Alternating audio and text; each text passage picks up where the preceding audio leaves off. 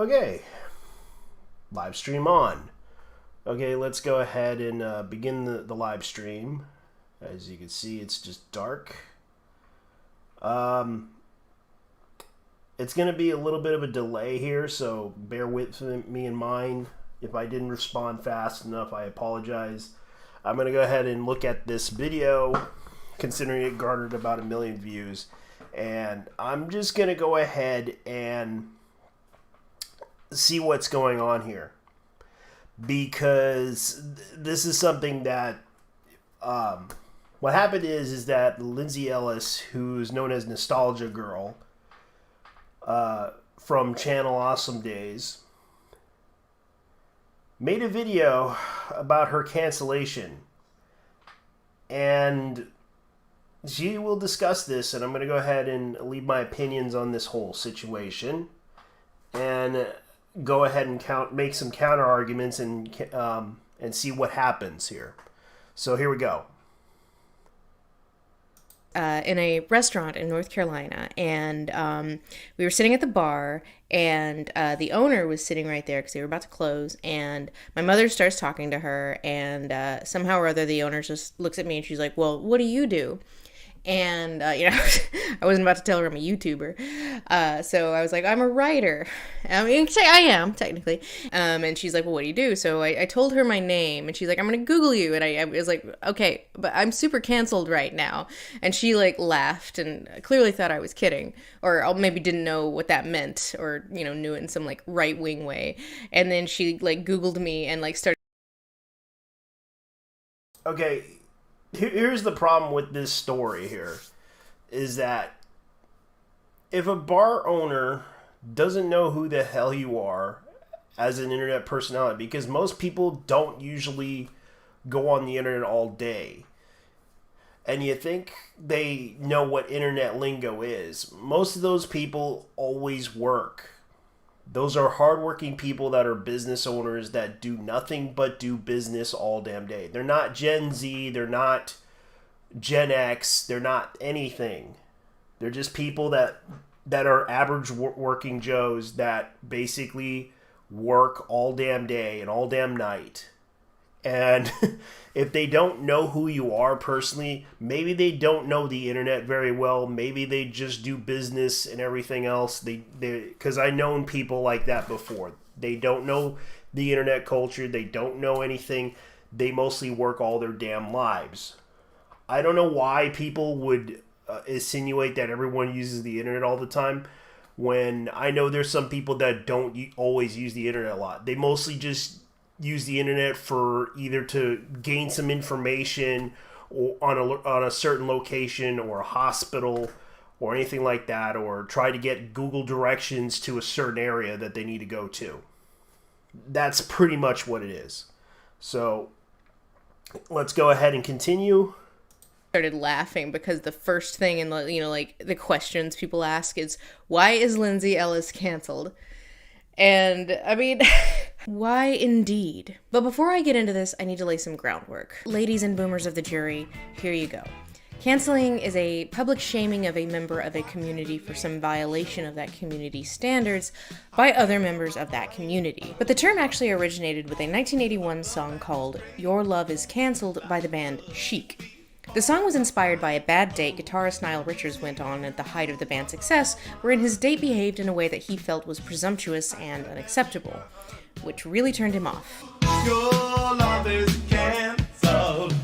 No, your love is canceled. So basically it was inspired by this idea: any potential future we might have had, any potential love that might have developed, canceled. The song was not a hit at the time, but it stuck around, and over the decades, the term, as used in the song, started appearing in other pieces of art and music, including in songs by rappers like 50 Cent and Lil Wayne, until eventually gaining popularity in the vernacular of Black Twitter. In this original vernacular use, declaring someone or something canceled was not really an attempt to instigate a boycott or hold someone to account, but more of a personal decision, not unlike Chic's original song, canceling them in the television of your mind. So to cancel someone wasn't a call to deplatform, it was more just saying, you stepped out of line, so I'm done with you. like when the city of New York canceled Mayor de Blasio for eating pizza with a fork and knife. Which, to be fair, is the only reason to criticize the man. The connotation of this term with callouts and deplatforming didn't happen until a few years ago, as Me Too began and callouts did lead to some powerful people actually losing things.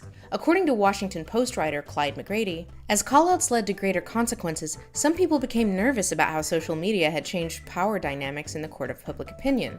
Cancel culture was the diagnosis, and the term became a catch-all defense for those trying to evade public criticism of any kind.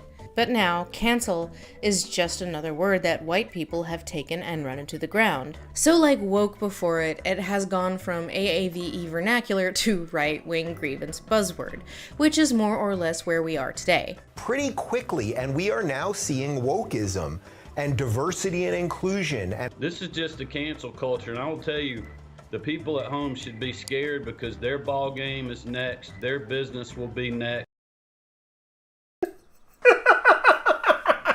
The bowl game and your game is canceled, by the way. I'm going to make sure that the Nets will never play in Georgia ever again.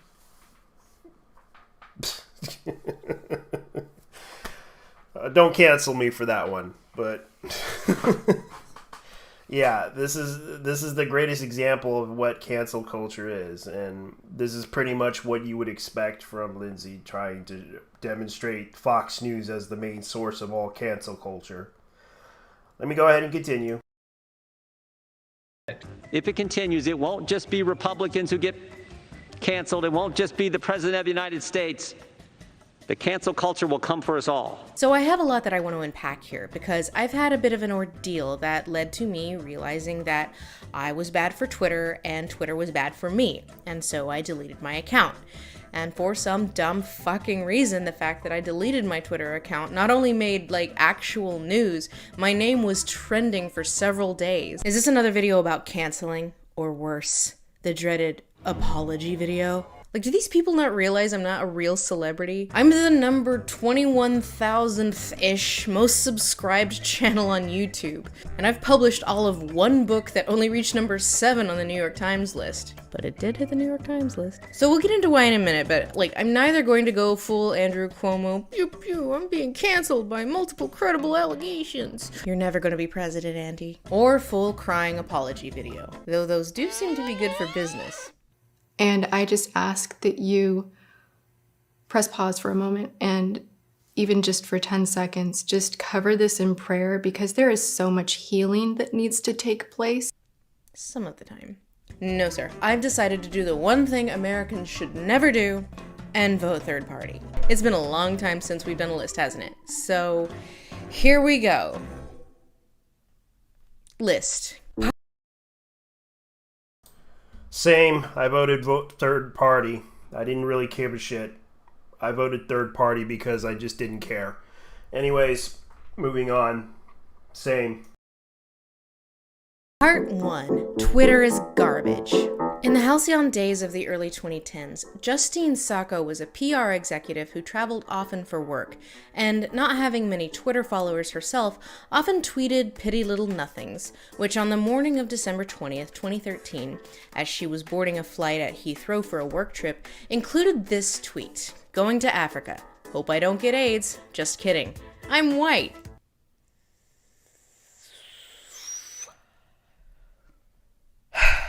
Okay, so on its face, this is pretty inexcusable. It didn't take long for the tweet to catch the eye of Sam Biddle, then an editor at Gawker Media, who signal boosted it with a comment, "And now a funny holiday joke from IAC's new PR boss." The flight from Heathrow to Cape Town was 11 hours, and in that 11 hours, attention to this tweet spread like wildfire.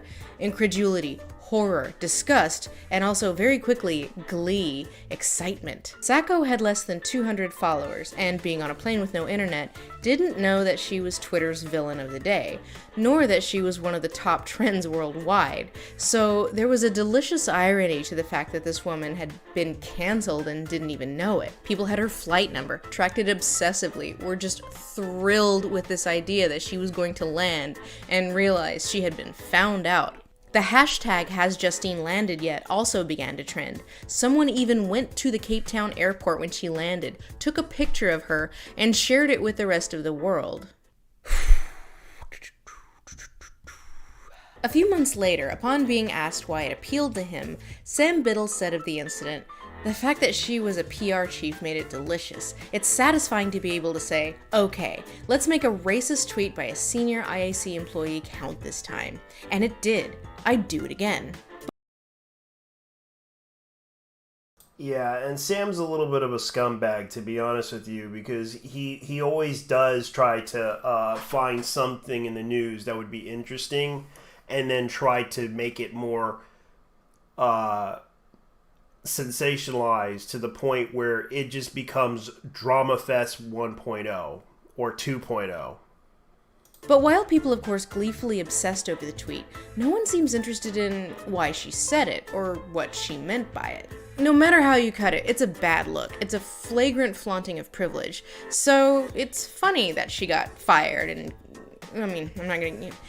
She had it bad for a while. And I don't want to speculate on exactly how ruined her life was, but it would also be reasonable to assume that this is a joke about white privilege, right? That it was bad and insensitive and made light of a terrible affliction that still kills thousands of people every day, but that she didn't mean it literally. And at the time, everyone involved seemed to think that of course she deserved to have her life ruined over it, even if they understood it was a joke about white privilege. Justine Sacco's family in South Africa were African National Congress supporters, the party of Nelson Mandela.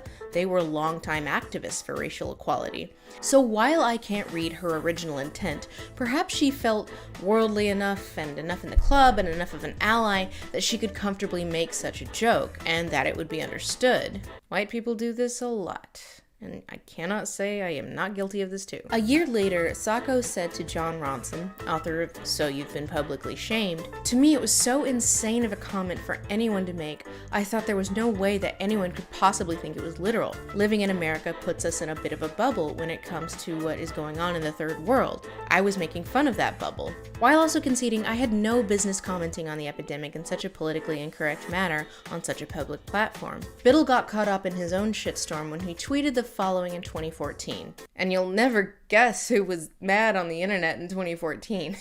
Ultimately, Gamergate is reaffirming what we've known to be true for decades. Nerds should be constantly shamed and degraded into submission. Then adding, "Bring back bullying." I was there, man. Bold of you to provoke them like that. Well, you can guess what happened. There was a massive campaign against him, some from obvious Same. I was there too. And I remembered it. One of the most hilarious things that ever happened. Yeah, I remembered there was an they went after the advertisers, and that basically caused a lot of problems. They went after Dr. Pepper. They went after Intel. They went after a whole bunch of people, and I remembered that event. I was there on Twitter remembering that back in 2014. I was there. Anyone want to ask a question about that? Okay, moving on.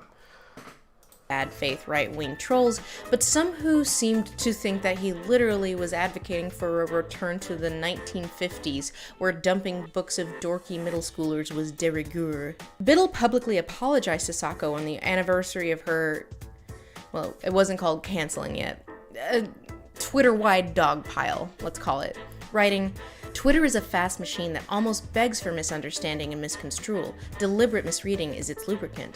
The same flatness of affect that can make it such a weird and funny place also makes it a tricky and dangerous one. Jokes are complicated, context is hard, rage is easy." By this point, they had actually become friends, and comparing their experiences, he said, "Structurally, we had made the same sort of joke. Here is what a truly horrible person, a person whose attitudes were entirely opposite from mine and those of the people who know me, would say. You could argue that hers was worse, conjuring a real and pernicious attitude that had resulted in systemic historical oppression and mass death, but the impulse was the same, and so were the reactions." So even though there's a disconnect between the intended interpretation and the actual interpretation, there's also a disconnect between the severity of the crime and the gleeful savagery of the punishment. And this is not relegated to the early 2010s. it happens now more than ever. Twitter always has a villain of the day. Before me, it was Shrimp Bean Dad. I don't know. Something milkshake duck. God, am I a milkshake duck? I feel like I'm too old to be a milkshake duck. I've been around too long to be a milkshake duck, right? To a certain extent, the villain of the day almost follows a script, especially now that we've all been losing our minds because we've all been inside for a year doing nothing but looking at our phones. Person says dumb thing, it gets some attention, person gets defensive, the defensiveness spurns outrage, people start coming out with receipts, the OP deletes their account.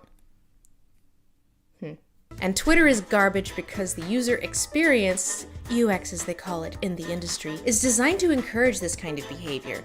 It's engagement, fast and emotional and satisfying, and easily forgotten.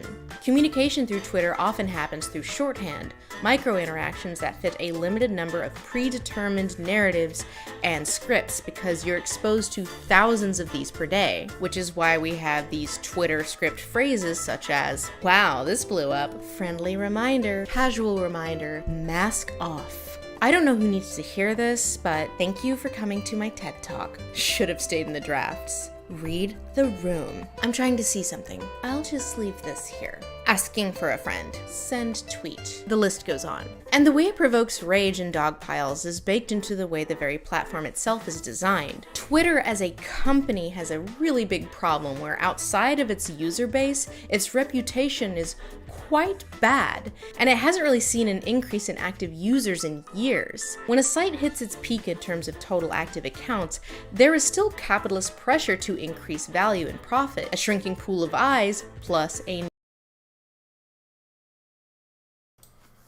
Now, I want to add something to this whole thing. Now, the fact that she basically mentions this, there's also the fact that people have also used bot accounts to increase the size of it. And that's been commonly used by a lot of people to harass people using bot accounts. This is nothing new. Also, they use it to advertise things or try to advertise links or to use it to fame or harass people. This is something that most people don't realize about this whole thing about Linsay Ellis, is that I think most people would agree about this whole situation about this issue about the users and influx of them trying to basically get on Twitter and talk to people, engage with people. Usually that's what it was meant to be, to engage with a lot of the famous celebrities and such, and also posting things, showing off things. Like, also it's used for business purposes. That's something that most people need to understand. It's also to promote their products, books, you name it. That's what it was meant for. It's meant to be an interactive engagement with a certain, like, you could use it to engage with the community if you're an anime fan or a sci-fi fan or anything like that. Like that's pretty much what Twitter is. But the problem is that sometimes Twitter has this problem with a certain group of people that can go unhinged, and this is something that happens a lot on Twitter. So I'm going to go ahead and let her move on and discuss this whole thing and see how it works. Need to increase revenue equals a service that needs to squeeze more blood from the same stones. So every UX decision is geared towards increasing time spent with eyes on the screen. That's why they've developed non-chronological timelines, tweets that get added to your feed by virtue of other people liking them, goddamn fucking quote tweets, and so on. Twitter is designed quite literally to be addictive. They aren't getting new users, so they have to keep the ones who are there from logging off. Twitter wants you to post, and it wants you to boost, and it wants you to engage, so it will put as few barriers between the user and engagement action as possible. So with all that in mind, it's no wonder that among the many pre-written shorthand Twitter scripts, Twitter's villain of the day is even a thing, and that it's a common truism on Twitter that the only goal is not to become the villain of the day. The unspoken understanding that it can be anyone if they're not careful. It'll happen to you. No way, man. We're gonna keep on rocking forever. Forever. Forever. Forever. forever. Engagement is often driven by outrage, and so we have this combination of high emotionality with a desire to perform. Social media is designed to manipulate our desire for approval, and a part of that these days is the desire to perform allyship.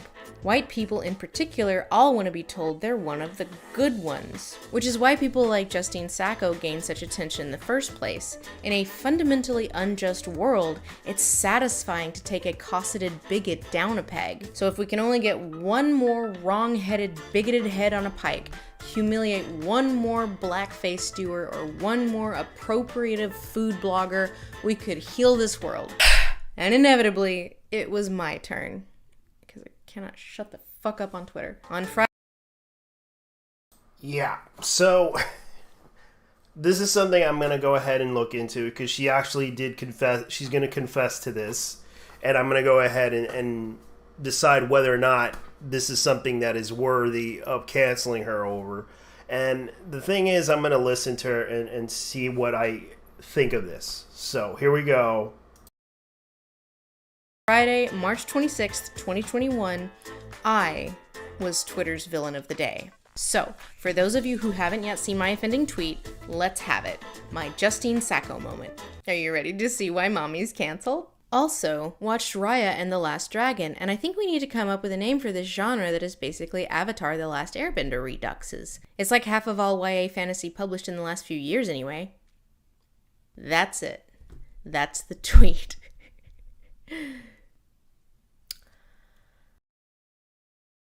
Seriously? This is what people are canceling her about? This is nothing. This is a nothing burger. Who the fuck would decide this? I want to know who, so I can tell them they are fucking retarded. I'm sorry. This is ridiculously bad. I don't understand why this opinion that she said. Okay, I can understand. Let's see. This is what she said. Let me see here. Let me look at the tweet because this is. Okay, here we go. So from what I can tell, the whole thing originated when some Southeast Asian artists and animators read the tweet as being dismissive and reductive and implying all Asian-inspired things are the same genre. And to me, it was made even more frustrating by the fact that several of the people who started... Let me see. Here. Let me go ahead. 26th, 2021, I need to start this was over. Twitter's villain of the day. So, for those of you who haven't yet seen my offending tweet, let's have it. My Justine Sacco moment. Are you ready to see why mommy's canceled? Also, watch Raya, The Last Dragon, which is out for Disney Plus. Think we need to come up with a name for this genre that is basically Avatar: The Last Airbender reduxes. Wushu, that's what it. I think that's what it is. That's what my friend came up with. The wushu genre of it's sort of the whole spiritual, mystical martial arts type of genre. That's what it is. But he kind of talks about this in a way that it was like wushu or wushu. It's what it's called, mystical martial arts, magical martial arts in a way. But it's like half of all young adult fantasies published last year anyways.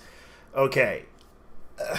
I don't really have a problem with this because it's just, I'm not Asian and I don't understand the reason.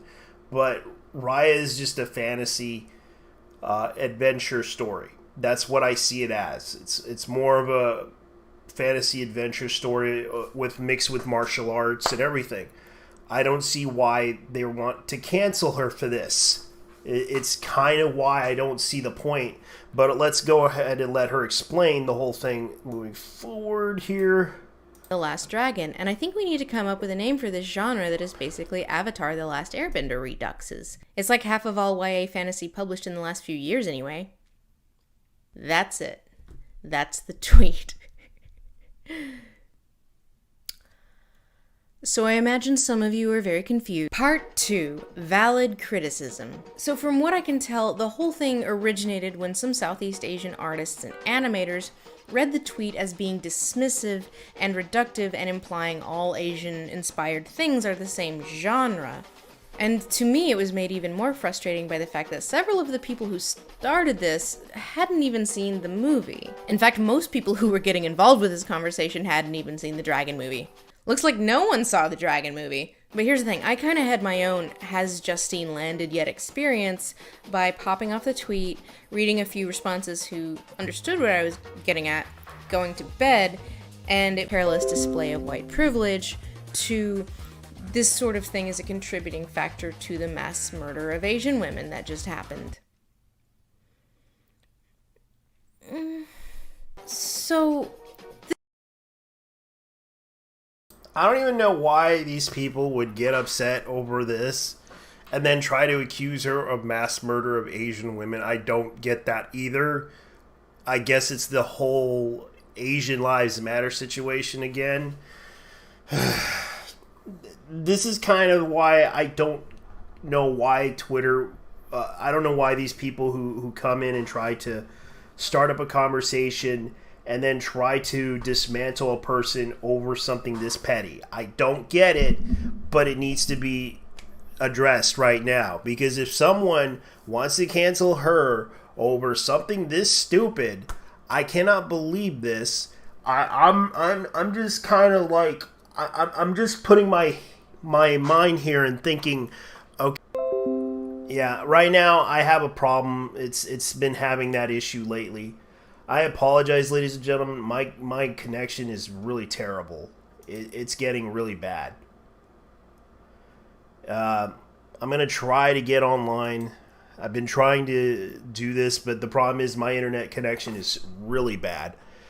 And I'm trying to give out some valid criticism about this. And I feel that this whole Riot and the Dragon thing is kind of ridiculous because not many people watched it. I might watch it just to see how it is, but I'm not going to go look up Disney Plus for that because it's not worth the effort anymore.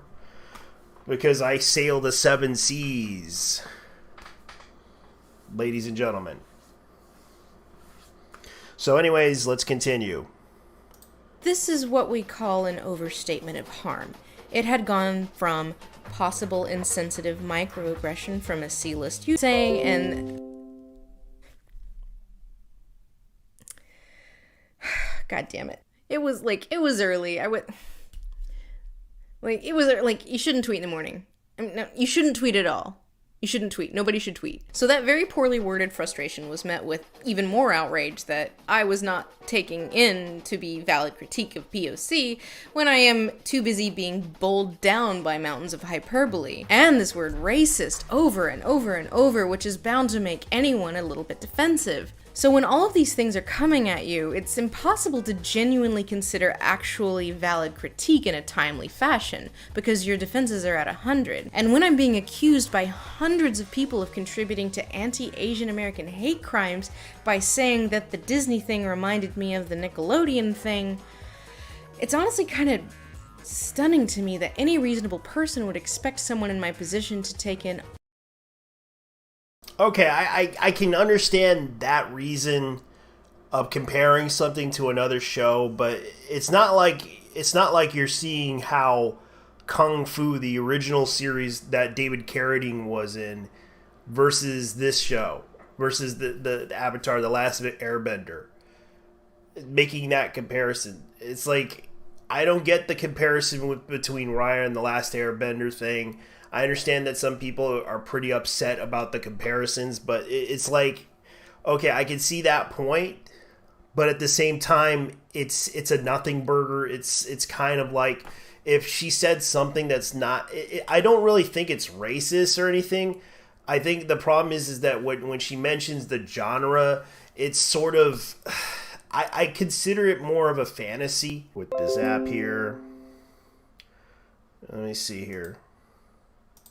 Yeah, because I'm trying my best to get this fixed. I've been having issues with it lately. I know that my connection isn't really that good right now. And I know that there's been some problems lately. But here's the thing. I do not really care that much about this, because really it's a nothing burger, and it should be left as a nothing burger. Trying to cancel her over an opinion about a genre, about comparing this to some other show that was a decade ago, and then trying to complain about it to her, and then accusing her of racism and all this other stuff. I think it's a lot of baloney. That's the honest truth of the matter. I just don't think this is the valid criticism that you guys are directing at her. I think it's very stupid. And let's go ahead and move forward with this. All of these hundreds of tweets, process them reasonably, and within minutes be like, yes, I see your point, reasonable ones, because I am able to parse you out from the people saying I'm responsible for hate crimes. Now, before we go forward, it must be acknowledged that being any person of color in the United States right now is just to be constantly worn down in a million tiny ways every day, all the time, by a society that is low-key shitty.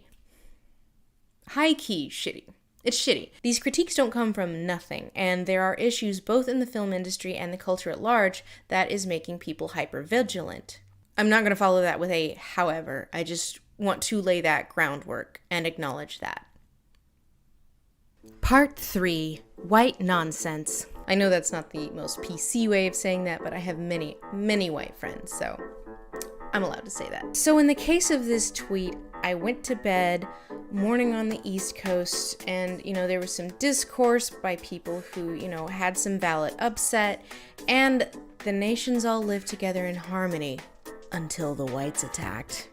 Because a common refrain of these valid criticisms were that I was ignoring POC voices and talking over POC voices. But the vast, vast majority of the avalanche of angry I was getting was from white people. Not all, but definitely, at least in terms of the extremely hyperbolic ones, the majority. White people, come here. Come here.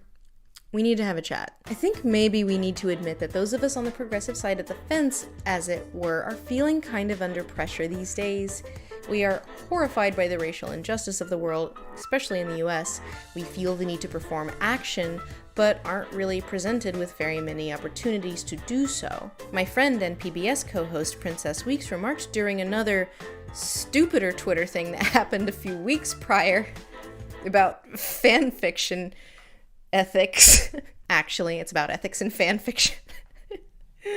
It deeply amuses me when people treat shipping, pro and anti, with so much political importance when they literally apply that to nothing else, and to remove all nuance and context, to share fake quotes and facts, to perpetuate harm in order to own people over the right for two white people to kiss. When you marginalize really queer BIPOC and marginalize people, for what? In other words, often white progressives cite black voices when in service of your, well, in this case, ship.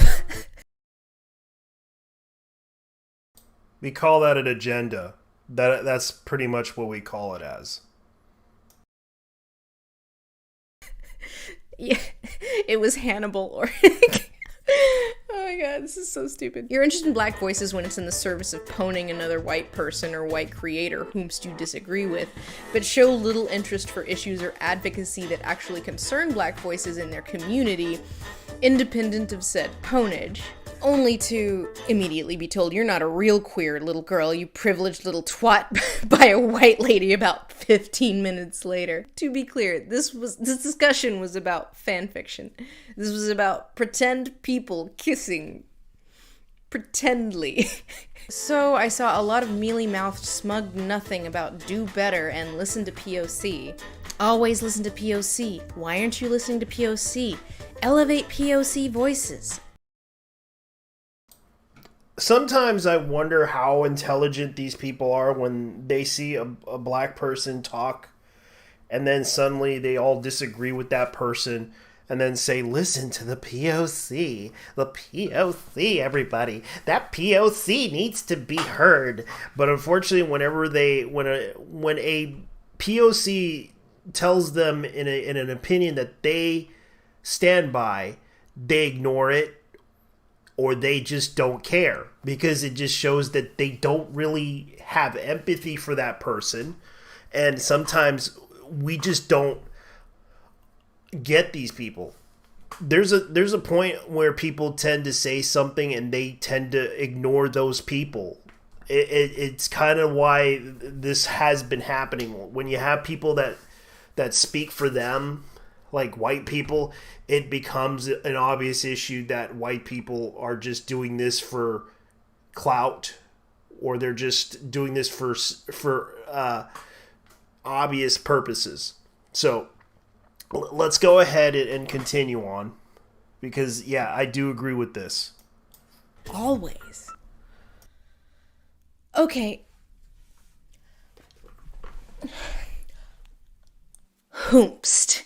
Hoomst is the valid person of color, oh allies of the jury, because I did listen to a lot of POC, both in public and in private, and I gotta tell ya, there's a diversity of opinions, almost like people of color aren't a monolith. Marginalized communities are not without diversity or conflict, so treating it as such is totally reductive and ignoring other POC voices by centering the loudest or angriest as the most authoritative. A problem only compounded by the way Twitter is designed, which I have already argued is bad. As I was going back and forth over like the timeline and everything that had happened, I found this private message from fellow YouTuber who I have to disclose is half Vietnamese because this is irrelevant.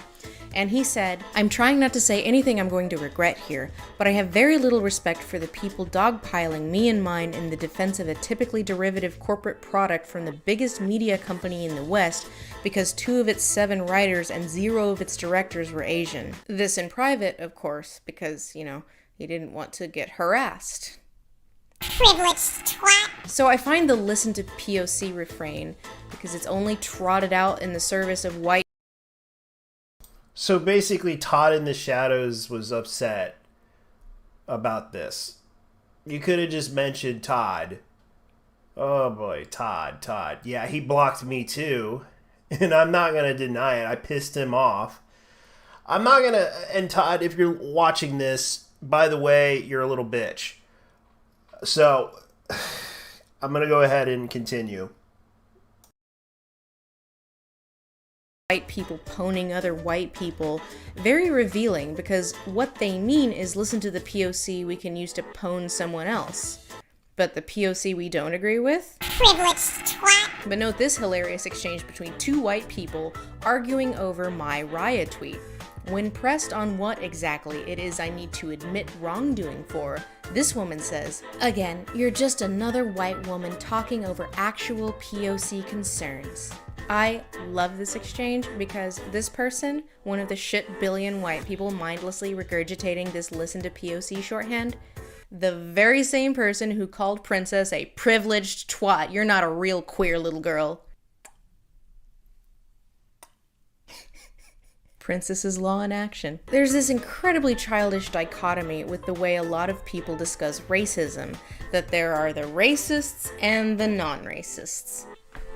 The 2 genders, and the way to solve racism is to root out the racists and cast them onto Racist Island, away from me and mine, the non-racists, one of the good ones. They do this because they are insecure about their own internalized racism. They cannot conceive that they have any. That thought is terrifying to them because a racist is the worst thing you can be. So instead of doing any introspection, they remain hypervigilant to root out the secret bad people, so everyone else will know they're one of the good ones. Racism is a complex system upheld from all wings of our society, from laws to hiring practices to generational wealth to community redlining to internal biases to individual actions. We live in a white supremacist society. When you live in a pig pen, you're gonna get covered in shit. And all of us happens. It's like, God, the internet gets so bad. I just hate when that happens, especially when I try to get online. It does that a lot. So I'm going to try again, this time with a little bit more effort here, because I'm just continuing to watch this because Lindsay's kind of pointing out the issues here on what what the group of people are trying, the white, anti-racist group of people. And it does seem interesting enough that she's pointing out the hypocrisies and issues that are among the anti-white movement, or the anti-racist movement as they call themselves. And it shows how hypocritical and how bad they are. And this does show it in a way that it kind of does make them look bad. Tail, you'll make it dirty. Racism isn't a system perpetuated by many, many things, including actions, but a character trait, a disease that people try to hide from the world because they know if they're found out, they'll get banished to racist island. And suddenly, he wasn't racist anymore. While there are still, of course, racist hate crimes and the like, most general displays of racism don't come out of grand, cross-burning style gestures, but out of ignorance, carelessness, or negligence. And for white people, a lot of it is just the reality of benefiting from a system designed to privilege you. So I'm not gonna waste my breath on the "I'm not a racist" line of defense. I'm a white woman from Tennessee. My family is mostly uneducated white trash. I'm not gonna be like, yeah, I didn't internalize any of that. I'm special. I shot out of the womb unscathed. We all have the stink on us. Yes, even you. The reason I bring this up is because another thing that happened after that tweet was the sharing of the receipts. Thousands of people passing around screen caps of tweets and videos and blog entries and anecdotes from my personal life, proving that this was not just a one-off. Oh no, I have a long history. It was high time I was banished to Racist Island. And it's true, I do have a long history of being on the internet. Longer than pretty much all of you, statistically, probably. And there is a list of sins floating around Twitter, carefully and obsessively curated over a period of 13 years. Amazing. Is it because there's a pandemic? Where do you guys get all this free time? So I've been accused of a lot of terrible things and remanded for never owning up to my mistakes. Well, today is your day, receipt keepers. You guys have worked so hard on this, so I am going to give you what you asked for. Finally, all that hard work, meticulously combing through every word I've ever said, is gonna pay off. Well, that's what you wanted, wasn't it? Part 4. My list of sins.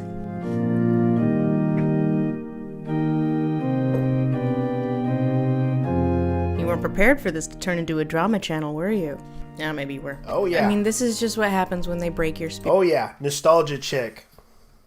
The woman who destroyed Movie Bob. Yeah, she's going to get into that soon in this explanation video that she's doing. And this is something that is going to happen.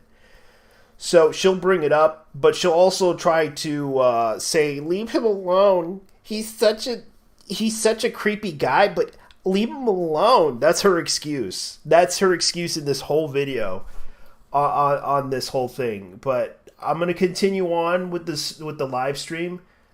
Well, I know you can come in and get on the thing, man. My thing's open.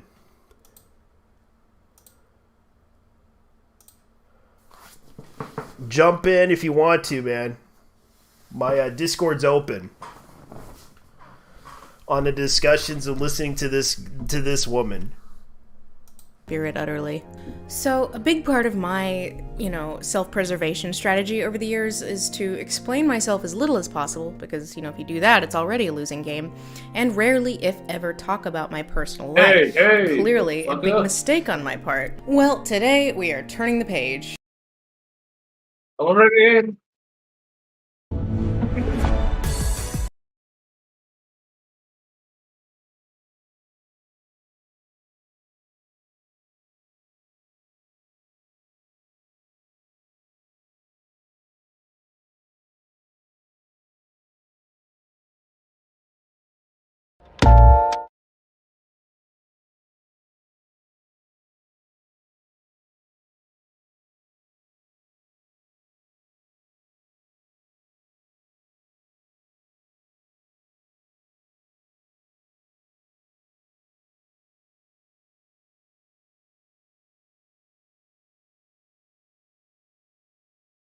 Uh, I can't hear you. Yeah, I can hear you. You're good. Not much, man. I was just building some shit. Okay, dude. My connection is pretty bad. Difficult. Yeah, I'm just listening to what she has to say because she blocked me on Twitter, but I don't really care. I'm not trying to cancel her or anything. I realize the situation with her is that she got canceled for basically Racism.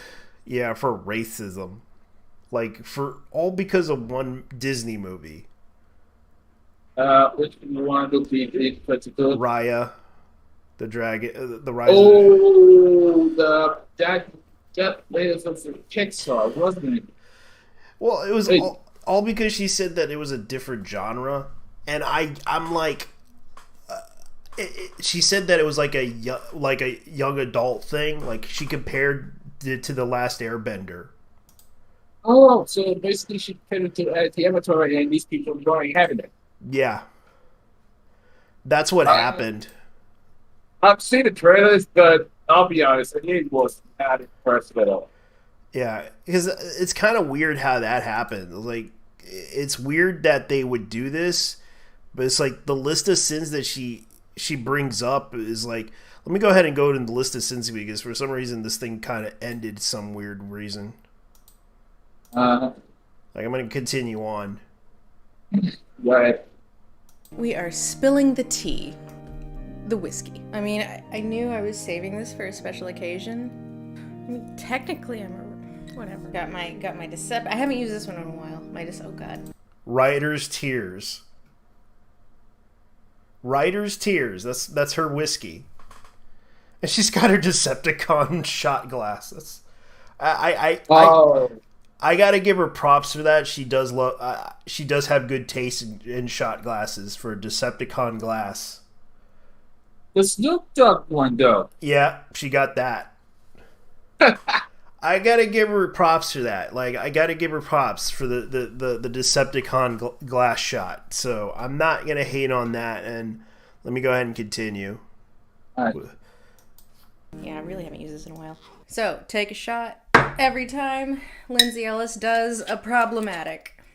So, a common refrain during that weekend where I was trending was Party A says, Linsay did a racism. And Party B's like, well, what did she do? And Party A would show the tweet, and Party B would be like, I don't get it. This doesn't seem like a big deal. And then Party A would be like, no, she has a long history of problematic. And Party B is like, I get it now. And then they skip off together into the sunset. Twitter user Dragon Lady Celeste Sparkle has conveniently collated my long, storied history of all my other sins that explain why the Raya thing was just a mask-off moment, and I deserve this, actually. A very good and normal thing to do with your finite minutes on this earth. Take down that YouTuber. Take her down. Literally, all day, people have been replying to my tweet with more and more examples of truly harmful rhetoric that LE has been pushing for a while, and all I can say is how the fuck has she not been called out on a mass scale before? Well, Dragon Sparkle Celeste, she has. She just never deleted her Twitter account before. Actually, no, that's not true. Last time I deleted my Twitter account, I didn't trend because I guess I wasn't, number 21,000 on the subscribed YouTube channel by that point. But the last time I deleted my account, it was because of the, white genocide crowd. So I guess that's something you have in common. I don't get why I'm so hated by both sides of the political fence. I don't think I'm interesting enough to gather this much attention or emotion. I drive a Honda Civic, Jesus. So thank you for compiling it in one. Care to explain why she's hated? Because she's trying to do that whole thing with that whole Linsay Ellis thing. Can you explain that one for me? Hello? Yeah, I'm watching the live stream from YouTube, so I'm not getting the same timing. Okay. I would say, right off the bat, the Sailor Moon profile pic is a red flag. That was the one that's the one you came up with? Unfortunately. Is she a groomer? Is that thing a groomer, by the way? Is she a groomer? No. I don't really consider her that way. She's like the one not Linsay, the chick who is countering her quote unquote sins. Yeah. I can't believe I'm defending this bitch. Tumblr.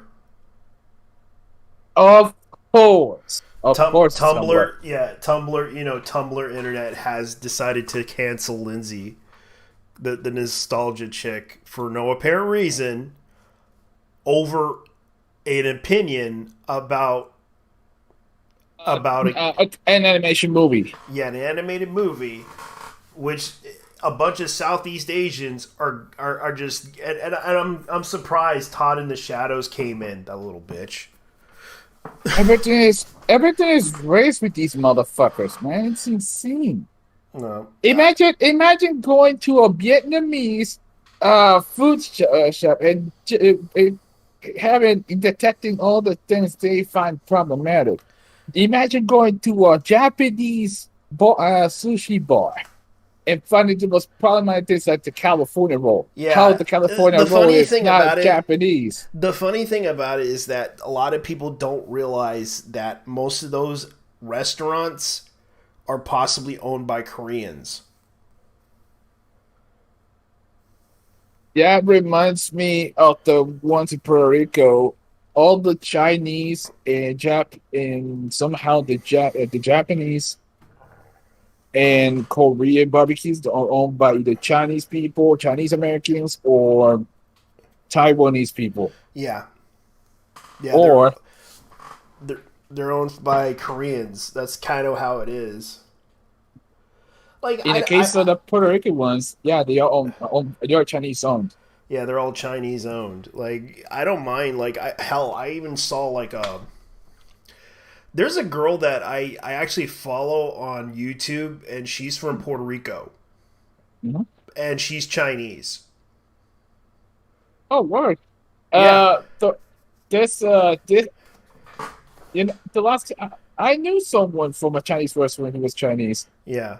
She was born in Puerto Rico though, but her parents were Han Chinese. Yeah, and they immigrated to Puerto Rico. But here's the thing. They don't just cook Chinese food. They cook Puerto Rican food. Exactly. Yeah, they do it pretty well. There's no problem with that. There's no problem with that. I know, and they're pretty good at it. That's the thing. Like we never hated them for it. Like they're always good people. Like that's the thing. Like we never had a problem with them cooking Puerto Rican food because they cooked it pretty damn good that we cry every time we eat it. The fucking pepper steak and fried rice, man. Oh, God. I know. Even the chicken and fries, and we never questioned them. But I do know that they do get. I admit, yeah, there's some people that tend to discriminate them, and we do even more with the pandemic because apparently Chinese people all Chinese people are automatically part of the CCP. Yeah, despite the fact that all things considered, they don't really have a choice when they lived in the Chinese mainland. They can't even speak out against their leaders because that will land them in hot shit. I know, and that's the thing about them. It's like I don't hold it against them. It's like I'm pro. Like I used to remember some guy saying I'm pro Chinese people, but not pro government. Exactly. It's more like You're basically Serpent or Lao Wais is those two are pro-Chinese people but anti-CCP, and that's the way it should be. Yeah, because he doesn't hate the Chinese people. He just hates the government and how they treat the situations. Dude, they're both married to Chinese women. Yeah, I know. And that's the thing about them. It's like this is something that most people don't understand. It's like he's not the type of person that's, because he actually defends the Chinese a lot in his videos, and sometimes he would point out the issues, but he also points out the reasons. I like the fact that I like the fact that they're not partisan as well. Like Matt is American, Winston is South African. I mean, you get more flack for being South African than being an American stateside because of apartheid. Yeah, because I don't hate Spazanza, because he actually is a cool person.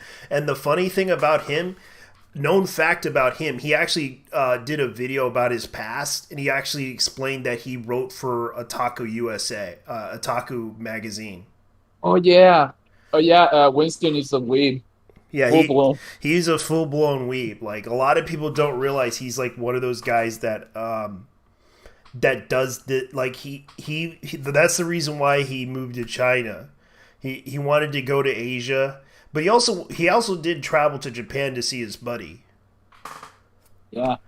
They also go to Vietnam, and if you guys are not subscribed to ADV China, Serpent City, or Law Oasis, you know what? Subscribe to all three of them and check out their podcasts as well.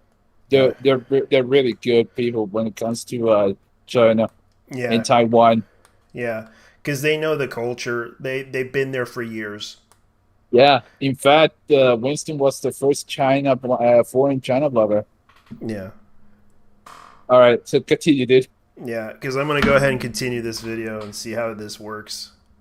One convenient thread makes my job easier. Now, the problem with this not at all creepy and obsessive list of every single one of my perceived transgressions over a period of 13 years is that it does not include the times when I have addressed them. But, I'm sure they just, forgot to screen cap those tweets / blog posts / streams / videos, etc., because this list is in such good faith. Nor does it incorporate any of my entire body of work, which, I don't know, doesn't count apparently because, the list of sins is the real me. And the other stuff I do is, for profit or something. So there's like a jillion of these grievances, and, this video is already like 12 eternities long. So believe it or not, what I am about to address is non-comprehensive, because there are a lot of people who were really, really dedicated to, mask off. And credit to where it's due, this was spearheaded by the, leftist Twitter. But again, a lot of these receipts originated with the right wing. Tumblr, you Tumblr! God damn it, this woman does not, this is Tumblr that's doing this to you, girl. Tumblr, can you pronounce it? Tumblr. That's who they are. They're the ones that are trying to cancel you. They're the ones that are trying to cancel you. God damn it. This is ridiculous. Tumblr is trying to cancel you. Those are the people on Twitter that use Tumblr are the ones that are trying to cancel you. They're Tumblr refugees. I mean, these people immigrated from Tumblr after the porn ban like a year ago.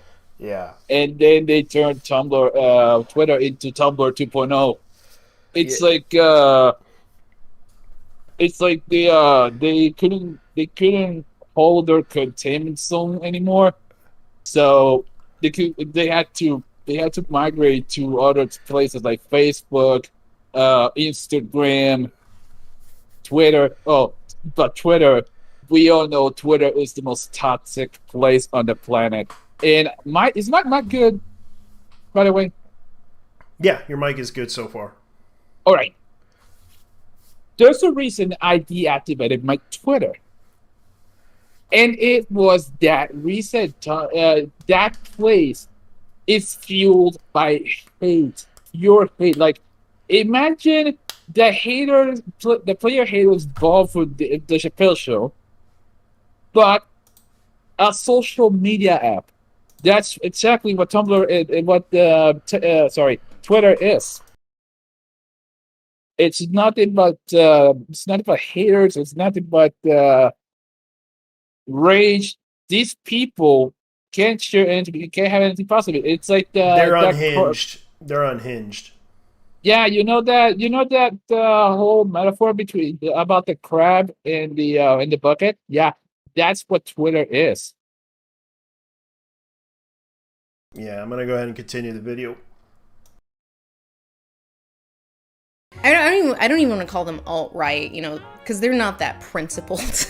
Like more like, Gamergate refugees, the 4chan for the lulz crowd, diet Nazis, let's call them. So some of this is, as many of you have noted, extremely bad faith interpretations of statements which only make sense if you are working backwards from a foregone conclusion.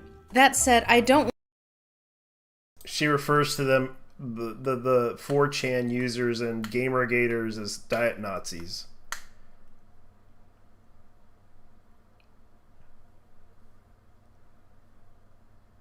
The right wing and the alt-right as diet Nazis. What are your thoughts on that one? Did she just call us diet Nazis? Yeah, diet Nazis. Lindsay. I don't know if you know this, Tommy, but a lot of Gamergate is likely libertarians. Yeah, a huge amount of the people from Gamergate, if you were to compile all of them on a spectrum, most of them are on the green spectrum. So the whole Nazi thing, no, not even once. Yeah. Go ahead, JP. Yeah, because it's kind of stupid. Like, I don't subscribe to the ideology of Nazism, and that's the thing. Like, the whole issue with immigration. That's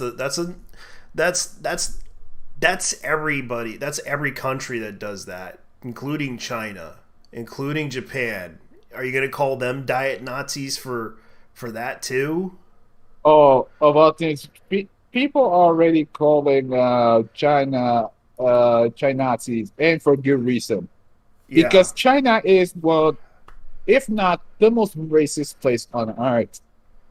Yeah, and there's also Africa, and there's also, like, there's a lot of places. Mexico. There's also. Oh, we're also racist too. Let's be honest with Oh ourselves. yeah, yeah. That's kind of true. So racism goes both ways, mija. Yeah, it can go to anything. It can go to anyone. Hell, of all things, gringa, it's a derogatory term over here. Yeah, gringa. That's what you are, Lindsay. You're a fucking gringa. You're a pendeja. Pendeja means homie. By the way, pendeja means homie. Oh. Yeah, homie. Yeah, Homie. or amiga. Yeah, or friend. Pendeja actually means friend. So you are a pendeja of the show. Real quick. For sure.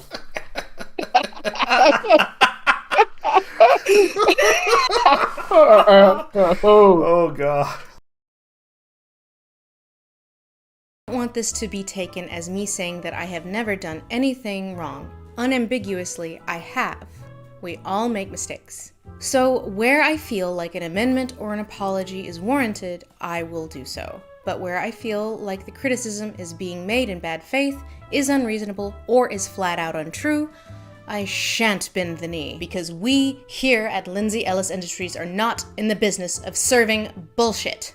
So I got my bell of shame here, and as the Black Eyed Peas would say, let's get it started.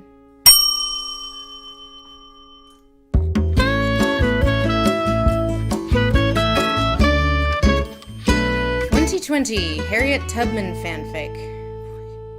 This one is like really popular. So the narrative here is that because of this tweet, I ship Harriet Tubman with her enslaver, and I want there to be fanfic of it. I'm just saying, you have to be giving this a very weird read in order to think that's what I meant, but I'm also going to go out on a limb and assume that most of the people mad about this have not seen the Harriet Tubman movie, or if they have, are not familiar with her real history. So the central conflict of the film revolves around Harriet's relationship to her enslaver, a twinky blonde guy named Gideon, played by Taylor Swift's then boyfriend. They're around the same age, they basically grow up together, and early in the film he's framed somewhat sympathetically until he propositions her, demands her submission and fealty, which of course she refuses, and then when she escapes he becomes obsessed with recapturing her, and he is the central antagonist of the entire film. But here's the thing about Gideon. He never existed. He was completely made up for the film.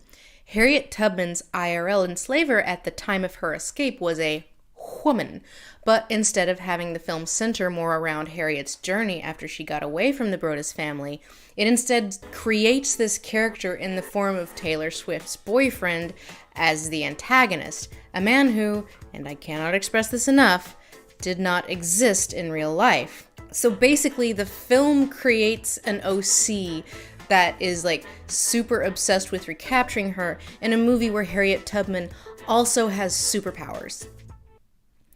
It just felt a little fanficky to me. And so one day I was on an airplane and the person next to me was watching it, and I just kind of started wondering why the filmmakers decided to go that route with the film creatively, because again, it just kind of felt weird to me. Like, this is nostalgia. This is nostalgia chick, by the way. The girl, the guy with glasses girl. She used to be known as nostalgia chick. Casey, if you don't know who she is, that's who she is. That's nostalgia chick, aka guy with the glasses. There's a guy that's on the chat saying this. Can't remember who this person is. Oh, Kenny, that's nostalgia chick. Yeah. And and she worked with that guy with the glasses. In other words, Doug Walker. One of the biggest cuts who ever existed. Yeah. Until Channel Awesome died. No. Here's the thing, JT. And this is coming from Guru Larry's mouth. Well, not really Guru Larry. I mean, I know that Guru Larry Bundy, is actually the last man standing on that page. Yeah. Wow. Yeah, as a matter of fact, Larry and Doug are pretty much doing it Highlander style to be the only one. The top dog. Exactly. At this point, the dude's doing it for shits too. Yeah, just to compete against Doug Walker for the top video site. like Larry's the last guy standing. Besides Doug Walker on that page, I guess that there's only one, the highest person on the page. There can be only one. There should be only one. There should be Sean Connery. There should be Sean Connery. You absolute mad lad. You absolute mad lad.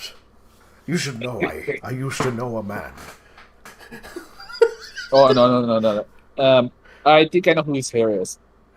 A certain Scottish man named Marcus Meechan. Marcus Meechan? Yes. Count Dankula. Count Dankula. Yeah, I do feel bad that he died, though. That was just sad. I remember him mostly because of the Bond movies, but also because of his love for whiskey. Oh yeah, that's another one.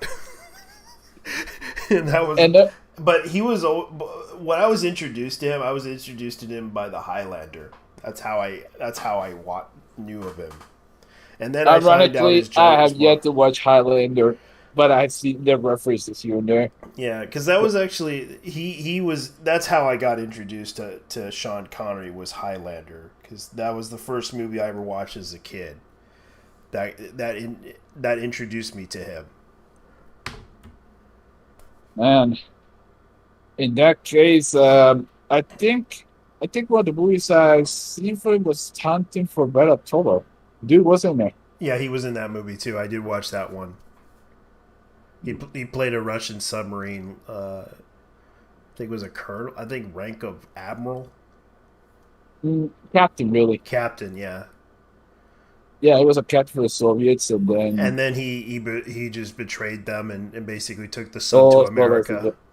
as a deal, because his idea of a deal was basically, okay, I'm going to go ahead and betray the Russians and go to the U.S. and give them the sub as a leverage. That was, but because the U.S. wasn't so sure about him, but they found out that he's going to give us the sub, because it was a secret sub that basically had advanced stealth capabilities. Oh, nice. Yeah, it was an interesting film though. All right, get up, keep going. All right. And, the final showdown in the film is between Harriet and Gideon in a forest that, to me, was somewhat evocative of the last showdown in The Force Awakens. And this was also kind of like at the height of this sort of thing, this tendency to fanficify historical figures that was partially enabled by Hamilton. So I just kind of idly have this thought like, oh man, I wonder if this movie spurned fic of these two characters. Oh god, actually, I'm not going to check because I don't want to know. Usually I don't really check my mentions, so I didn't see any anger when I tweeted that. Only a few days later, once screen caps started circling, and then I got some white women in my DMs demanding that I do better and apologize, specifically not to them, but to all of my black fans that I hurt. So like an hour after I tweeted it, I was like, I better take this down because this is the sort of thing that someone could take out of context in bad faith. Well, so the reason I never addressed this is because, the read of that tweet in itself, of me being thirsty for Harriet Gideon fanfic, was just so absurd, I didn't know what to say. Now, to be clear, no, I should not have tweeted that at all. I was thinking in terms of the creative decision to create Gideon being kind of tone deaf, but the pithy way that I tweeted it still ostensibly glosses over the reality of white owners sexually abusing their slaves being the historical norm, and that is in itself disrespectful. So while I definitely did not mean what people seem to think I meant, I definitely should not have said that. I was, as the kids say, showing my ass. Next. 2009, Autistic Temper Tantrum. Oof. Boy, had to go way back for this one. People wonder why I privated all of my old videos. So I was in film school at the time, and my class was 80% male, and, some of them had a fratty sense of humor. And while I was talking about this movie, Beauty and the Beast, The Enchanted Christmas, one of them made this remark about how the Beast, and I just kind of mindlessly regurgitated it. Beast shape, I'm gonna throw an autistic temper tantrum! Because I was with an edgy boy website at the time, and I wanted to demonstrate that I wasn't like the other girls. I was a cool, edgy boy. It was insensitive and careless. I definitely should not have said that.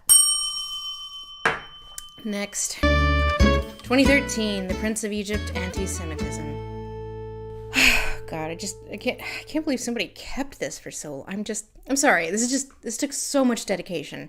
So, the qualm here is that I did an anti-Semitism because I don't like the way the Prince of Egypt, functionally excuses the mass slaughter of innocent children in the narrative, because the book of Exodus frames it as a necessary evil. And yeah, I don't really care for the Prince of Egypt, and I just don't think the book of Exodus works as a kids movie. Because it's a kids movie, it has to frame the protagonists as understandable and relatable to modern family audiences, and frame what happens in the book of Exodus as, all fine and good in the framework of the movie, even when the good guys do some light, mass slaughter. That 10th plague, man, it's a doozy. I remember when we got to Exodus in Sunday school, and, when it got to the part of the wailing and lamentations of the Egyptian women, when they woke up and there's dead children, even at the age of 5, I was like, yeah, this is pretty fucked up. So my thought process here is that we take for granted the morality of narratives of biblical texts because we grew up with them and they just kind of have so much informed our cultural framework, when if a story like this existed independent of the Bible, it would probably be considered pretty messed up. Especially considering how the movie frames it as all Pharaoh's fault because he's such a stubborn jerk. Ramesses, you bring this upon yourself. Like, at least in the Bible, God keeps hardening his heart. And the other thing is, like, in the way that the film progresses, it's really funny to me when, like, mass slaughter of children happens. Pharaoh Ralph Fiennes is weeping over the corpse of his only son. And then Val Kilmer morosely pieces out, and then, bam, miracles.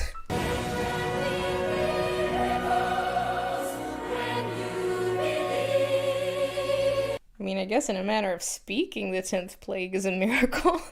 And this is not to say you can't make a modern movie about the Bible. I actually really liked Noah. It's easily my favorite Darren Aronofsky movie because it leans in hard on how fucked up and traumatic it would be to have to sit back and, watch and listen while every other human on Earth dies, because God said so. Okay, I didn't like that movie. To be honest with you, that movie was like Harry Potter mixed with I believe that miracles were kind of different because it was exaggerating the powers of God way too much. What do you think of it?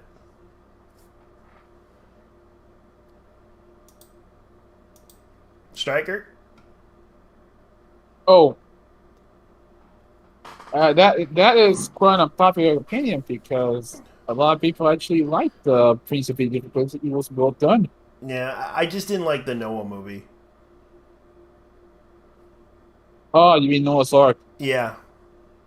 With what was his name? Kurt. Oh, I haven't seen that one. I seen it. It was like they put out like the Watchers as these little rock characters, like they were magic. Oh, you mean like golems? But Yeah. the thing is, the biblical golems were not like that. Yeah. Like for example, they weren't exactly literal rock beings, but rather I understand that golems were actually clay-made statues. Yeah. And if you write something, you would slip it on in their mouth. I mean, I got that reference from The Simpsons. Yeah. But no, I haven't. I mean, I know enough of Noah's Ark to know that it isn't as accurate compared to the typical stuff that you would see on Holy Week. Yeah. But outside that. Yeah. And they tried to turn the movie into they tried to make it into like this. I just didn't like it because it was they used too much like they were trying to make it look like it was magic. Like Noah was like this great wizard character. I mean, all things considered, it took a lot. I mean, Noah, all right. For biblical accuracy, I will mention. Yeah. In the sense that this is a loose variation of the Noah's Ark story. If anyone here knows about this, it's basically the fact that Noah tries to appease God, who was of all things incredibly mad, and he wanted to drown humanity because they were too sinful. And then Noah and a couple of his relatives, his wives and all that, built an ark for 40 and they had to take in shelter for the next 40 days and 40 nights until they ended up in Mount Sinai. Well, not really Mount Sinai. Is it Mount Sinai? I know it's They believe there's certain area of Turkey. That's according to some people. Yeah. Last time, I think it was supposed to be either Turkey or Persia. Persia, somewhere around there. Would be Mount Iran or in between Palestine. Palestine. Between Palestine. or I mean, I know that I know that the arc itself is massive. It's like Yeah. think about 5 Empire State Buildings or more than that. Yeah. That's how big it was. The fact that one man built it because he heeded God's warning Yeah. and he took mercy upon Noah. Yeah, and he took all the animals within the ark to save them. Yeah, to say not just to save them, but also to save humanity. Humanity. Yeah, and this is, and I didn't like that movie for one reason, because it just, to me, they used too much, like, they tried to portray Noah as this Environmentalist. Not environmentalist, but a like he had magic. Well, And he they had turned God in his side, but yeah, I know, magic. But I kind of believe that his power was miracle. That God would intervene on a miracle. Yeah, that's how I see it. But when they try to use like for example, the Watchers, which was like these rock beings that look like that originally they were angels, and they came in and like try to keep the people from coming into the ark.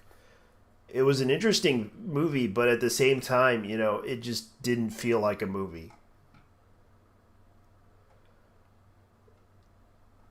Like he tried to and according to the story, they kind of bring up his great grandfather, and I forgot his great grandfather's name. Let's see. There are references on the Watchers in the Book of Daniel, the books of Enoch, and yeah, the book. How should I say this?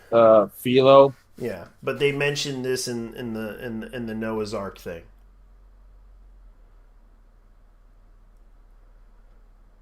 But outside that, anyway, go ahead, man.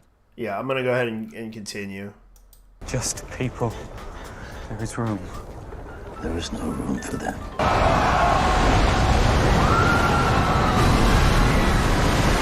But this is also an example of me using Twitter to feel out other people's opinions before I do video content.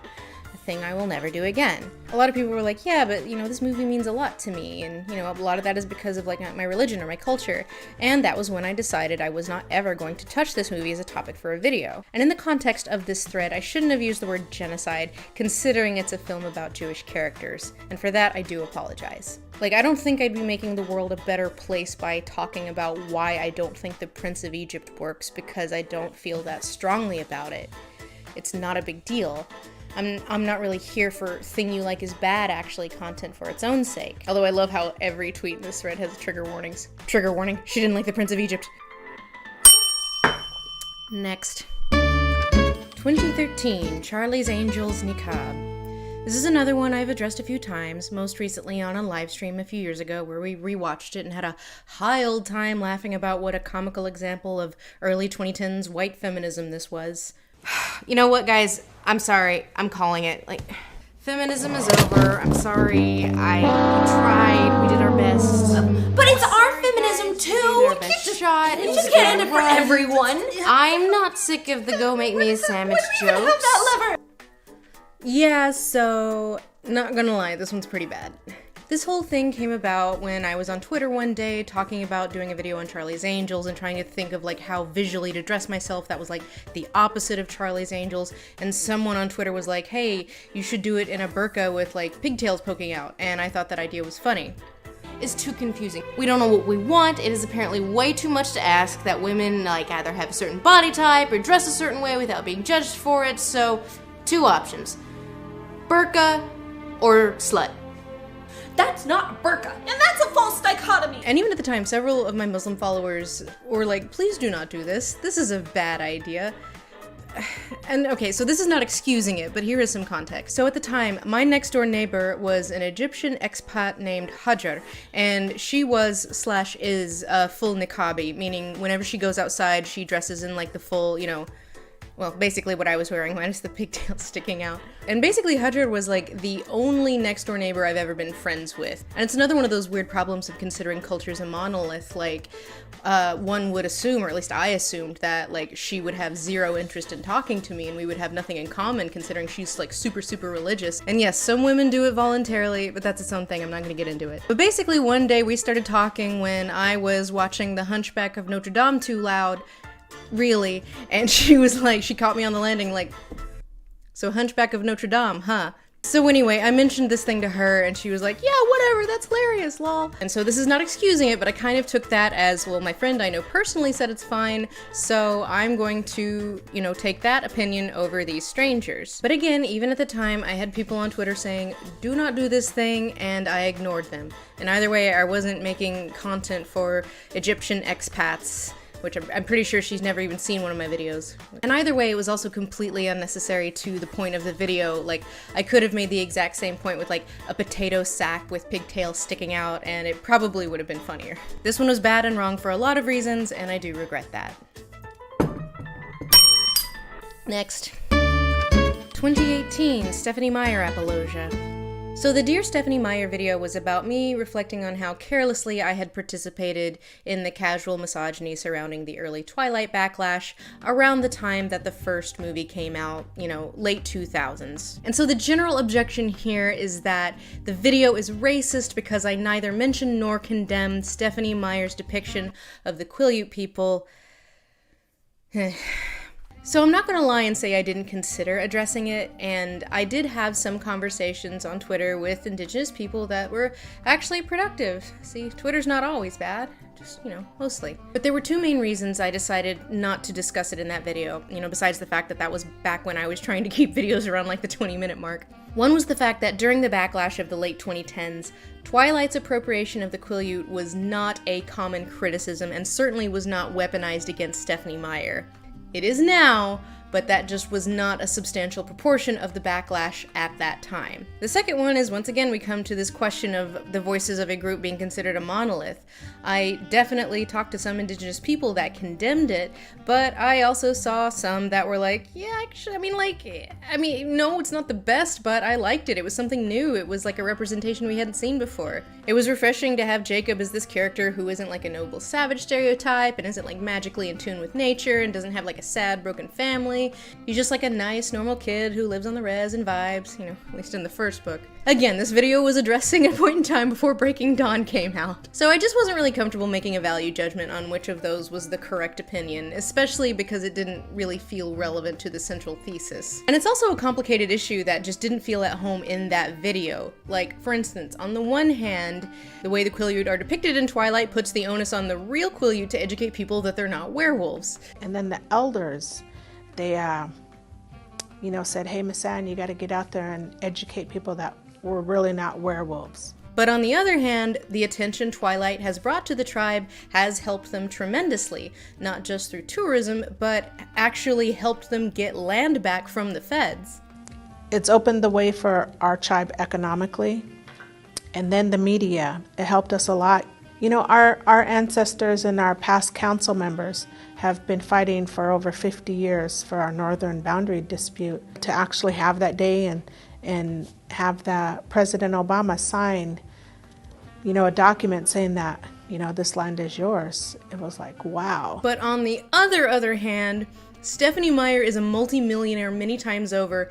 It is kind of weird that she has given none of that wealth, as far as I know, back to a people whose culture she appropriated, you know, for supernatural love triangles. And while we're on this topic, Amanda the Jedi has been doing a Twilight retrospective, and she brought to my attention a fundraiser that the Quileute have been running for a few years to help move some of their village to higher ground to, you know, protect them from all the tsunamis and, you know, the climate change and whatnot, so that is linked below. If I did the video again, especially now that my videos are like 8 hours long, I'd probably add a little bit mentioning that this conversation became prominent later, but this criticism does kind of always give me weird vibes because it usually comes with this subtext of, and this is why Stephanie Meyer did and still does deserve the harassment she got. One, that is not why people were hassling her in 2008, so I could not fold that into the valid common criticisms folder, and two, no one deserves that. Next. 2018, Transphobia via Tarzan. I genuinely, honestly, really do regret this one, and I have said so a few times. Why do they never screen cap the retractions? Weird. When it was announced that LeFou would become the first out gay character in a Disney movie, the L's, the G's, the B's, the T's, and of course all you filthy Q's. I think it was like 15 minutes after this video went live that I was like, oh god, why did I do that?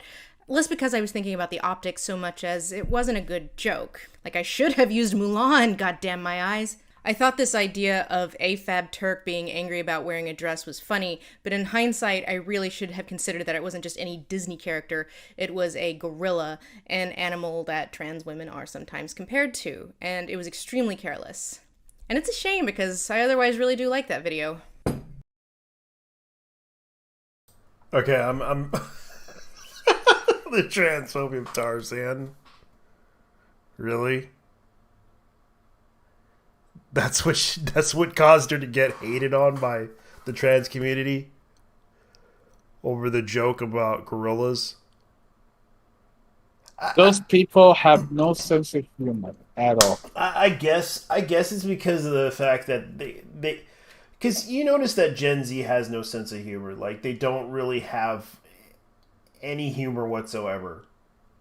Like, I wouldn't say that Gen Z doesn't have sense of humor for the most part. The problem is, and this is from a friend of mine's perspective, they are more sociopathic than the boomers.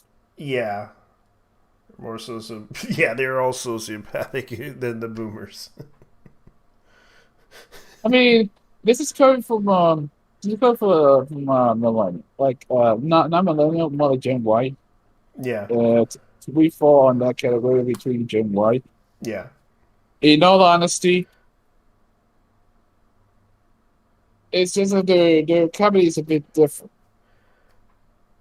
I think I'm But around. this- I think I'm around Gen X. That's my generation. Well, you were born a couple of years before me, so here's the thing: Gen Y starts in 1984.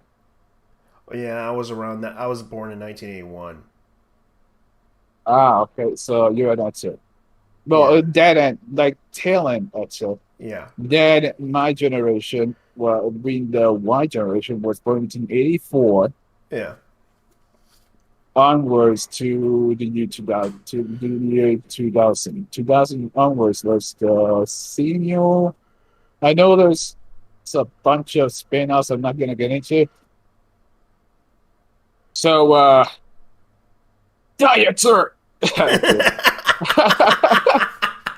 Yeah, and the thing about it is, like, she brings up this whole issue about trans. Like, I think most people need to understand that Lindsay's stuff is basically, her material is basically just comedy. Like, I don't really like. I lived through watching and living in living color when I was a kid, including Saturday Night Live. You know, TV. Yeah, Mad TV. Those were the shows I grew up watching. You know, because they were all sketch comedies. Even I grew up on a show called You Can't Do That on Television, which was like a kids sketch comedy show. I grew up around all of that, rather than You Can't Do That on Television. Yeah, that. And the weird thing is like a lot of people don't realize, like, there's a lot of shows, like I remember this one show called The Roundhouse that had some, you know, subtle jokes in there that you would consider racist.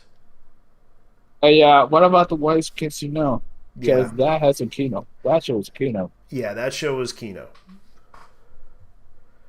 And the thing is like there are people out there that don't get what the difference between what satire is and what humor is. Like, yes, they can make fun of things, like, especially when she brings up the whole burqa thing. Like, she brings up the outfit thing, like, she basically, with the pigtails on the end, she was just trying to be funny.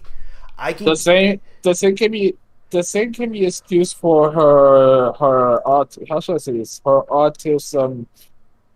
the fact she made fun of autistic people. I mean, I'll be honest with you. I'm in a spectrum myself, and I knew that was satire. Like I knew she was tripping. Yeah. She was making fun of it, and that's kind of the normal thing to react to. But when it comes down to it, you know, you're going after a woman that basically put hot dogs in her face, for Christ's sake. Like, she literally just opened her mouth and just gets hit by hot dogs. No, that's where that gift came from. Yeah. Like, this is the woman that got, like, hot dogs in her face. Like, literally. The hot dog bukkake. Yeah, the hot dog bukkake that was, like, the meme that she got known for on the internet. And, dude, people use the meme for when it comes to roasting thoughts. Yeah, and the thing is like, she does this to be funny. And I don't really consider that bad, and this is something that comes from a guy who lived through the 80s, like that grew up in the 80s as a kid, and then lived through the 90s and the 80s and 90s, and remembered a lot of the shit that happened over the decades. Like, heck, I even watched that one movie, Cloak and Dagger. That wasn't even a comedy; it was a dark comedy, in a way. I'm actually surprised they haven't canceled Mel Brooks yet because of the shit he made. Blazing Saddles, History of the World Part 1, The Producers, fucking robbing Hermans in tights and so on. Yeah. Like, damn. Even the scary movies. Yeah, he played John Frankenstein, didn't he? Yeah, he did. I gotta watch that one. I haven't yet to watch that one. Yeah, and the funny thing is like he even helped.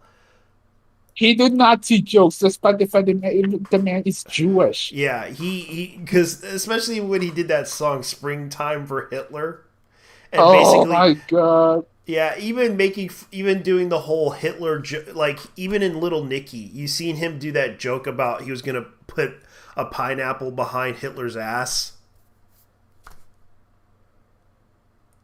That was him. That was him. God. Yeah. I didn't realize that Mel Brooks was in that movie until now. I mean, I've seen Little Nicky before, but I didn't realize that Mel Brooks was in this one. Yeah, too. he was his dad. I was like, oh yeah, he was Satan in that movie, wasn't he? Yeah, he was Satan, and it was funny. Like it was like the most ridiculous movie ever. And it's like people tend to act like that movie didn't exist. It was just because a lot of people don't really think that Adam Sandler exists because they only remember two of his movies, which is Happy Gilmore and with the Waterboy. That's it. Yeah, that's it. And you'd be lucky if you ever remembered 8 Crazy Nights. Well, he was known for what was that one? Like he was in that role for what was that? Wayne's World. He was in that movie too. I didn't realize that. Wait, Adam Sandler wasn't Wayne's World? What the fuck? Adam Sandler was in Wayne's World, I believe. Oh, no. Here's the thing. I mean, a lot of his movies as of late were stinkers. But I'll be honest with you, personally, I think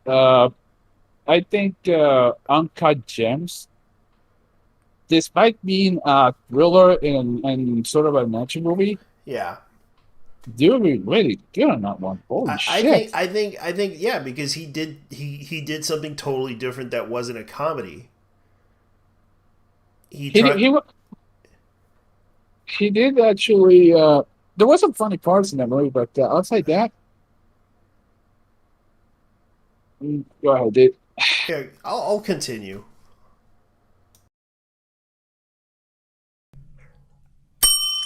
Next. 2020. Trans men don't experience oppression, actually. I didn't say that. I said that anecdotally, I had heard from a few trans men over my 80-odd years of existence that they felt that they didn't experience the same level of scrutiny or harassment that they had before they transitioned, because of misogyny. That said, this was also before Elliot Page came out, and I've seen so many people be beastly to him, so, that is a strong counterexample. And I could say that I can't speak for all trans men's experiences, but I didn't claim to, and I'm not sure how you could read that into my statement. I was just repeating anecdotes I had heard. So some of the hate mail I've been getting is calling me a TERF because of this, which I think is really funny. It's like, called a TERF for saying trans men are men. Alright. Next. 2017, Zack Snyder hates his mother. Once again, tweet clipped out of context, and another one the Gamergate refugees were really obsessed with. Not that you guys have anything in common, but... So these tweets are all long deleted, but this was a conversation between me and another film critic, I forget who, talking about how difficult it is to meaningfully discuss Zack Snyder's films, especially at the time, because his fans are a little touchy. And one Snyder fan said, I don't mind when critics talk about his movies, I just don't like it when they say stuff like Zack Snyder hates his mother. And this was just absurd to me because I have never ever heard a real critic say that. So I responded with what I considered obvious sarcasm, well, I actually have it on good authority that Zack Snyder hates his mother. I didn't really care, personally. I didn't really care about the whole Zack Snyder hates his mother thing. And I can see it's a clear joke. It was just being sarcastic, but it's like, okay, I can admit I did watch Zack Snyder movies. To me, Zack Snyder movies are just, average. They're not the best, but they're entertaining, but they're not the best. And that's how I feel about Zack Snyder movies. Oh, you're gonna be pissing off the Kinoplex. I know, and I hate to be brutally honest with them about it, because this is something that I'm gonna point out to the no, fuck these photo stickers, man. Because I personally don't really think that I don't hate Zack Snyder personally, but his movies are average. Like, they're not the best ever made. They're entertaining, but they're just not the best. Adam's, by the way, Adam Sandler was not on Wayne's World. Although... Really? He was in Wayne's World too? He wasn't. Although, he was on Saturday Night Live at the same time that Mike Myers was in. Yeah. And then Carvey. So... Yeah, because... Let's see. Yeah, because... Let me see here. The movies that he did, Watchmen was one of them that I liked. Justice League I didn't like. Let's see. Suicide Squad, it wasn't the best, but it was okay. Oh my lord. I've seen Suicide Squad once, and honestly, Jared Leto was the worst Joker I've ever seen. And he also did Legend of the Guardians of the Owls of Galho. Oh, this dude. Okay, so he was the director for 300. Yeah, that was an okay movie. I actually like 300. What the hell? Yeah, it was actually a pretty good movie. And let's see, he did ZZ Top. Oh, he did the... Let's see. He did Dawn of the Dead. He did Sucker Punch, which wasn't the best movie ever, but I there's ups and downs with his films when it comes down to it. Sucker Punch. If you want to be bespoke about it, Sucker Punch was not really a fantasy movie as it was a magical girl movie. It was more like you're on drugs type of movie. No. But think about it. Think about it for a second. Yeah. All the cast, all the main cast were women, right? Yeah. So basically, not only were they on drugs, they were on a live action Mahou Shoujo movie.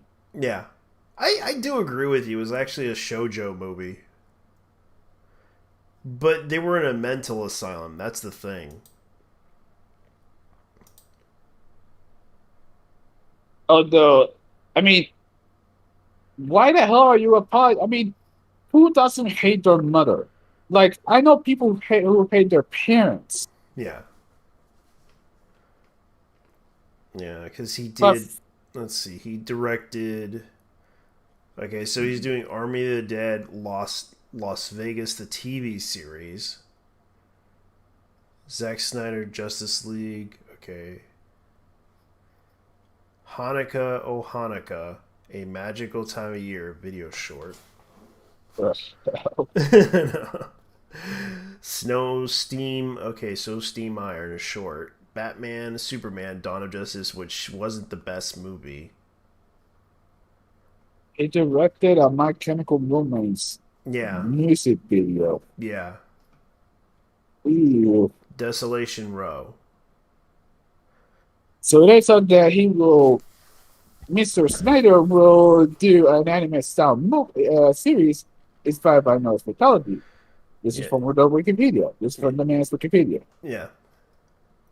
And I personally don't really have a problem with Zack Snyder's movies. Personally, they're just kind of average.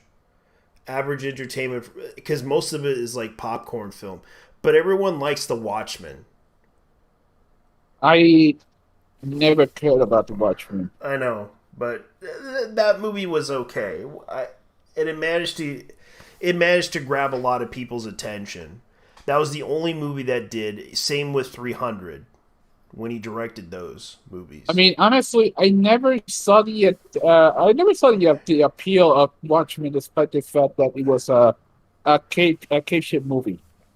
Yeah, it was. And he tried like, there's some ups and downs to Zack Snyder. Like, a lot of people say that Zack Snyder's movie Justice League, 4 hours of that movie that I watched, it was just added scenes. That was it. Same plot line, same thing. Like, they added all these this new stuff in the film.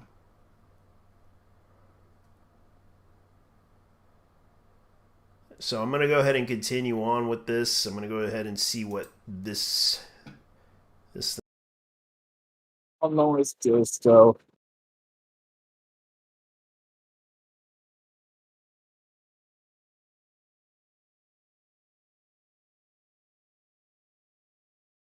Dear God.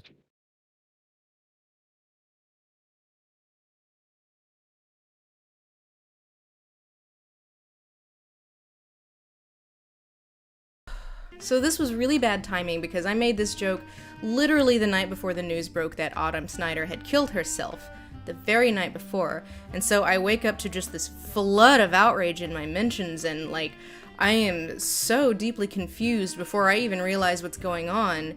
And it was just like, oh my god. So I don't like Zack Snyder's movies for a lot of reasons, but he does seem like the rare, decent, powerful man in Hollywood, and I can't imagine how awful it was to go through what he did, especially during such a huge production, and I'm impressed and appreciate that the Snyders have been doing such broad advocacy for suicide prevention now. But like, harassing me in the name of like suicide prevention advocacy is like... Come on.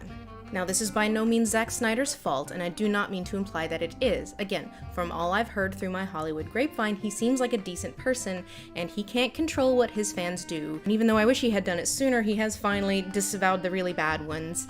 And I also can kind of appreciate that he probably didn't really have the emotional bandwidth to pay attention to that sort of thing for a long time, let alone, address it. But I'm also sure that the many, many Snyder fans who have told me to kill myself in the last 4 years because of this tweet just didn't know about my own history. Either way, I'm sure it's an issue they all care deeply, deeply about. All over a few Martha jokes. Jesus. Next. 2020, Didymus Gender. This was a misunderstanding. John Mulaney did an SNL monologue that I didn't love. I said something about it. Curio responded to that. I said, yeah, I know, thanks, John, addressing John. We talked it out over Twitter. I apologized. Those tweets are still up. Next. 2012, defending the yellow-facing Cloud Atlas. I'm surprised there are no screen caps for this, probably because the Diet Nazis didn't find that worthy of preservation. But this is true. There was a lot of criticism of Cloud Atlas at the time, and I said something to the effect of, I didn't think it mattered as much as, like, the conversations around blackface because they had a different history. And I don't know why I said that. I don't know what the hell I was thinking. Like, for one thing, I was definitely revealing my ignorance because, like, yellowface is just, a topic I had never really studied. I'd done plenty on blackface, nothing on yellowface. Imagine falling on your sword for Cloud Atlas of all things. My podcast partner's gonna be so disappointed. I'm sorry, Kaveh. So yeah. She's talking about yellowface. Like, did she ever watch, there was one film that I know that did this in the past, and I thought she was a big, movie. I thought she watches a lot of movies. I guess she never watched Jerry Lewis films. Like, because Jerry Lewis did this before. He did the whole joke about the Chinese and Asian thing. Like, he basically dressed up as an Asian guy in a film. And there was other films that did this as well. That basically did the whole yellow thing as well. And Jerry Lewis was one of them that did the whole yellow face thing. Oh, you mean the part when he dressed as the stereotypical Chinaman and said, "asshole." Yeah, he did that. Like, I'm surprised. Like, she's supposed to be a film student, but she never watched Jerry Lewis films. No. She's not really an art student or film student. She's an art hoe. There's a difference. Yeah, because she went to film school, and she never watched that film in particular. Like, God forbid you ever watch Full Metal Jacket by Stanley Kubrick. Yeah, and get to the part with the Vietnamese hooker. Oh yeah, that one. It's not yellowface, but I had to put it in there for good measure. Lisa Horn, me love you on time. Yeah. Let's go, Gia. Saki. Yeah, I know that. Was, that I remember some girl tried to do that to me, and I was just like, when I was a kid growing up, I went down to because it was my house. I was in a military base, and I was like a walk away from there. And this Korean lady just was like, "Sucky, $5." I'm like, I got creeped out because I was like, I was 13 at the time. That lady was like 20 something. I don't know. And she just did that to me, and I freaked out and walked away. And I just didn't want to. I didn't want to call the police on her, but I was willing to forgive that shit because I just didn't want to get hit on by that chick ever again. Like, I just wanted to walk away because at the time I was 14. And that creeped me out. Oh, yeah, I know that feeling. One of my former classmates' mother was apparently hitting on me because she was the bus driver. Yeah. She was like in her 40s. I was like 15. I'm like, bro, what the fuck? Yeah. I didn't do shit to her. I mean, I can't do shit about her right now because she's dead. So. Yeah, and it's like I don't really want to say anything. Like, I forgave the lady. I didn't want to cancel her or anything like that. Yeah. Yeah, because you should have tapped that ass, bro. You should have tapped that Korean girl. You know what I mean, bro? First time, I just didn't feel comfortable. I was just like, as a kid, you just didn't understand that situation. Like, yeah, I was like into chicks, but I just didn't feel that way around her. Mm-hmm. Yeah, and I know that feeling too. Yeah, and it's like I get chicks hitting on me, and I'm just like, but when I hit on them, they're like, stay away from me. Some hermit was doing. Some hermit did that to me. She was good at this. This happened in high school. She was calling me a retard, and she grabbed my ass in front of everyone on this. This was in town. Yeah. Back in like 2000. I'm like, dude, what the fuck? Yeah. It's some crazy shit. I mean, I don't want that bitch's herpes or shit like that. Yeah. Fuck that. Yeah, because I don't know. I didn't know. I didn't know who she was, and I didn't know who what to expect. I was like, she was saying that to me, and I was like, lady, I'm a little bit too young for that.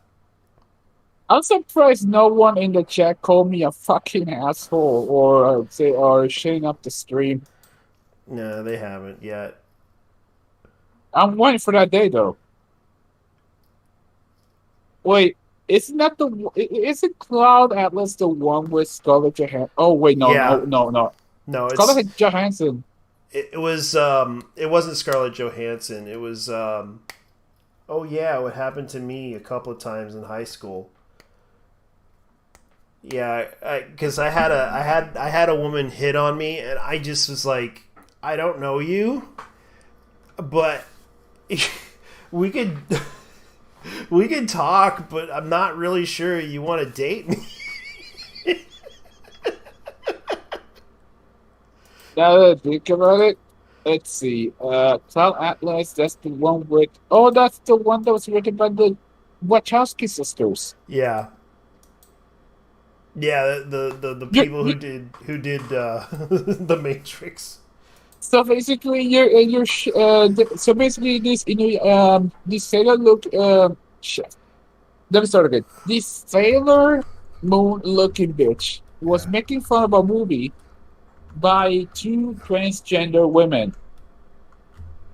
Yeah. How is that not transphobic, you hypocrite? Yeah.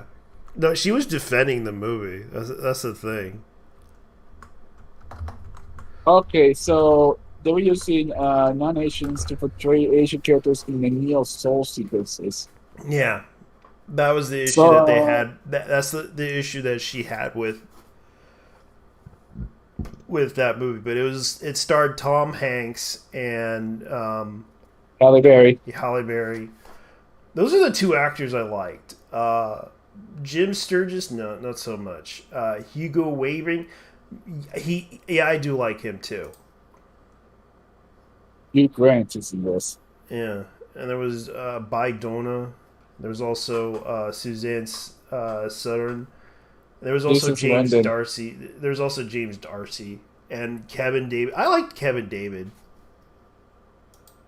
Let me see. Kevin David was because he's the Kevin.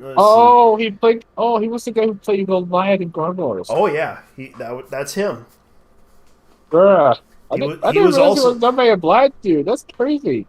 Yeah, because Kevin David was Keith David. That's his name. Sorry, Keith David did The Thing. He also did the John Carpenter's They Live, which was actually a cult film. He also was in Pitch Black. He was in Armageddon. Yep, he was in Armageddon. He was also in let's see, The Chronicles of Riddick. Chronicles of Riddick. But the funny thing about it is like he was in a lot of he did a lot of voice acting too. Like he was in Mr. Rogers' Neighborhood. He was in Tales in the Hood. That was another one. You know, Tales in the Hood. Tales in the Hood. Tales in the Hood. Oh, right. I was thinking of something else. I was thinking of the. He was like that. He was like that guy that does the little, doing the creepy like monologues in that film, playing Satan or something. I was thinking of something else regarding. But he was he played Julius in Saints Row. Yeah, he was also in Men at Work. That was one of my favorite movies that I liked. Man at Work was wild though. Yeah, it was one of my favorite movies that I liked because it had Charlie Sheen and Mario Estevez. Steve Guttenberg. Yeah, Steve Guttenberg was in. He was in Police Academy movies. Not all of them, but just a few. Well, the ones where Mahoney was in had to appear in, so... Yeah. Yeah, because Charlie Sheen, Emilio Estevez. And I heard that Emilio actually is coming back to do the Duck series for Disney+. Plus. Let me guess, it's a reboot, isn't it? Let me guess, it's a reboot. Yeah, it's a reboot, but it's a TV series. That's Yeah, so Lazy Boy said, "Oh yeah, that happened to me a couple of times in high school. One time she grabbed my arm trying to take me somewhere, like yo boundaries." Oh damn. Yeah, that I had that happen to me when I was a kid, so don't feel bad. Like, I used to remember my teacher was like smelling like tuna fish. Oh my. Imagine the smell. Yeah, imagine the smell of having a teacher smell like tuna fish. Oh, this guy also did the voice work for Inuyasha regarding the IP commercials. Oh God yeah, damn. I remember that. The only ones. Yeah, he did. It's like, you can do this. Inuyasha. Like, he had that deep voice. He has that deep voice. No, not DuckTales. It was the Mighty Ducks. The Mighty Ducks. The hockey team movie. Yeah, the hockey team movie. The Mighty Ducks. Especially, I kind of do like the animated series that they try to do. But he was also... I'm surprised he was in Keith David was in... let's see. He was Lemuel Kane in Archer. Yeah. He played the narrator and Akoto in the English dub of Princess Mononoke. Yeah. How you like that? Oh god, speaking of Ghibli memes, I have to watch Nausicaa for our post this month. Oh really? Nausicaa? It's an okay movie. It's not that bad. No, it ain't. I mean, it's to me it stands out as the only time Uma Thurman hasn't done an anime voice actor, an anime character in the Disney version. Because, I mean, Uma Thurman, the bride, Trixie Beatrix Kiddo, of all people. Oh, okay.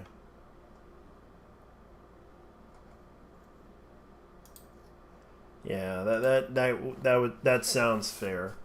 Let's see what else they have. Let me go ahead and continue on with this. Yeah, I still like Cloud Atlas, but the creative decision to use Yellowface in the way that they did is pretty inexcusable, and honestly, it does kind of make me uncomfortable to watch now. My bad. Next. 2015, Bisexual Erasure. So again, another post clipped out of context, and it is quite literally the only time I have ever written about my sexuality, and stuff like this is the reason why I was like, wow, never talking about that again. It is from my now deleted blog, but I linked the archive page below. And in effect, it was basically me kind of working out my feelings on feeling like bisexual erasure was almost a form of privilege. And I still kind of think that's true. And the thing about sexuality is it's just like such a personal thing, and that's why this like conflation of like the political and the personal, while necessary, often makes me really uncomfortable, because it was like such a painful process for me, and one I never really figured out how to reconcile, so I just never did. So I've never really had a coming out or embracing my truth, more just like slow, quiet, begrudging acceptance. Like I just have these laundry lists of experiences, like from being in college and going to gay clubs and having lesbians suddenly turn cold when they find out you're bisexual, to the popular axiom at the time of Buy Now, Gay Later, or Highway to Homo, or Gay Until May, to Dan Savage way up into the 2010s saying that bisexual men don't exist, or it's all a phase, or all the way to former respected person Glenn Greenwald saying that the bisexuals are transing the lesbians out of existence as recently as last month. So I can't help but feel a sort of imposter syndrome every time I do anything even tangentially pride-related. I feel tolerated, but not accepted. And why do I want to go to that parade? Like, oh, you're here, fine, I guess we're contractually obligated to let you in. So I think for a lot of bisexuals,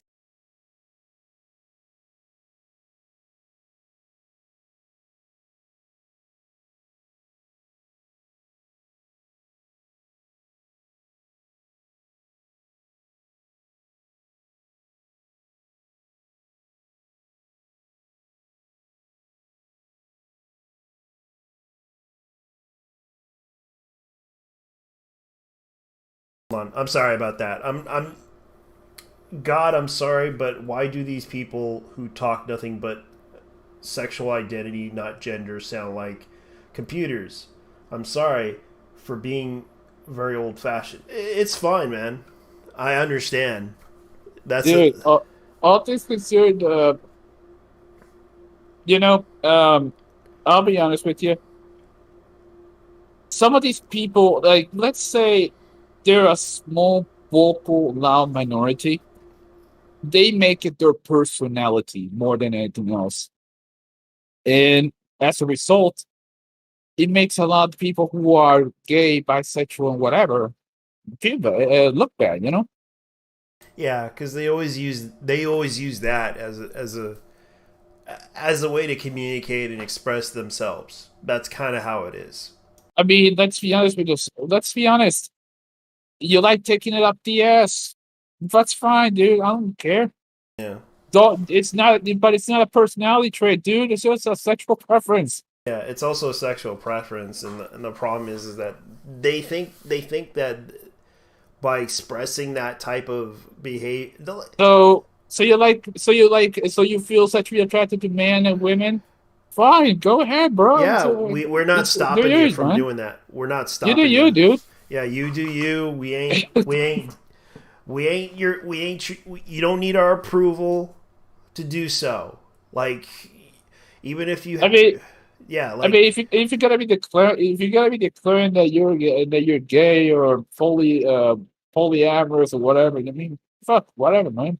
Yeah, I don't care. when Ellen DeGeneres announced her sexuality on TV, did anyone reacted? No. I used to remember back in the early '90s when I was a kid, there was that controversy of her saying "I'm gay" on television, and everyone was clapping and laughing, and but at the same time was surprised by it. Like, I didn't really care at the time because really, Ellen wasn't really, like, she was very popular with her own show. No one really, at the time was saying, get her, cancel her. Like, no one did that. Outside maybe the religious right, but yeah. But the sad truth is now, the cancel culture is doing it now. Yeah, like, now it's the left is basically the Puritans now. Yeah, and they are canceling Ellen now. Back then, when she said that she was a lesbian, that she was gay, no one had a problem with that. Maybe the Christians, but I recalled that wasn't an issue back then. Like, no one really cared. I remembered I didn't watch Ellen, but it got on the news and people were talking about it. And I recalled that, sure, there were some people that were upset about it, but it didn't go that violent. They didn't attack her or cancel her over this. They basically, let it go. And they continued the show as it is until it ended.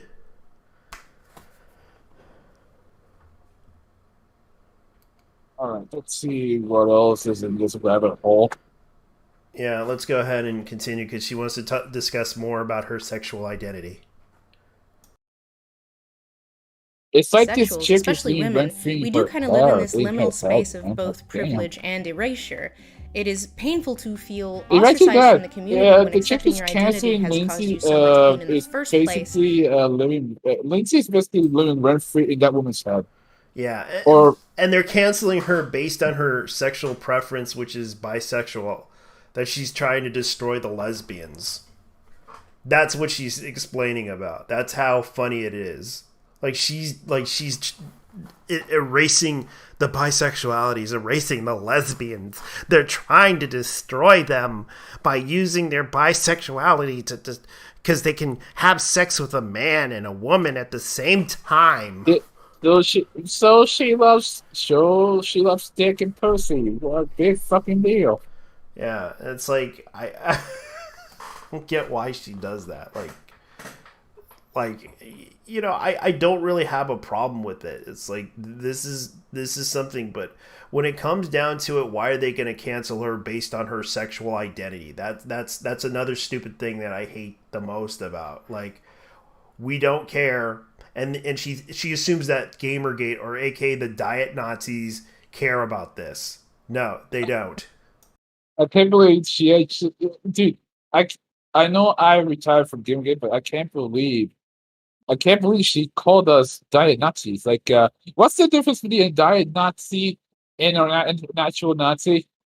We have less meth compared to actual Nazis. Yeah. Yeah. 1488 and no wait. It's not sorry, the diet Nazi version is 1599. Yeah.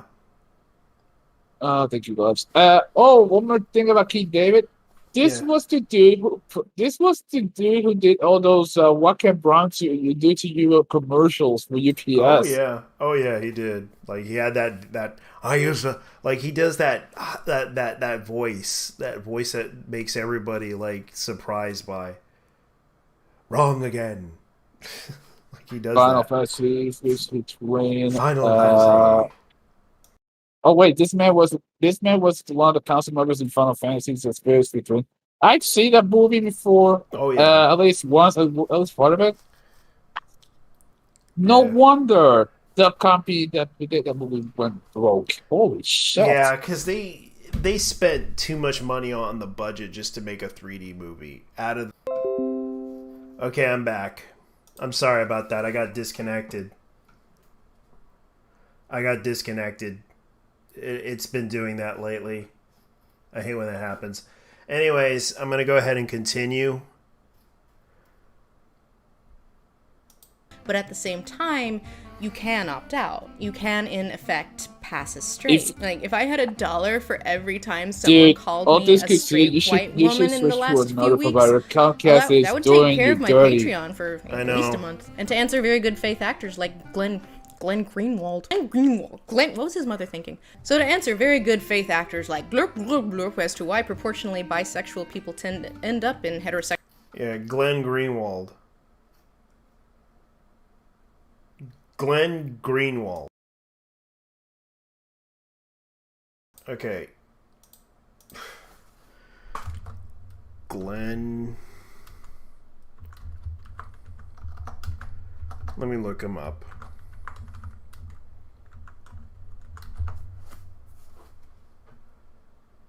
Oh, that asshole.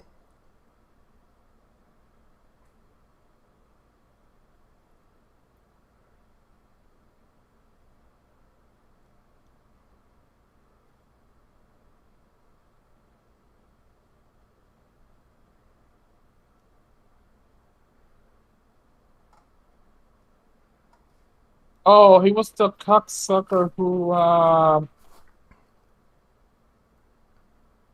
should I say this? Oh, this was the cocksucker who shed on Julian Assange, didn't he? Yeah. Of course, this dude worked for the Guardian. Why am I not surprised? Yeah, it's that dude. And right now, the Guardian is going to hell. Good. They deserve to burn. Yeah. hell, journalism itself deserves to burn. I mean, have you seen what's going on? Project Veritas found on fucking CNN, man. Oh Damn. yeah, and they had it, and Twitter had to protect them. No. Not just that. Not just that, but James O'Keefe is going to sue the fucking ass. They're done. Oh, But well, yeah. and it's like, I don't know what to tell you guys. This is how bad it is right now. Like, let's continue on, because sexual relationships 75-25 rather than the 50-50 it logically should be. I wonder why that could be. You know, just besides the fact that as a proportion of humanity, there are more straight people to choose from. Well, here I am making a thing out of it. Am I in the club now? Next. 2014. Did a bisexual gatekeeping against Mara Wilson. So we have reached the speculations on my private life portion of the game show. Is now a good time to bring up the fact that Linsay Ellis was super shitty and biphobic to Mara Wilson when she came out as bi? Oh my or are we giving people of color a moment to drag her for filth before we bring Mara up other shit? Be Wilson. honest. I guess we're doing this. You may know Mara Wilson from her work as a child star in films like Matilda and Mrs. Doubtfire. In the last decade or so, she's worked as a nonfiction author, a voice actor, a Twitter person who makes approximately 680 retweets per day, and also occasionally writer of op-eds for outlets like the New York Times. In 2016, when she gave an interview about coming out as bisexual, it included this quote. "I remember being with bisexual friends. I said, I think I might be bisexual. And a friend of mine who's not a friend anymore said, no, you're not. She was a gatekeeper."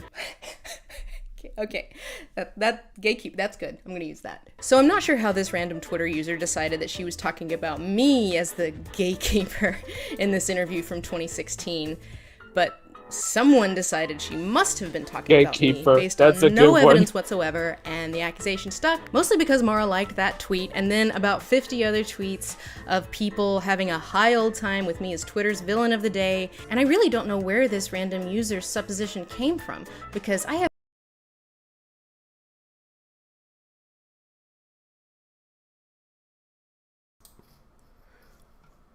I can't believe it's that furry again. That furry. I recognize the red thing on Mara. That's that chick from... Wasn't she that chick? That furry avatar. I recognize that furry avatar. Let's see. Mara Wilson is supposedly an anti-fascist or some shit. Yeah. But the funny thing, but that furry avatar, I recognized. That's that chick that did the whole NASA thing. You might wanna. Okay. You might wanna refresh my mind on that. All right, I'll let me get the video here. I was the whole NASA furry thing. Oh, that was the. Yeah. That's Lazy Boy. Yeah, she played. She was the star actress in the movie Matilda by government. Yeah, this is the video I'm talking about. Like, this is the video that I made. Like, this is 3 minutes. Cover-up has happened within social media. As you might as well know, it happened with NASA and furries. What happened was that two individuals, one a furry and one a former space engineer, as you might as well know, had a little bit of a Twitter spat on social media that suddenly went viral. Everyone, shut the fuck up. I got accepted in NASA internship. Yeah, I know now. That was the furry who... Language. Oh, that one. Suck my dick and balls. I'm working at NASA and I am on the National Space Council that oversees NASA.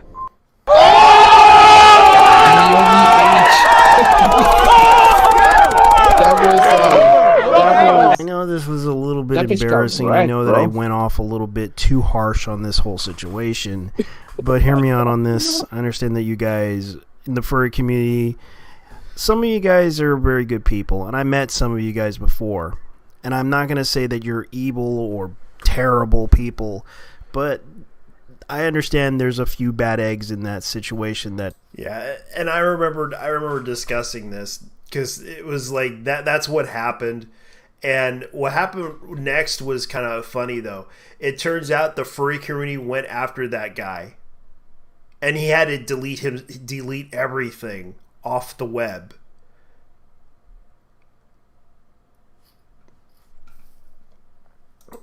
That's how funny it was. Yeah, that was the furry that got fired.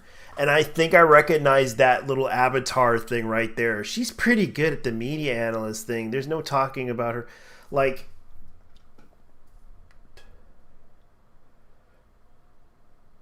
that was the furry, and they're using that avatar.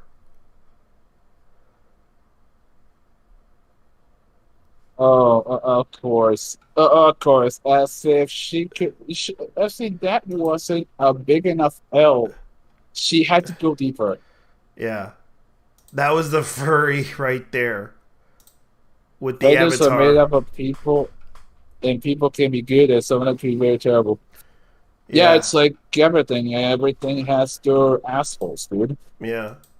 Yeah, and I recalled that her friends tried to help her by basically harassing that guy on the internet. And this caused the FBI to investigate that whole situation.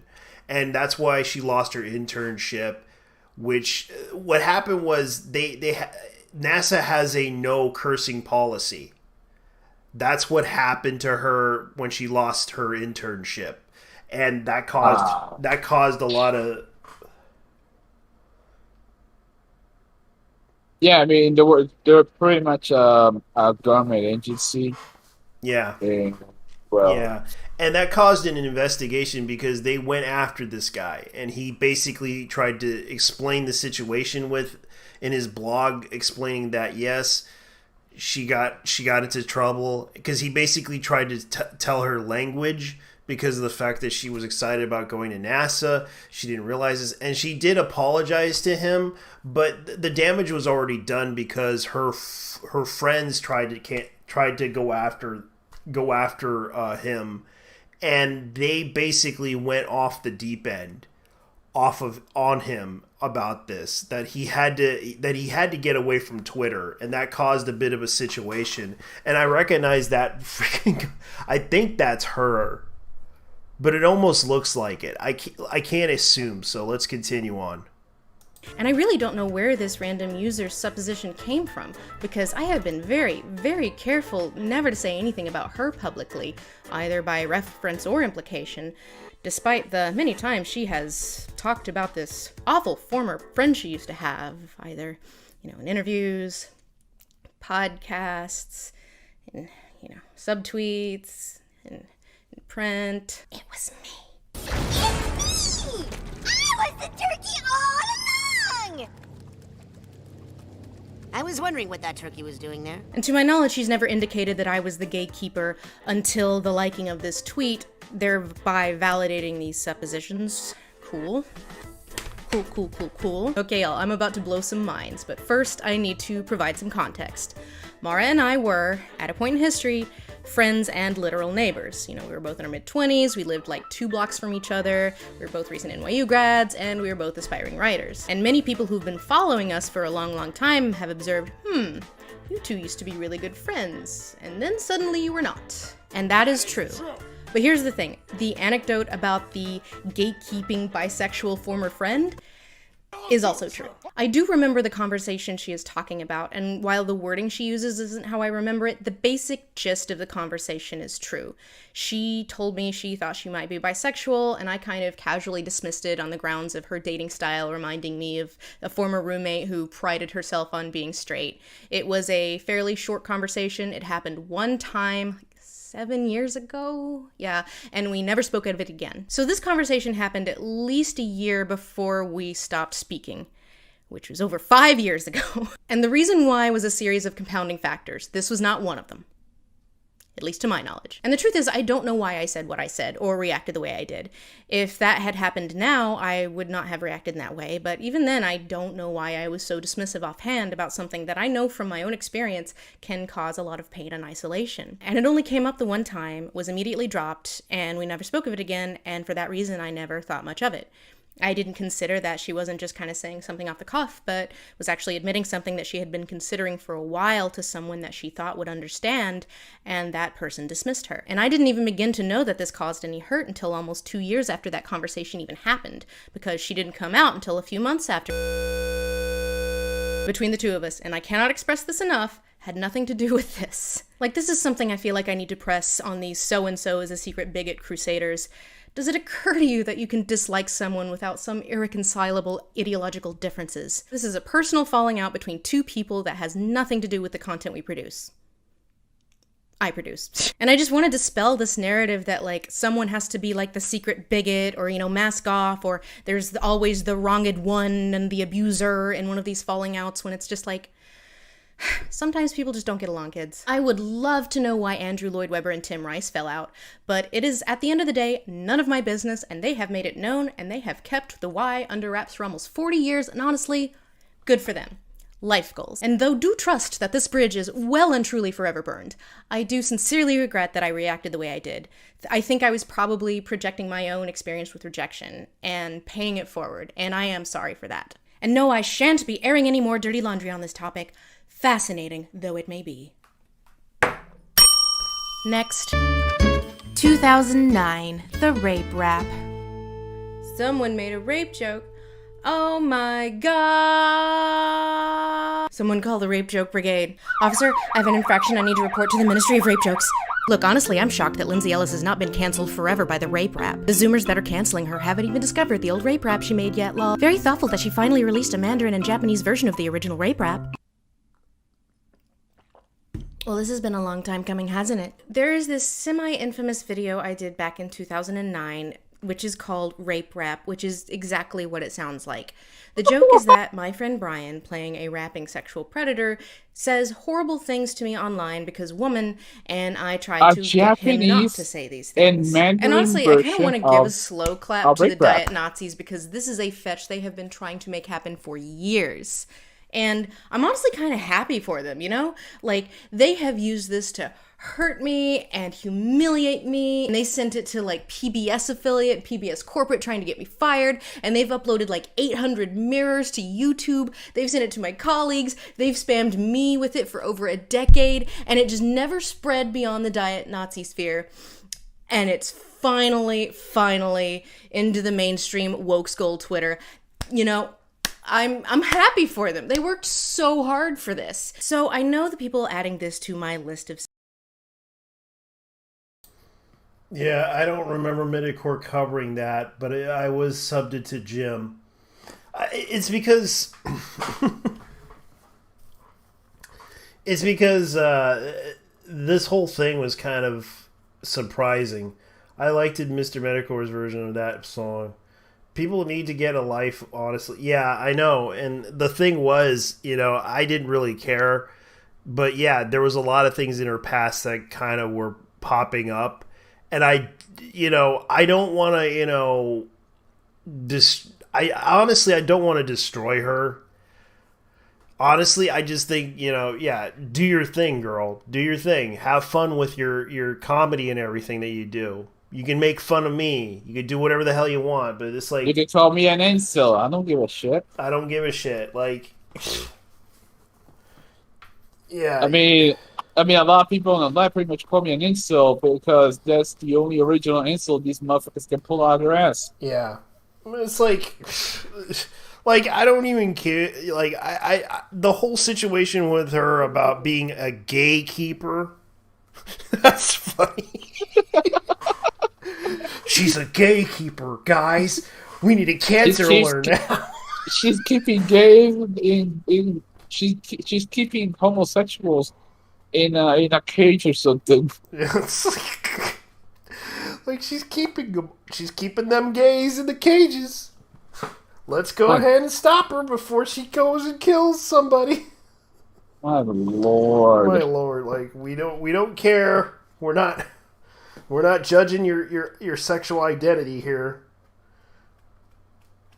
We're shame on you and all, but we do it out of. We're not being serious about it. Yeah, it's like they have to understand something. They have to understand, like, you know, Lindsay, that was your past. And if people are gonna get upset with you in the future now because of the fact that, oh my God, you said some horrible things, and they bring up your past. The gatekeeper. This sounds like a gay porno. The gatekeeper. Oh. Hello, kiddies. My name is the gatekeeper. No. I think I know. I think I know who would actually do this movie. John Waters. John Waters doing the gatekeeper. That would actually doing the gay show, calling it the gay show, just making it like he's the gatekeeper trying to keep the like it all involves the whole gay porno thing. Yeah, it would be a parody of Lord of the Rings, except it's it would be the creep show. It would be like the creep show. You know that show with the creep keeper, except John Waters would be the gay Tales keeper. of the Crypt. Yeah, Tales of the Crypt. Oh, I see. Yeah, Tales from the Crypt type of thing, like Tales from the gay bar.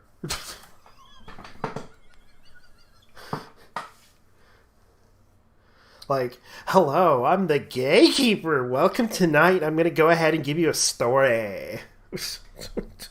I'd actually pay to watch that movie. Yeah, because I'm fucking straight on all, but I pay for that to watch that movie. yeah, I would watch that too with John Waters as the gatekeeper. I mean, I've already seen that one movie he did with the drag queens, Pink Flamingos. Yeah, and that movie was fucking crazy. There was also a Hairspray, the original one. I think he was in that one too. I still can't get over that one scene with Destiny and the dog poop. Oh, honestly. yeah. I still can't be absolute mad like Yes, actually yeah. did. Yeah, he did. There's so many films he you know, I kind of admit I do like him. I do like him as a movie director. Even his comedy can be a little bit more nuanced to what he says. This really sounds like something from those Boy Next Door movies. Oh yeah, that's true.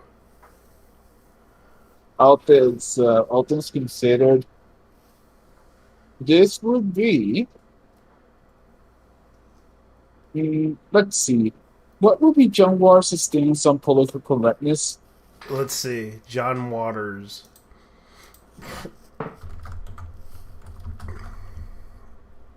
I mean, imagine that dude actually during this movie in the current year. Yeah, he did Female Trouble. He did Crybaby. He did Serial Mom. He even did Pecker.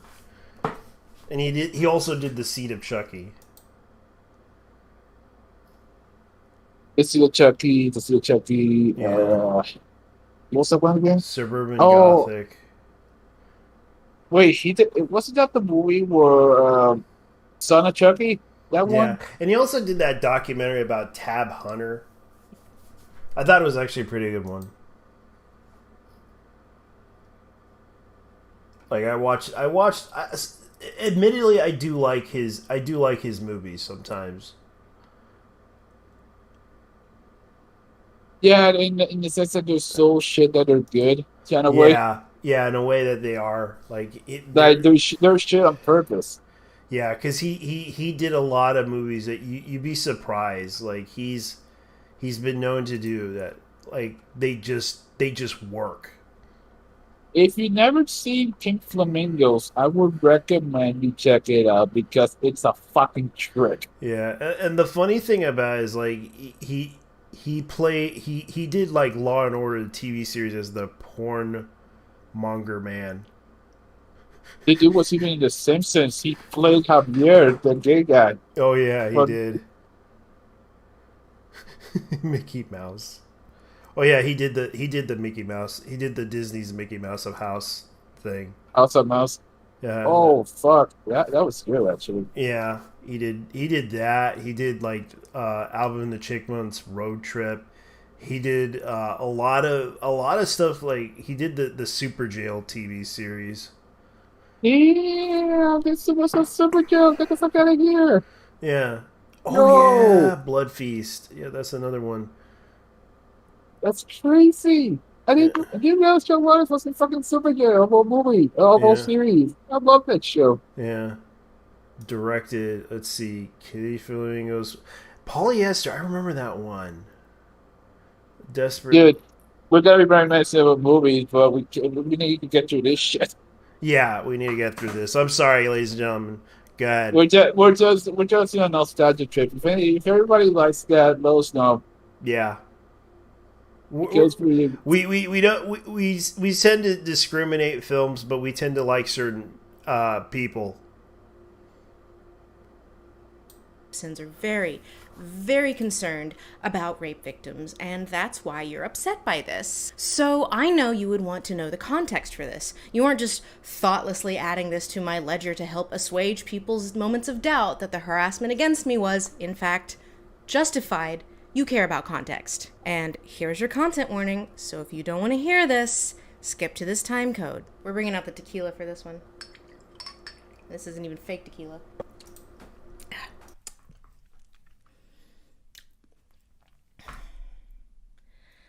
So, when I was a sophomore in college, my very first sexual experience with another human being was What the a fuck? big reason why I was vulnerable to this person. What's a was- limited sense?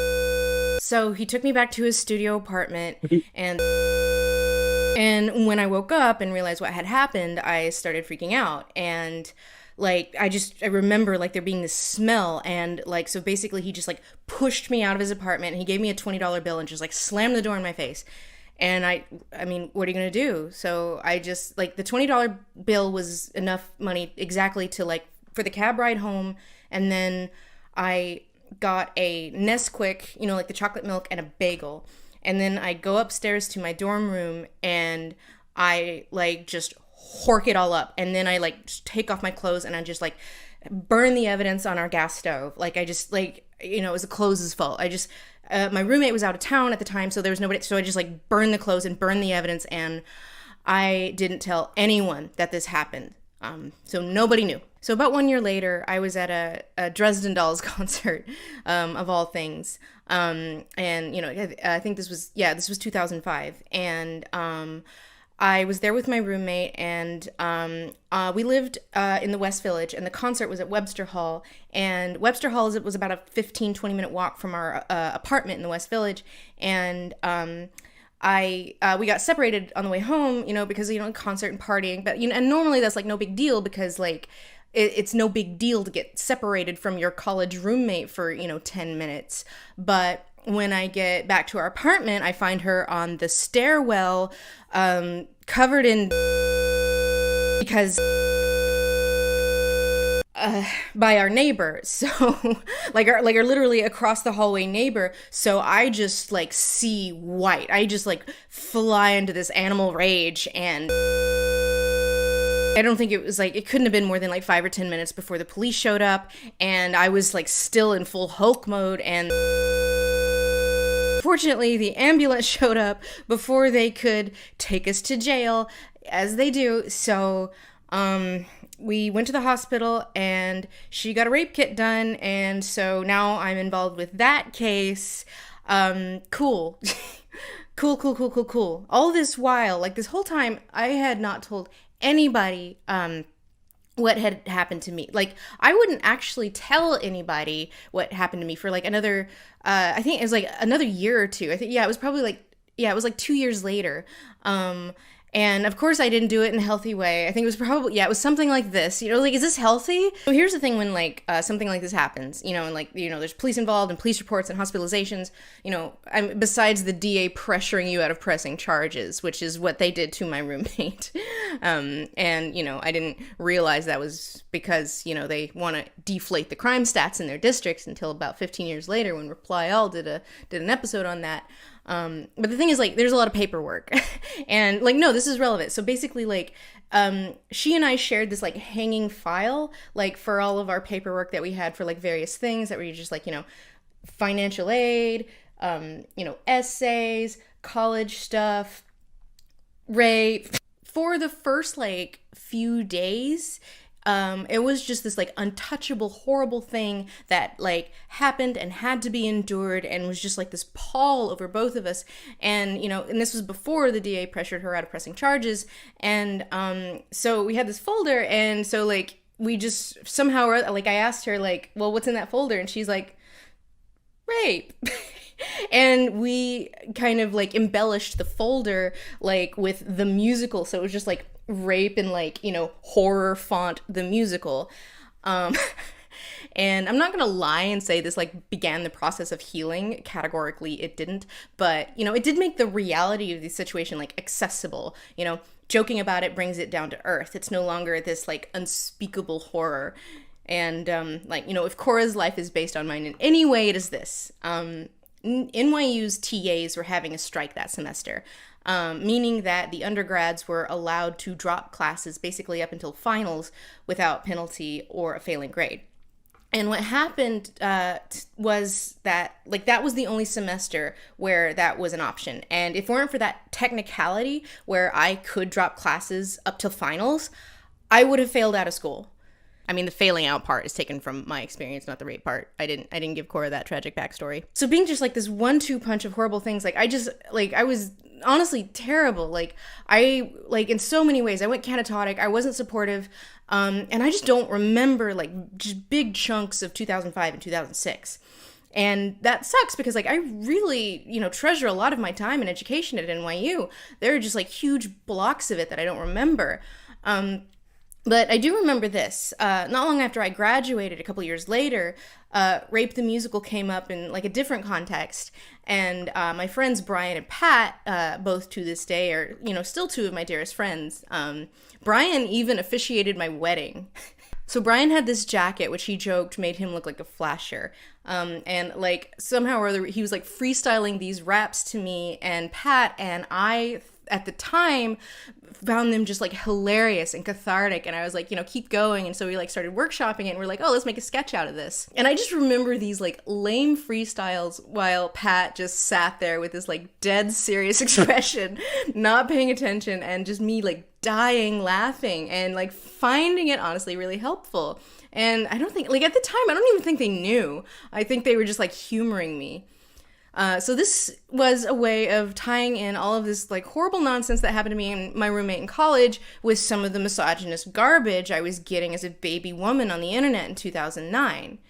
So it was, as the kids say, a cope.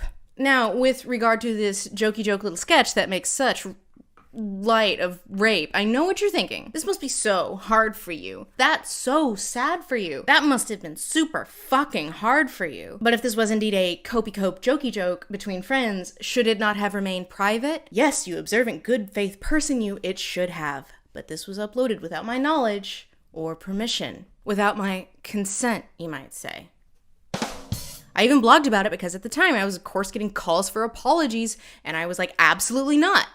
This happened without my permission, and there's an archived link to that blog entry in the description if you vultures want proof. So the way that this happened at all was, at the time, Channel Awesome controlled...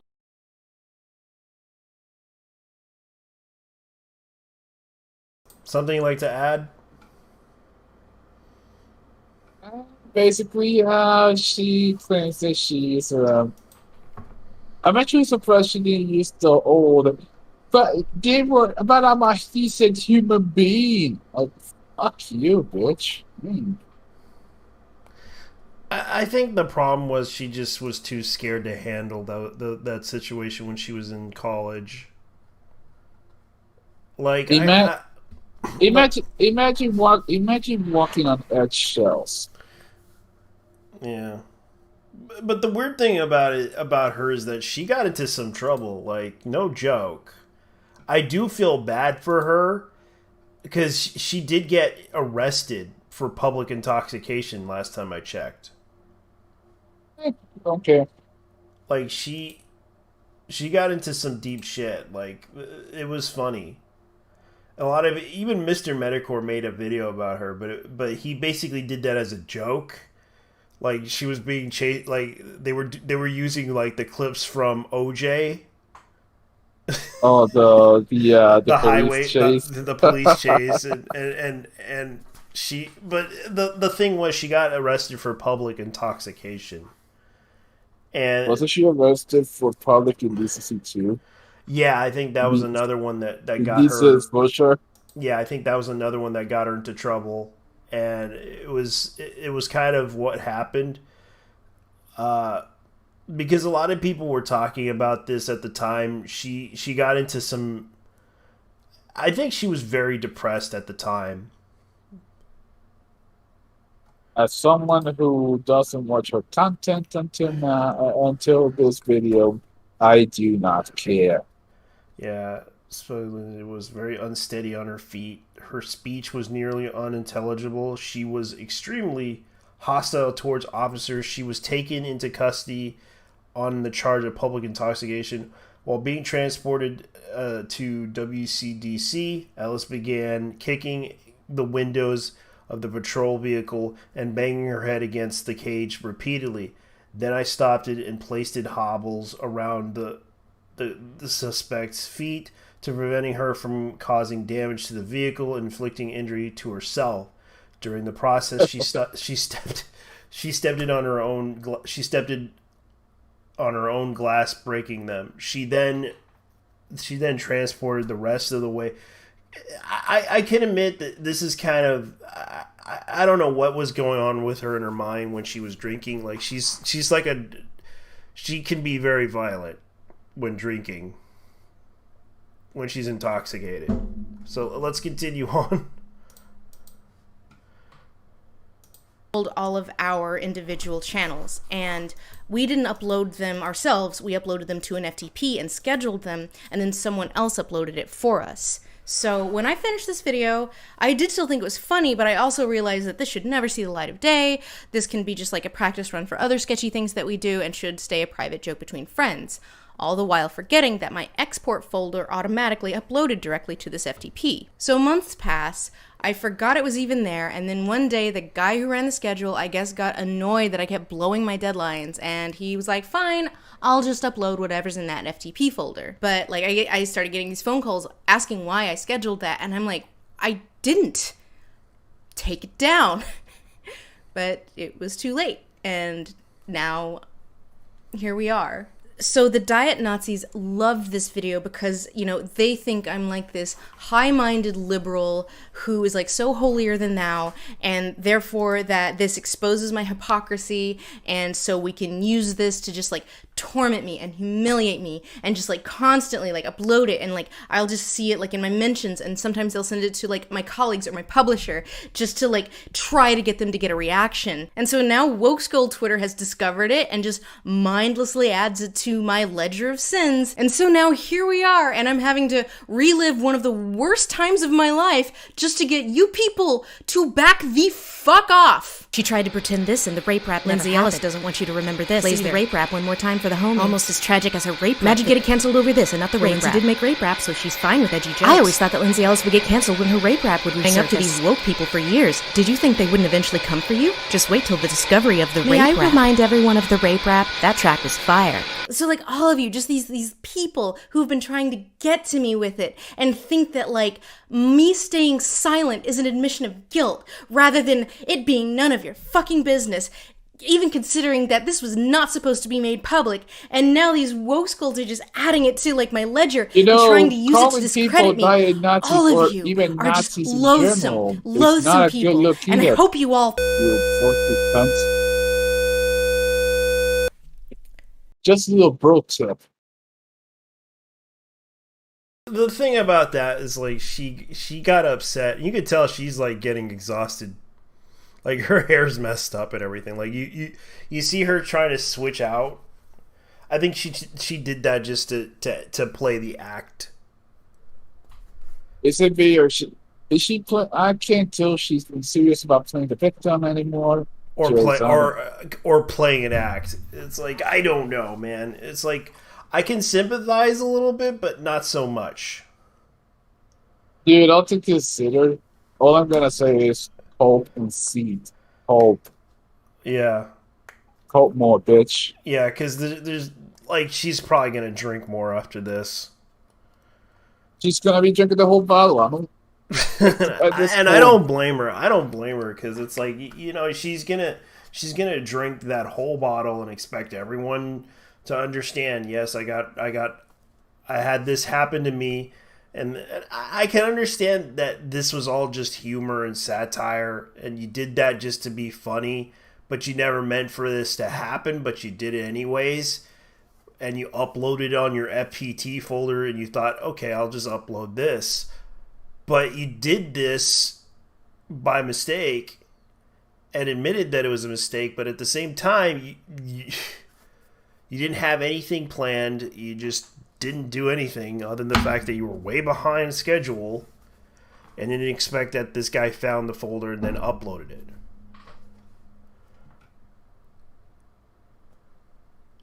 it. It doesn't make any sense. Let's continue. And as I mentioned earlier, this list is non-comprehensive. And to everyone out there who is like, well, yeah, but why are you making this all about you? I didn't make this about me. You did. Part 5. The tweet. So if this tweet were a video essay that had been researched for months instead of a tweet popped off in a minute, which I never will make, I will never talk about either of these properties again, it would probably be structured something like this. Avatar: The Last Airbender was a game changer in a lot of ways. Here's some of the things that influenced it: shonen anime, Asian folklore, There's a new generation of American writers, many of them people of color, who were influenced by it. Anime and young adult literature have changed a lot because of this direct and indirect influence, and honestly, I think that's cool. I think that shows and books are honestly much more interesting for it than that which came before. So with regard to the similarity between these two texts, two big things stuck out to me. One is the element-based co-lead being woken up by Katara after hundreds of years asleep as the last whatever, now, come on, Aang, we have to go from nation to nation, and in each nation you will acquire a skill until we face down the ding-dang-dong Fire Nation, what started this whole mess, and heal the world. But the thing that stuck out most in my mind as a trend that I've been seeing a lot in animation and YA literature, and it's not a bad thing, Jesus, it's what I'm going to call, for lack of originality, the Zuko. The princeling of the rival nation who has a lot to prove to their family and who serves as the principal antagonist for a while our heroes bop from nation to nation and he chases them around but eventually starts to have a change of heart and a redemption arc. Now, the reason I cited like half of YA fantasy, again I did not mean literally half, that was hyperbole. Well, basically it was because that most of the YA fantasy that I had read, because those were, the big names that, I had to read to be hep to the jive, that were released in the last few years, have Avatar as influences. The most high profile of which being Children of Blood and Bone by Tomi Adeyemi. Now, I did enjoy this book, and like Raya, it also made heavy use of the Zuko, and for that reason, it was the first thing that popped into my head as being similar to Raya. And yes, Avatar: The Last Airbender makes heavy... Okay, so it's basically the, I forgot what that character's called. The redemption character. Basically redeeming themselves from, but being pressured to become the perfect, I forget what it's called, the perfect son. The father to a son. Yeah. something like that. But it's like I can understand where she's trying to communicate with, because Zuko wanted to be like wanted to do what his dad did, but instead his dad didn't want anything to do with him.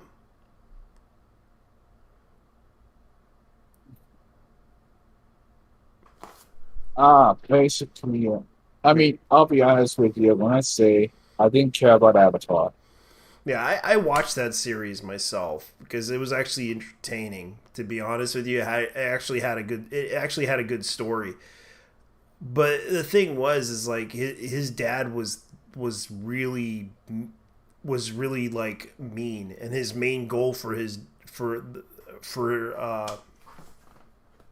pushing his son away from him was kind of the sad thing about it. It's like Zuko he wanted his father's approval, but his father didn't want him at all. Yeah, and the only person that actually raised him was Uncle Iroh. Wasn't that the guy who was played by Mako? Yeah, the late Mako. Yeah, Mako. Damn. Yeah, and he actually was more family to him than to anything else. I liked the Avatar when I was a kid. Zuko's dad was he was an abusive person. And that was the thing about that, is like the thing I liked about that show was that it was really entertaining. But I don't like the Legend of Korra, because it just kind of ruined the whole Avatar series. Not just that, they also turned her into a total Mary Sue. Yeah, but she didn't do a good job saving the world. No, and then they do the whole thing at the end just for brownie points with the LGBT. Yeah, and it was just like they kind of destroyed the Avatar. That's what they did. They basically ended the cycle of the Avatar. Like, she was supposed to be the last. Oh, wait, is it Korra an airbender like game? Yeah, she's actually a waterbender. Oh, she's like Katara. So technically, she would be like what was her name? Katara and Aang's daughter, or sorts, or an ancestor, direct descendant. Yeah, and the funny thing about that series is that they basically did the whole next generation of the story. Legend of Korra did ruin the series. It also was a financial failure for Nickelodeon. Yeah, and they even put it on live stream. They didn't air the rest of the episodes because they were very dark. They didn't air the episode to where the Earth Queen died, was murdered by the main villain, and I forgot the main villain's name. And it was a really dark series. They turned it into a really dark series, especially like the blood bending episode. That was a really dark series of how Aang died.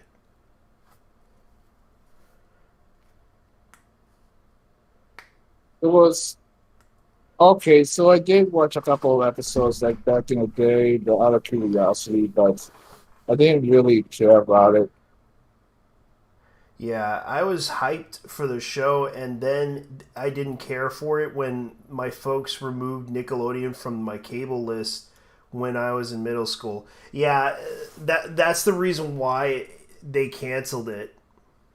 And it was going to be the new Avatar series on YouTube. And between you, there was going to be a new Avatar series on YouTube.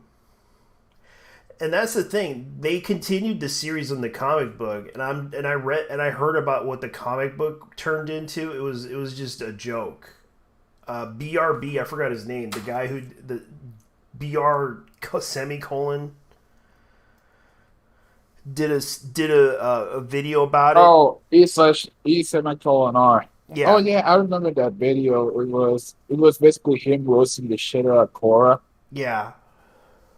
Because Legend of Avatar was more of an adventure series. Sorry. It was more of an adventure series, but at the same time, they turned it into a joke. It was just like, it was really that bad.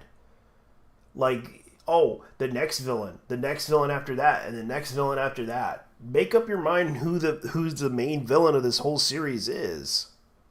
Were these people trying to do the whole villain of the day shit? Yeah. And that's that is for other thing.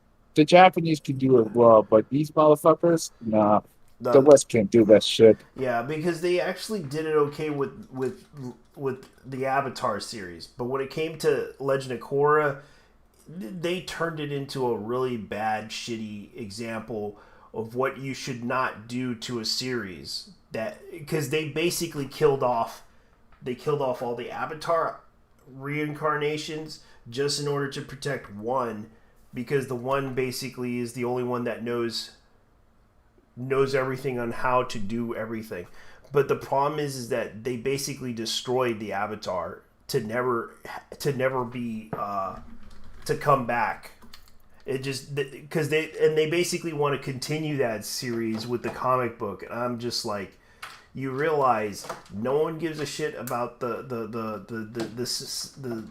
gender identity thing,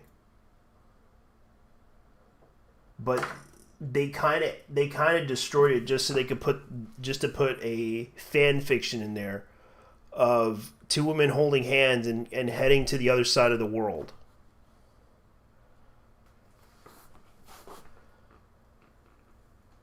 He was harsh. E semicolon R basically pointed this out pretty well.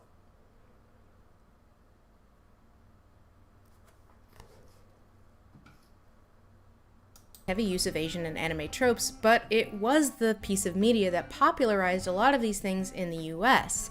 You didn't really see like redemption arcs over several seasons before that, and now you see it all the time. Steven Universe does it, the new She-Ra does it, Kipo kind of does it with the frog and the monkey. Okay, I never said the Zuko had to be sexy. And now we have Raya and the Last Dragon. Now, if you did read into my tweet that I was dismissing this or saying it was a bad thing, I guess I could understand that read because it wasn't very gracefully worded, and it doesn't say anything positive. But it doesn't say anything negative either. It is an inherently neutral statement. It is an observation. It's not even a critique. And so I was like, this is not a dig, you crazies. And then the line is like, oh, you're calling POC crazy, which is so disingenuous when the vast majority of people losing their shit at me in my mentions were white people projecting their own insecurities at me. Like, obviously, ya crazies was a joke, but as a writer and a media critic, it was just so frustrating for me to see people interpreting the comparison of these two things as a dig. Like, I was insulting one by comparing it to the other. What is this, like, CinemaSins brain poisoning? Thing being similar to other thing not bad. One of the funnest things as a writer you get to do when discussing your book or your media is discussing the influences, because ostensibly they are something the author loves and is excited to talk about. So I also saw like a bunch of these like weird low digs, like, oh, Axiom's End is so original. Oh, Axiom's End is derivative. Like, I know that! I have marketed the damn thing on it being inspired by alien invasion movies and TV shows of the 90s and 2000s. There's a reason why I made a bunch of content about those influences in the year leading up to its release. Do you want me to give you a list of them? Everything has influences, and Avatar: The Last Airbender is one of the most successful and beloved children's shows of all time. Author Tomi Adeyemi said of Children of Blood and Bone, the book Raya reminded me a lot of, I have Shadow Shaper by Daniel Jose Older, and to the right of it there's An Ember in the Ashes by Sabat Tahir, and above it is Avatar: The Last Airbender. Children of Blood and Bone is the baby of all three. And even one of the screenwriters of Raya has said that although Avatar was not a direct inspiration, we don't shy away from the comparison because it's a beautiful series. No matter how many mental backbends I do, even if you're tired of this take or feel like it's flattening everything inspired by the largest continent on Earth, I cannot begin to understand this causing hurt or anguish unless you are reading into it something that I did not say, especially when I'm like the 800th person to make this very milquetoast observation. Screen Junkies had released an honest trailer several days earlier making the exact same comparison for the exact same reasons. Long ago, the five lands lived together in harmony. Then everything changed when the Drew Nation attacked. Ryatar, the last air dragon, Avatar, Raya, and the last dragon. And look at that dislike ratio. I don't think there is a single video on my entire channel with a dislike ratio that low. I wonder why they didn't get any backlash. I wonder why it could be. Part 6, She Deserved It.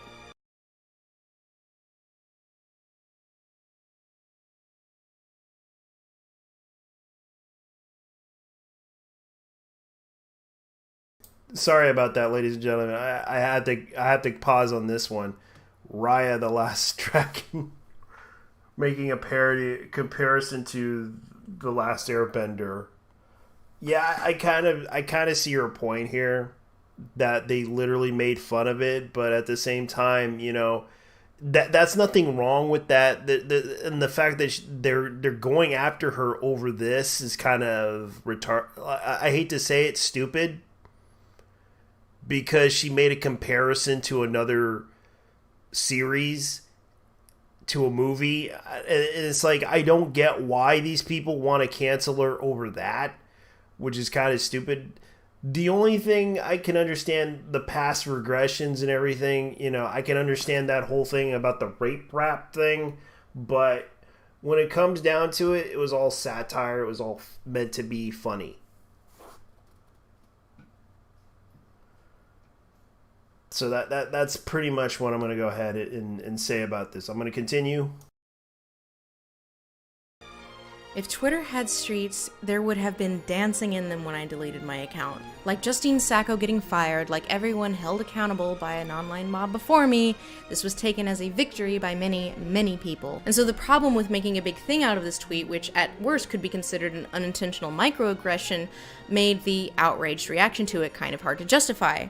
Which is why we need to establish a history of my offenses to bolster their case. And this is where the list of sins comes in. I'm trending on Twitter for like 2 days. There's all this discourse, so of course people are going to have second thoughts. Like, why are so many people talking about this? Maybe this has gotten out of hand. Maybe the backlash wasn't worth the original sin. And here comes Dragon Celeste and hundreds like her like, no, don't worry. This is accountability. Here is the long list of sins proving that this is just mask off. She has a long history. How has she not been called out before? I know someone who's met her and they say she's a bad person. So you don't need to feel bad about hounding her because she deserves it. And my God, just the joy people took in this, like seeing me taken down a peg. Good fucking riddance, bitch. Good riddance. Good fucking riddance. Terrible human being. Dislikes Asians, too. Y'all getting Linsay Ellis is beautiful. Don't know shit about her, I can just look at a white person and know they're awful. Can't stand that human being. Glad I won't have to see her tweets. Her takes were so awful and embarrassing. I wouldn't want to be anywhere near her. Fuck Linsay Ellis and her awful racism, and for being a prominent Phantom fan when it should be me.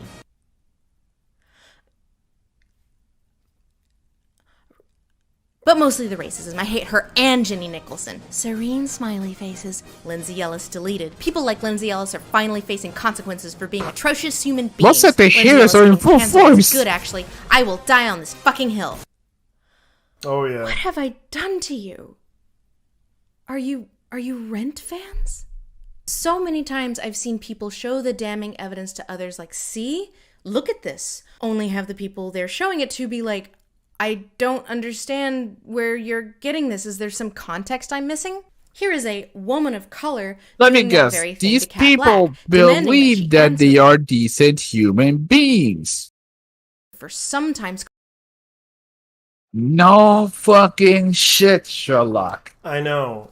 You realize that these are the people that basically went up. Hey, besties, are you gonna address your colleague's racist comments? They went after her friends too. Black. Yeah. You know damn well these people will eat their own. They're cannibals. Yeah, she also addresses this in the video too. Collaborating with All such a this considered. racist. And Kat basically Oh responded, right, I "Why forget. the fuck She are you the demanding reason that I why answer she for my doesn't white leave the left colleagues? is because Leave her the she. fuck alone." Well, And this is just the switches. Oh.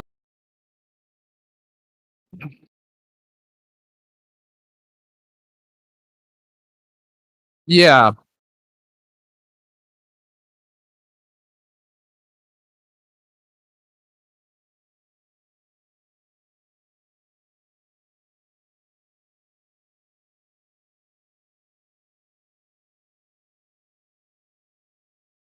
Why are they going to ask a black woman that question? Yeah, because apparently Kat is not as woke as they want her to be. Yeah, and it's like they're trying It's to a cancel. fucking purity test, man. I know they're literally trying to pressure her friends to excommunicate her from the community, as they call it. Their little sex cult. I can't wait. I can't wait for the day when Linsay Ellis actually starts whipping herself because of all this bullshit. I know, and this is something that I kind of hope Linsay understands. I'm not here to destroy you. Bitch, don't cave in and don't apologize to this dick. Oh, she's already apologizing to these people. She did try. Dude. She did. Dude, do not cave to these jackasses. They're not gonna stop. No, but she didn't do it. She even mentioned in the video. They're still gonna think that she did it. I mean, fuck. And that's the problem. That's the problem. They're gonna cancel her no matter what. They're gonna call her names. They're gonna say everything, and this is the result of it. Like, they really want to cancel her and remove her from her friends that are with her. They will not stop until she either commits suicide or gets involved in some car accident or dies from something else, because these people are absolutely ruthless.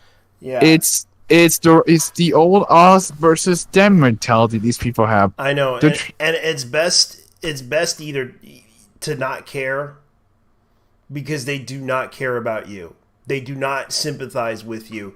They never did. They never did, and they never will. And that's the problem. You think you know. Like, Todd didn't give a shit about me. He didn't know me. He blocked me because I pissed him off. Because I said something stupid on the internet. That's fine. That was the smartest thing he'll ever do, that he feels entitled to. He had the right to block me. Same as you. You had every right to block me. But the thing is, at least I back off and realize maybe I was wrong. Maybe I was absolutely wrong.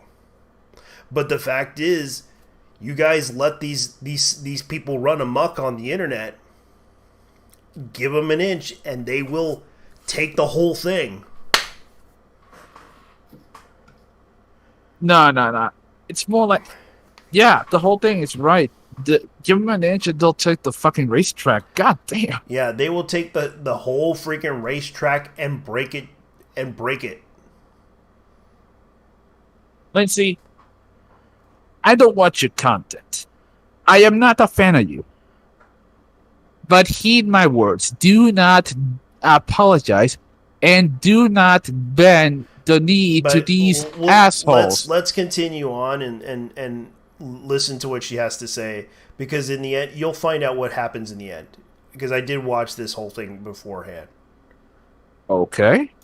Oh, the joy the diet Nazis took in this. God, they love it All right. when the left eats their own, and why wouldn't they? It's hilarious when your political enemies tear each other apart. I mean, to reiterate, these people have been trying to take me down for years. Keep trying, boys. And part of that joy comes with this justification of what they perceive as someone with real power and wealth and privilege being taken down a peg. here's the thing that's so funny about this. I don't need to do it. They're doing it for me. I'm just sitting here on my ass doing nothing. I didn't have to say anything. I didn't have to say anything negative about you. I never said anything that would hurt you because I just don't care. That's the beautiful part about life, is that I can just wait here and sit down here minding my own business and wait for the fireworks to happen. And that's the thing about, like, she thinks that everyone is out to get her. In reality, no one is. But when she screws up, that's her own fault. But when it comes to those people from Tumblr, those are the people you should be worried about, because they're more dangerous than me sitting down on the table, you know, across the street, and they pull out a gun against you while I'm just sitting here going like, and reading a newspaper, minding my own business. While you get shot, they run, and I'm just here sitting on my ass all day. And probably the police would probably suspect me, but they didn't see, but they probably caught me on camera sitting on my own ass doing nothing. So you can't really eloquate me as the bad guy here when I haven't done anything. Yeah, in my case, check my alibi. Yeah. Always check your alibis, man. Yeah, like, always check your alibis. You think I had something to do with your downfall? Nope, I didn't have nothing to do with your downfall. That was on you. That's your fault. Not mine, yours. So don't try to blame me for anything I had no involvement in, because I never had any involvement with your downfall. That was you. Do not try to eloquate that it was the diet Nazis, as you call them, because really, they don't give a shit anymore. Yeah, okay, sincere, and I gotta say, Gamergate, for the most part, is dead. I'm sorry. Yeah, it's dead. It's gone. It disappeared. Like, no one gives a shit about it anymore. And game journalists are trying to bring it back. Like Gamergate is the Illuminati conspiracy about the Nazis that fly in UFOs and try to destroy women by harassing them online with their UFO technologies. Oh God! About the fact that we live on this Sims rent-free on our heads. Yeah. And it's like we have not done anything other than the fact we sat on our asses and laughed at this whole thing. And seeing how stupid the people that basically harassed her for stupid reasons, we realize it isn't us, it's your own people that did that. It's your own people that you have not bothered to check. You didn't bother to notice. Within your own group, you are destroying yourselves. You should realize that they are the ones destroying you. They don't know the meaning of accountability, man. No, they don't know the of cool heads prevail, but yet they would go after anyone. I mean, at this point, me and JT are just watching this fucking dumpster fire, man. Yeah, and she's basically explaining that, oh, I got canceled by a bunch of people, including the diet Nazis that went after me. But who did it worse, the diet Nazis? Diet Nazis. Yeah, who did it worse, the diet Nazis or your own people? The ones that basically say POC, oh, I'm white, I'm like the white leftist people that basically want you canceled over stupid opinions that you made on the internet. I like the fact that she thinks that she's done anything wrong just to atone for her sins. I know they're not gonna forgive her, man. You're pretty much committed the unforgivable sin, man. I know, and it's like I'm sitting here listening to you talk about this whole situation and realized what they did to you is more stupider than the Diet Nazis did back then. And it's like, I don't get why, because the Diet Nazis don't need to do anything.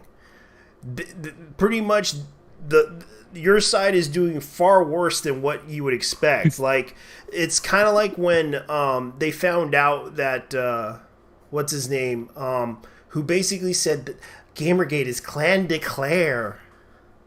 And then it turns out he basically took advantage of a lot of women in the movie industry, and that was, you guessed it. Guess who it was? Yeah. Harvey Weinstein? Nope, wasn't Harvey Weinstein. Let's see. I'm a little rusty on that one, so I don't remember. Josh Whedon. Yeah. Yeah, Josh Whedon basically was found out to be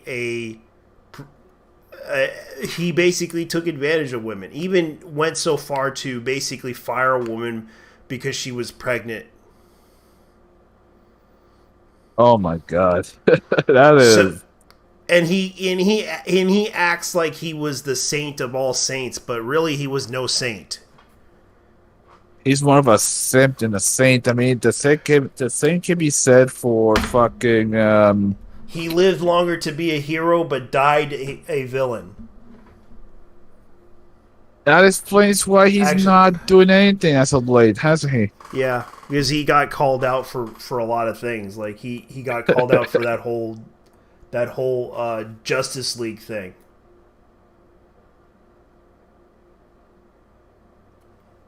No, that means, dude, there is something I do remember, and it's the fact that I'm actually surprised they haven't called out Will Wheaton either.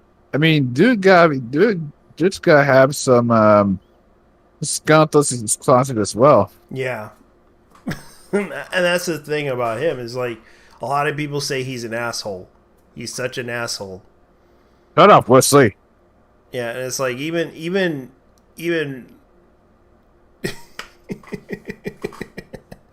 even Stewart said he did not like him.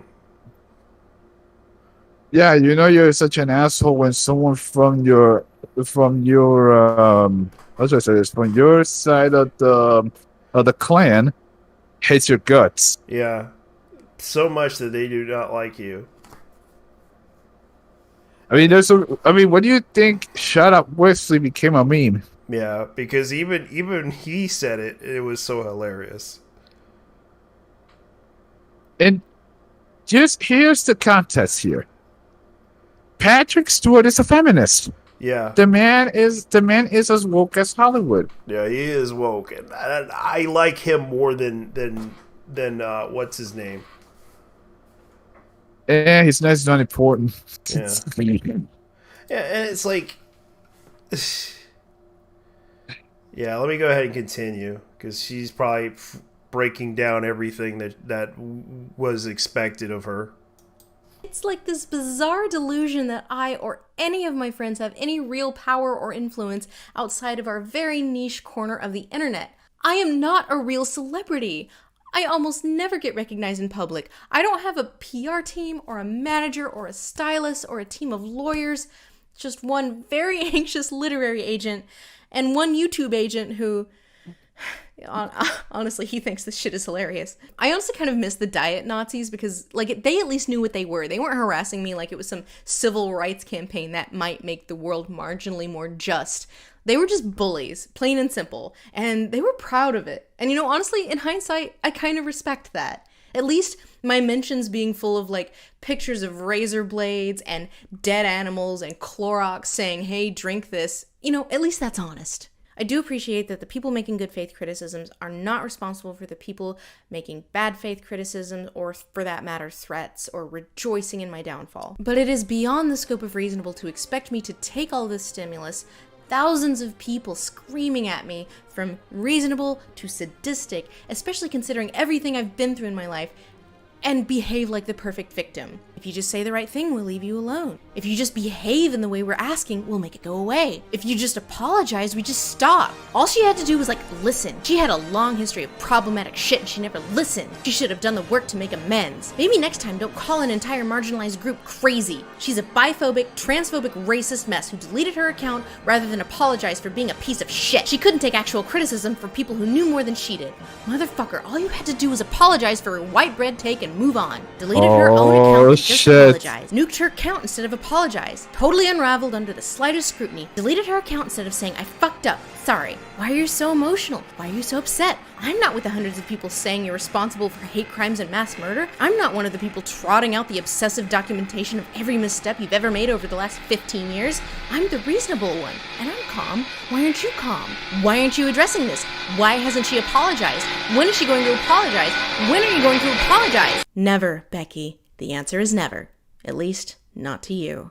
Someone on my subreddit wrote a really thoughtful essay on the whole situation, and here is a quote from that. Abuse should always be a part of our analysis, and we should be aware every single second that we participate in these conversations that our actions have the potential to excuse or perpetuate abuse. We should take responsibility for that, take steps to mitigate it, and hold ourselves accountable.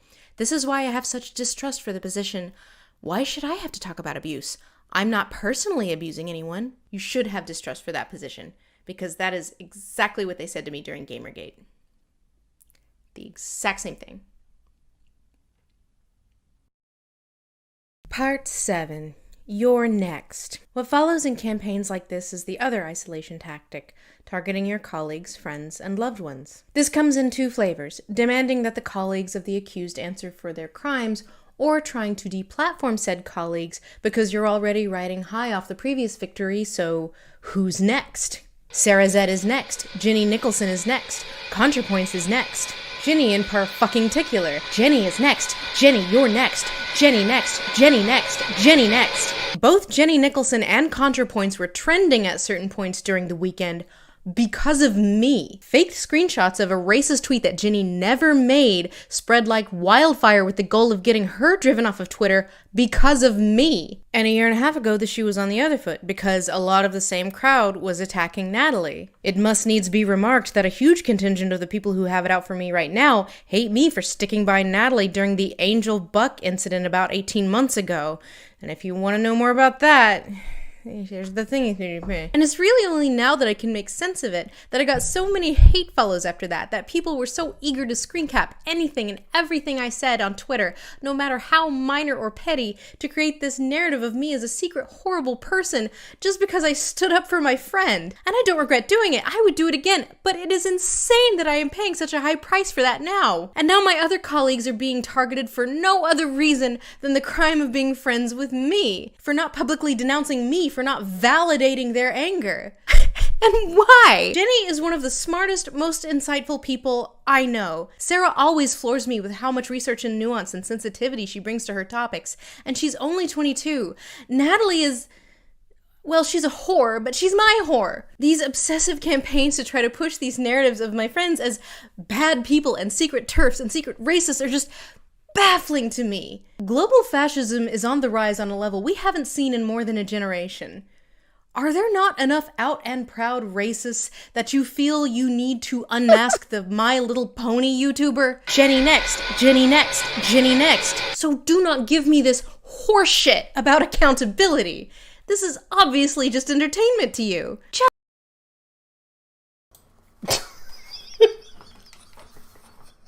This is so stupid. They would go after a My Little Pony YouTuber.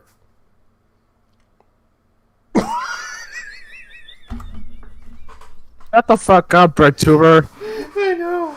It's like, what the hell are these people? Are these people on drugs? Are these people on crack? This is how bad this is. It's like, I don't... over a freaking movie that she criticized as a young adult novel. Trying to... all because she basically compared, and they're trying to cancel her over past discretions bringing up her past, bringing up her like literally Gen Z does not have any humor. Like seriously, They have no chill either. God damn. I know. It's like they're going after Linsay and her friends. They went after counterpoints, like ContraPoints or whatever her name is. ContraPoints. Yeah. Dude, I don't even care about bread tubers at all. Yeah. And yet, fuck. Yeah, and it's like some of them I don't really give a shit about, but some of them, you know, like for example,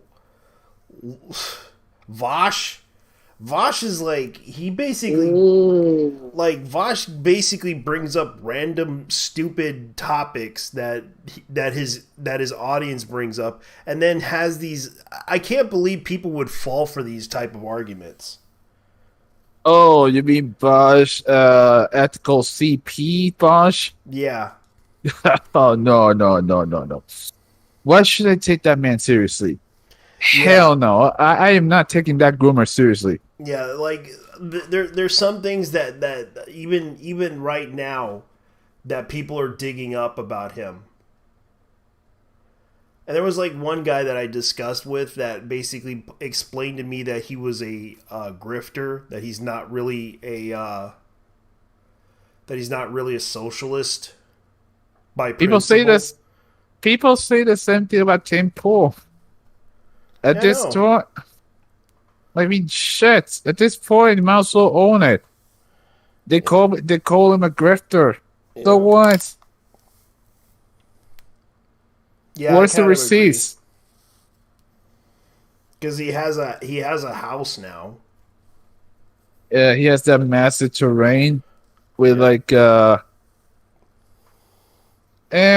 It's What, he's gonna invite Blink 182 to show up at his house and play? Dude, you should have seen Tim's fucking you should have seen Tim's fucking house, dude. It's ridiculous. He has one of the houses is a literal fucking skate park. An indoor skate park. Half pipe and everything.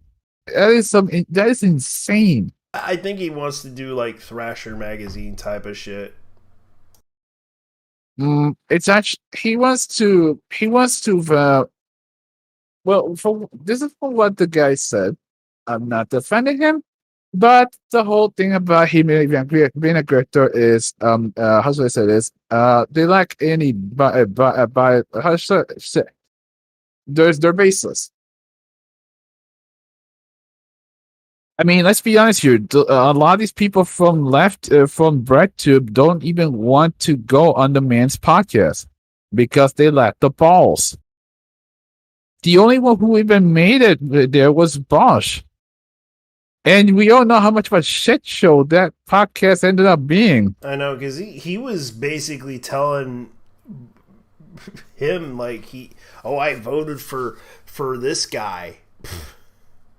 Because fuck this guy. I'm like, dude, you voted for the guy because, it's obvious. Because you're a fucking communist. No, he's not a communist. He is a communist, dude. He was. There is no difference between a socialist and a communist. Yeah. He wanted the government to control everything, including how we pee in the bathroom. I mean, I cannot, in any conscience, support a man who believes that it's his right to watch over my life. No, I will not comply. Yeah, same here. I will not comply, Bosch. Eat my ass.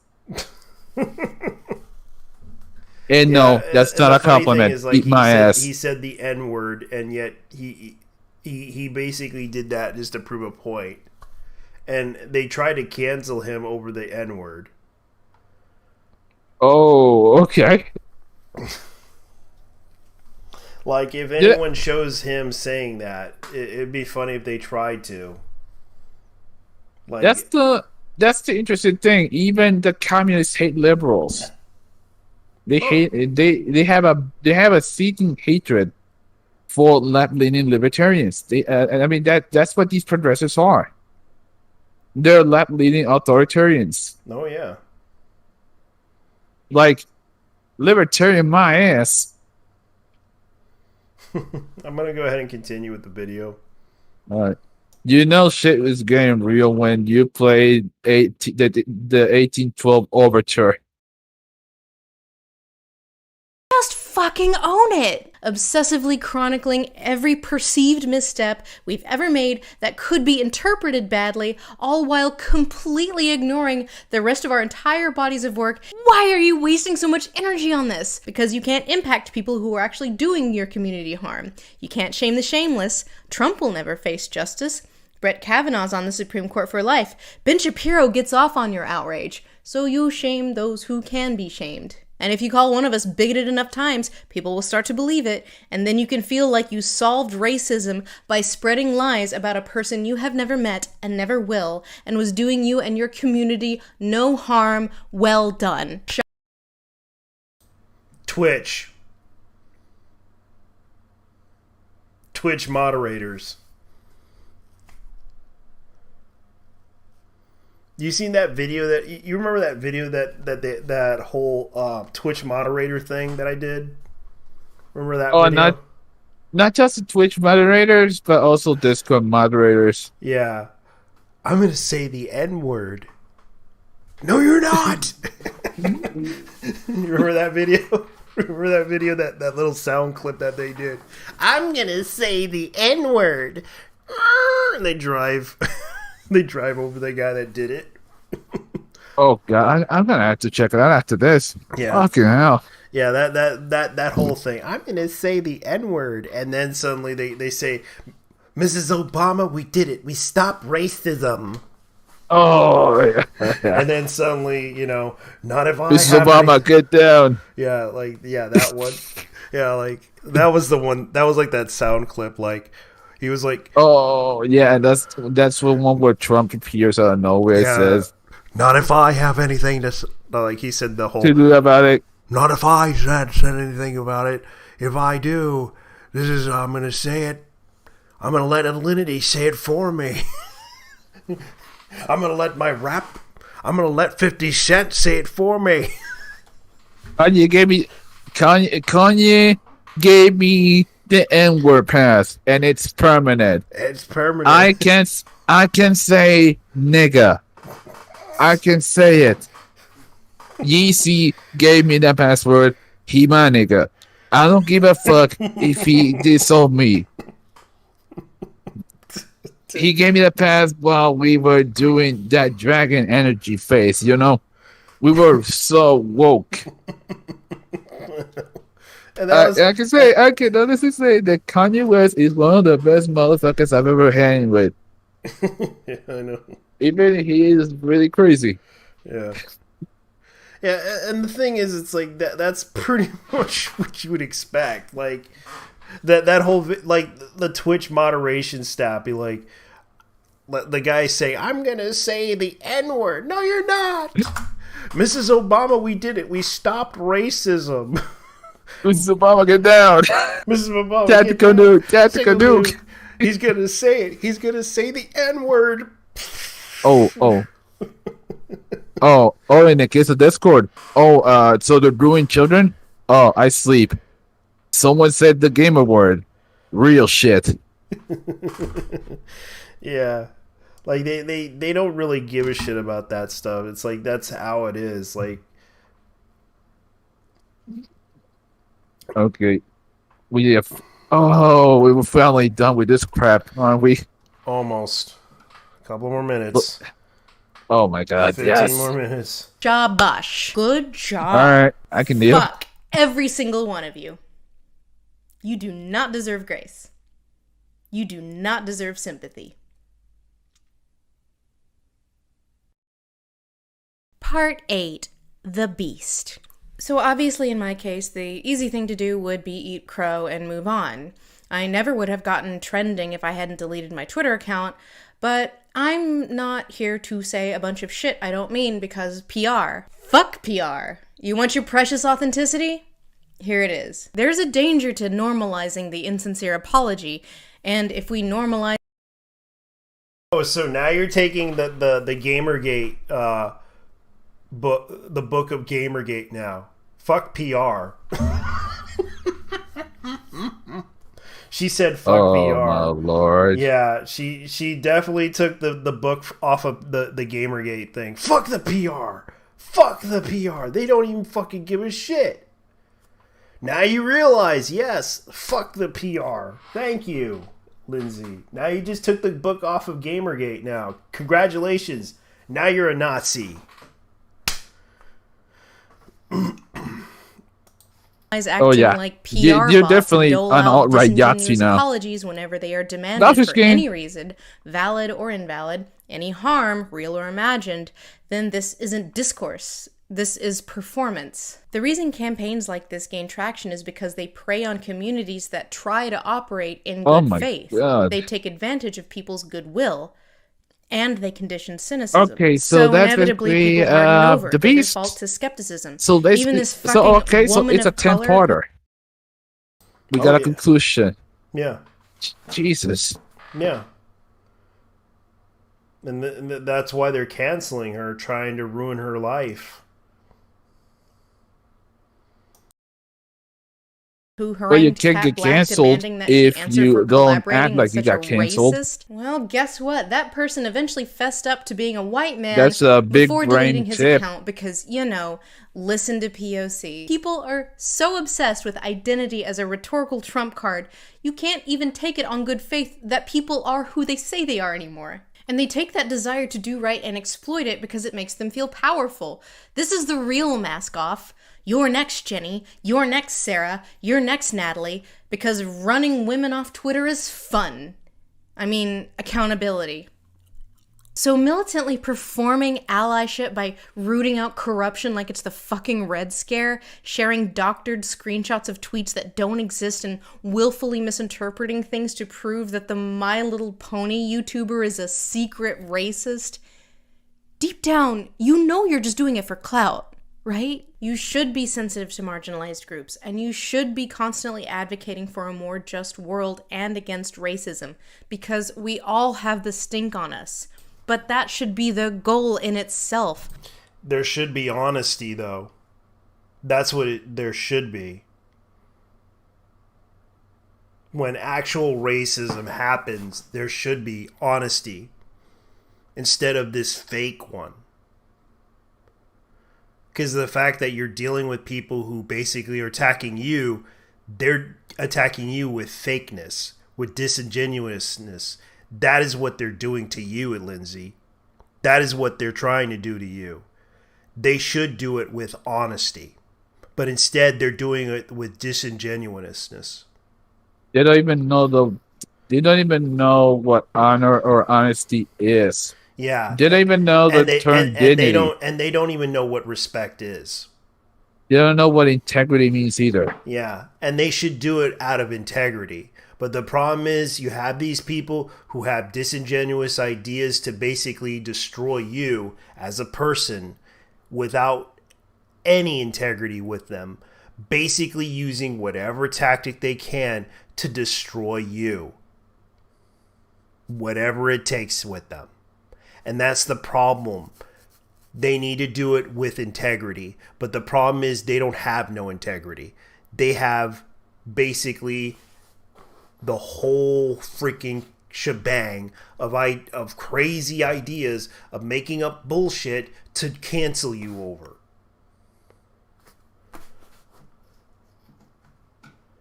You notice that half these people are usually from loaded families, so they're also social Darwinists. Yeah. Like, let's be like, for example, Zoe Quinn, her family was fucking loaded. Same with Brianna Wolf. Wu-Tang forever. Wu-Tang gang. Yeah, Wu-Tang gang, yep. Wu-Flu forever. Wu-Flu, bitch. Yep. Brianna Wu gave us the Wu-Flu. Now we koofing. Yeah. And that's the thing. Like, this is something that needs to be addressed about this whole issue. Is that you have every right now she's saying that she will not apologize, which is a good start.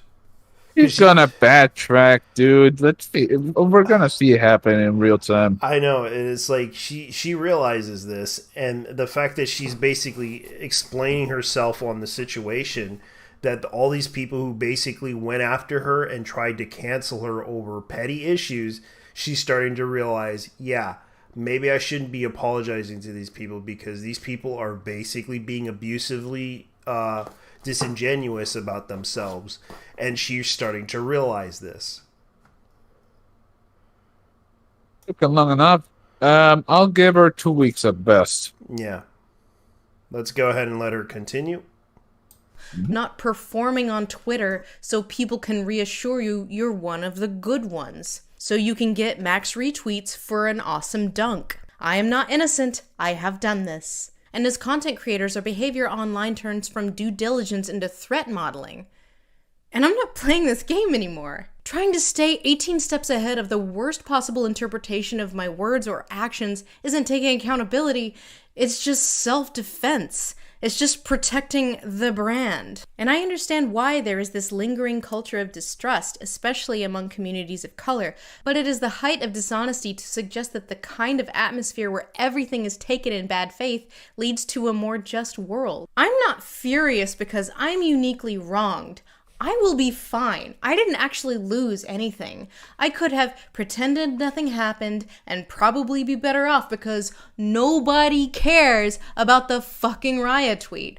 I'm furious because this keeps happening and we have deluded ourselves into thinking that savaging each other for the smallest transgression and the most minor disagreement is helping right the wrongs of the world. That there's this broad refusal to admit that our systems that operate on good faith are very often abused. I was going to include a section about other people from more marginalized groups than me who are held to an even higher standard of purity, who have lost way more than I have for equally minor perceived transgressions, but you probably already know some, and they probably don't want me using their names anyway. But I feel like I need to impress that I didn't start getting noticeable harassment from the Purity Tester Brigade until I stood up for a trans woman on Twitter over, and I cannot express this enough, a situation that did not deserve anything approaching the level of outrage that it fostered.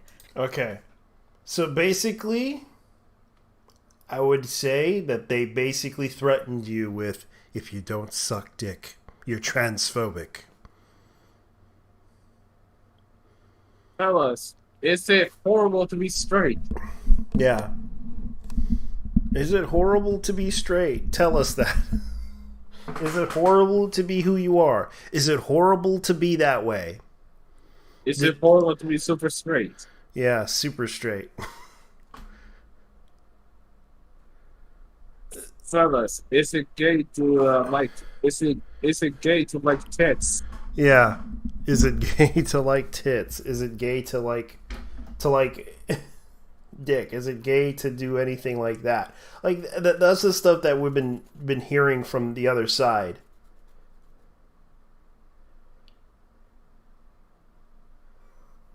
There's a lot of things that I do feel like this conversation that she's making, there's certain things that she brings up, especially bringing up gender identity politics and how they try to harass her over these petty issues about POCs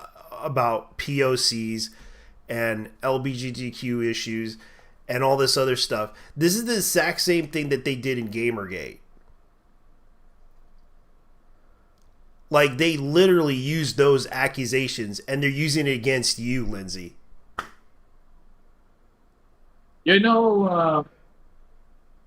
This is what Gamergate had to deal with, and you tried to disrespect us because they used the same stupid bullshit, such as racism, gender identity politics, all that stuff is going at you, directly at you, and you don't even realize this. This is the same accusations that happened to us in Gamergate.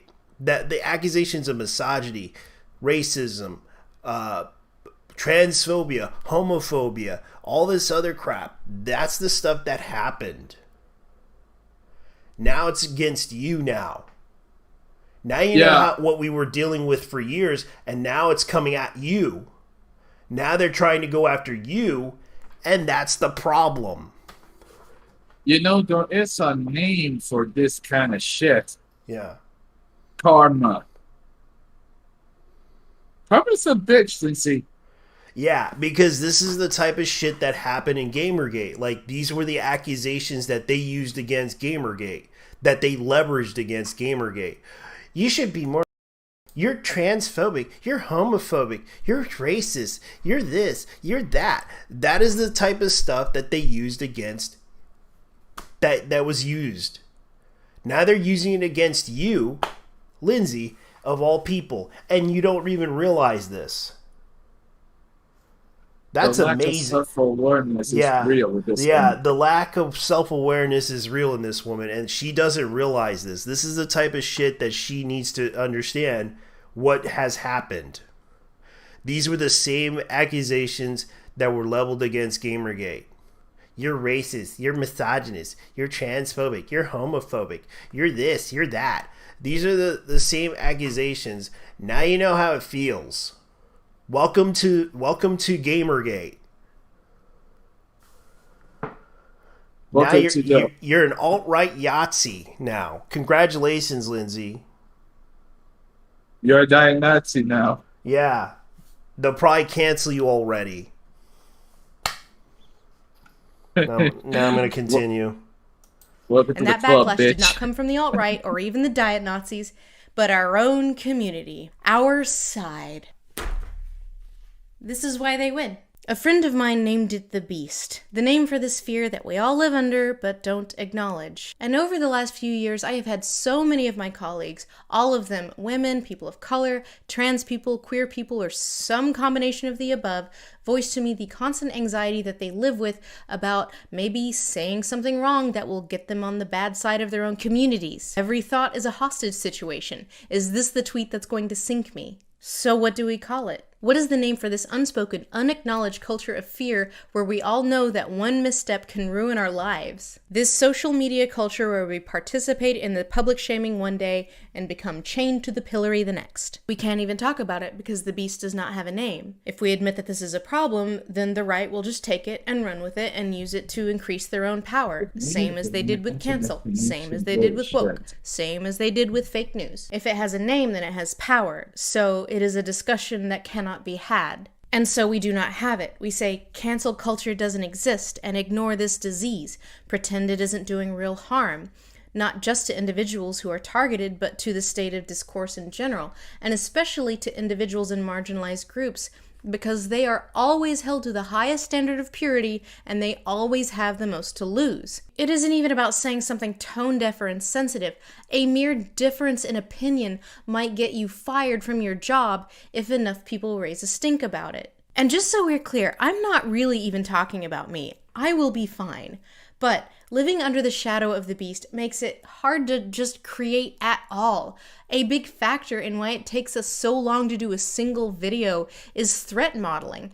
Because God forbid you say something mildly positive about one of the bad ones that you did not know were bad. So much of the work we do is getting ahead of any potential misstep by adding like 1,800 caveats and acknowledgements, and it's never enough. Angelina and I were collaborating with fellow author and essayist Jeanette Ng on a video about the live-action Mulan that Jeanette was co-writing and was going to co-host, and we'd been working on it for months, and right after this happened, I was like, we have to scrap this video. But then after a few days, I was like, for what? Because a bunch of Twitter teens are gonna call me a racist for criticizing a movie nobody likes? Y'all were gonna do that either way. Believe me, I know that this video is not going to change any minds. It's going to make a lot of people very angry, and I hope they get lots of engagement. I hope they seethe. I wish you all of the retweets, but I can't stay ahead of it anymore. I'm not going to do the performance of avoiding offense, of staying 500 steps ahead of everything something that might be misread or misinterpreted, not because it's the right thing to do, but just to protect my brand. Fuck my brand. I will do the due diligence, but I'm done with threat modeling. I just don't care anymore. If you want to read bigoted dog whistles into everything I say, go with God. If you want to pass my list of sins to everyone who so much as mentions me in a positive way, I hope it brings you peace. If you want to speculate on my private life, I hope it brings you much profit. I hope you accrue much social capital. I personally choose to take a page from the book of my political enemies. You can't shame the shameless, so I'm going to use the term cancel in its original vernacular meaning. I am canceling shame, and I will fuck with shame no more forever. So if anything, thank you for liberating me from giving a fuck. Part 9. What now? I want to acknowledge that I got dozens, if not hundreds, of messages of support in private through Patreon, Instagram, and email.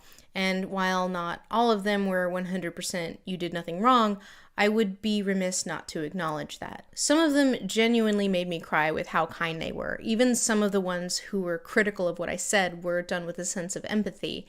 And I'm sorry I didn't respond to most of you, but just know I read all of your messages. And friendly reminder, I will be fine until my liver gives out. This is like the 800th time something like this has happened to me. But am I done with Twitter? Basically, yeah. I honestly intended to be forever done with Twitter, but I was then reminded that I am contractually obligated to promote my books through social, contractually obligated pre-order link for my second book in the description. So I'll still use it for that sort of thing, and I will continue using it to, promote smaller creators and authors when I find something that I think deserve attention.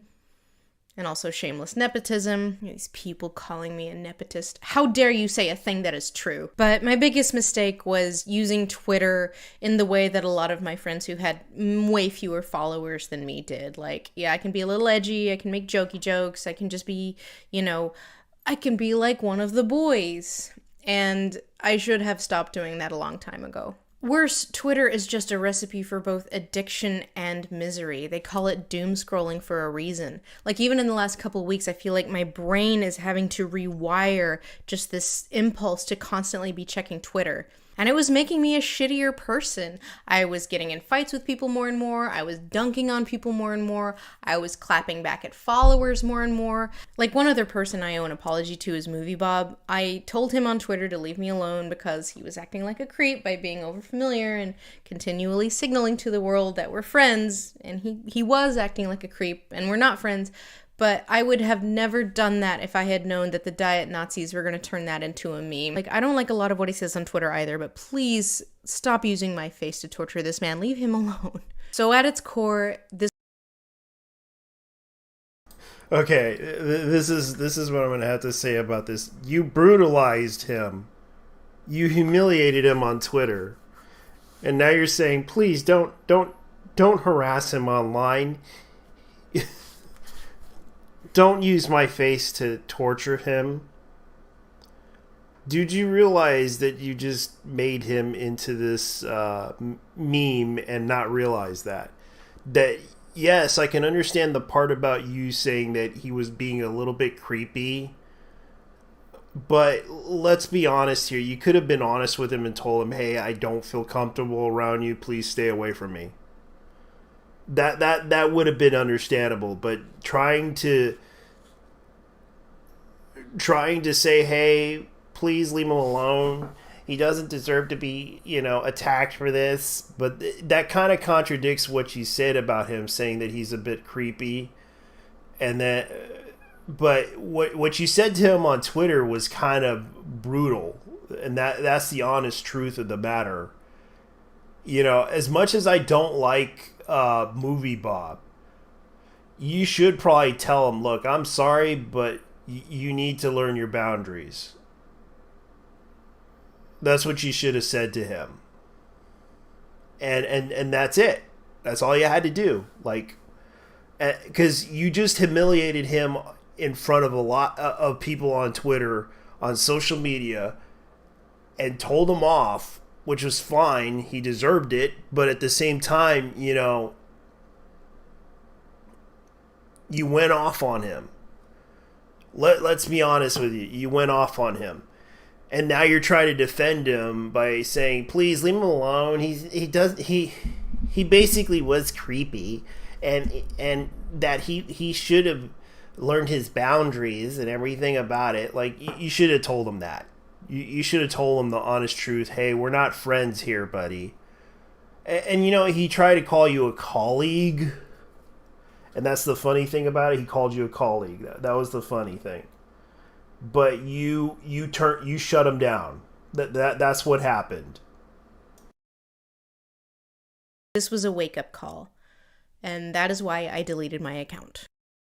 Part and it can happen to you. I want to reaffirm that the roots of this do stem from a rise in anti-Asian racism, and that racism is very real. As I was writing this video, a friend of mine on Facebook posted a screen cap of this truly heinous thing that Mike Huckabee said, which not only regurgitates this inane conservative garbage about identity politics, it completely dismisses the very real wave of hate that is happening in America right now. And he posted it with this comment: "White people, please pay attention. Every day, a person of color has to look at something like this, or worse, every literal day. Just try to imagine what that would do to your psyche." And it hurt to read, and honestly, it hurts for me to even read out loud right now, because it's true. I literally only can imagine. Few of the people stoking anti-Asian violence right now will suffer consequences, and probably more racist attacks will occur, and this is just another chapter in our country's long, sad history of anti-Asian racism. And the reality is there's not a lot we as individuals can do about that. We live in a fundamentally unjust world. I do acknowledge that. And at the beginning anyway, a lot of the frustration at the original tweet did stem from that. And I don't want to dismiss all public feedback as inevitably harassment. This I think it's bitch is so important to full retain of this shit, nuance, man. lest we always frame the issue. In what way?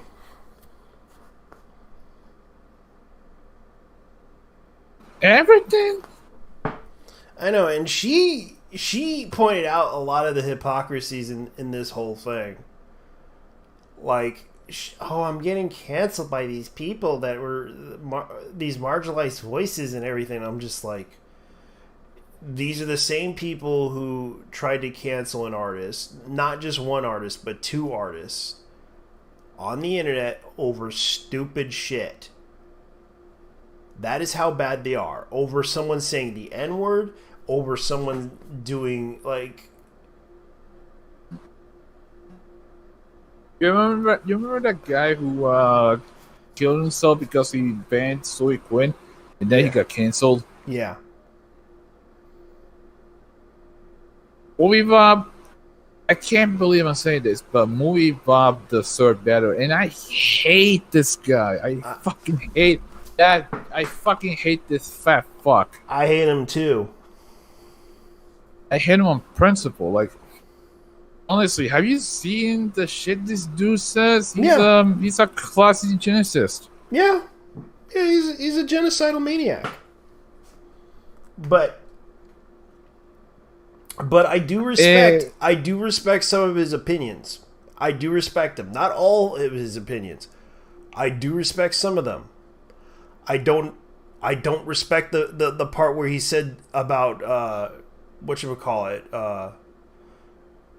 about what was it called? I forgot it's called genealogy. Memology. Yeah. Because Memology is doing a very good job when it comes to journalism. He's doing better journalism than you, dickhead. Yeah, I know. I can't believe I had to call that dude a journalist. Ugh, yeah, no, he actually does his research, and that's the thing about him. No, I didn't say about no, not Memology, but Bob Chipman. Yeah. Oh shit, man. Bob the Chipman Man. Bob the movie. Oh wait, now that speaking of, I found this somewhere. I think it was on storage. Mm-hmm. The tweet itself. We should definitely show this when after we Honestly, end up really creepy dude selfie at the con several years ago did not mean for what we were friends. Also, the fact that I had to soft block you 6 times and you're always refollowing is creepy. Yeah, and that was in November 11, 2020. That's when she called her. That's when she called out Movie Bob.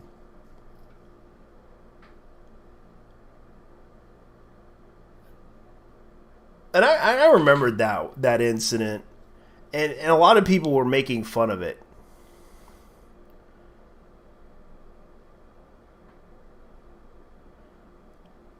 People still watch him? Yeah. Do people still even watch him?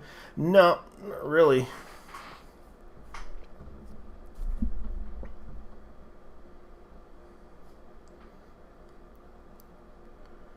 Oh shit! Hold on. I think we get a couple of friends of ours. Yeah, and I know Manny. He's a good guy. And Descent is my homie Glebs. Yeah. He's also my Genshin mentor. Yeah. And they can come in if they want. It's an open channel. Let me see.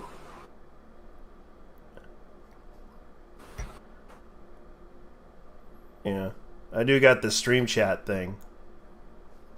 Let me go switch it over to the stream chat thing. This is what it looks like.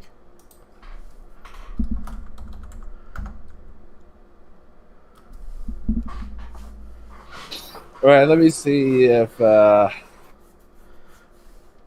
willing to put the 2 cents about these people. If you look at if you don't consume real sleepwalking cuties. Oh, the game of cuties is oh, speaking of, what became of Dame Pesos? I wonder too. Did they suspend him? Let me look it up. I actually miss him. Like I know he had. I think he probably renamed himself. I had no idea what we were going to do because. Oh! We got the Senate. We got the Senate coming in. He's coming. Dame Pesos. El peso bueno. Yeah, no.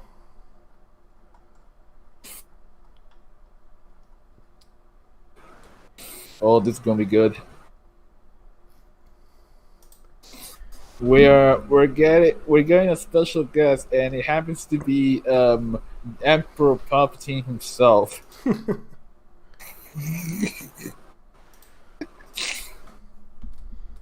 Okay.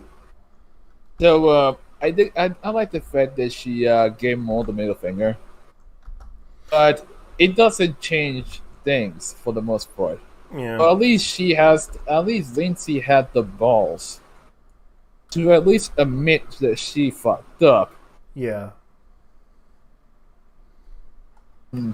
Yeah, I'm gonna continue on with the video. Alright. Because this is what I'm gonna be trying to do. Let me go ahead and switch over to the video itself. Here we go. Of harassment as a blanket condemnation of the public and public feedback. But I also cannot stress enough how quickly this whole situation went from valid criticism rooted in real hurt to straight up abuse. I and not really just don't of know me, why it's still of my friends, my colleagues, this disease that is maybe Twitter it's enacting the fact same it's a passion tweet play of again. absolute destruction.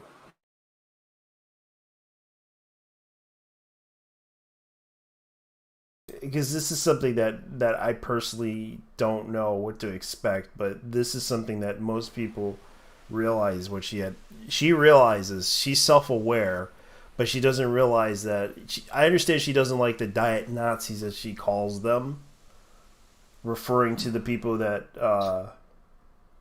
because she blocked me, so she probably thinks I'm a diet Nazi because I pissed off Todd. And Todd is a little bit oversensitive. Todd Howard? That Todd Howard? No, Todd in the Shadows. Oh, I don't know him. He's another YouTuber. He basically plays piano. That's the whole thing of his content. He's like discussing something and then plays the piano. I'm so depressed. I might as well play this song.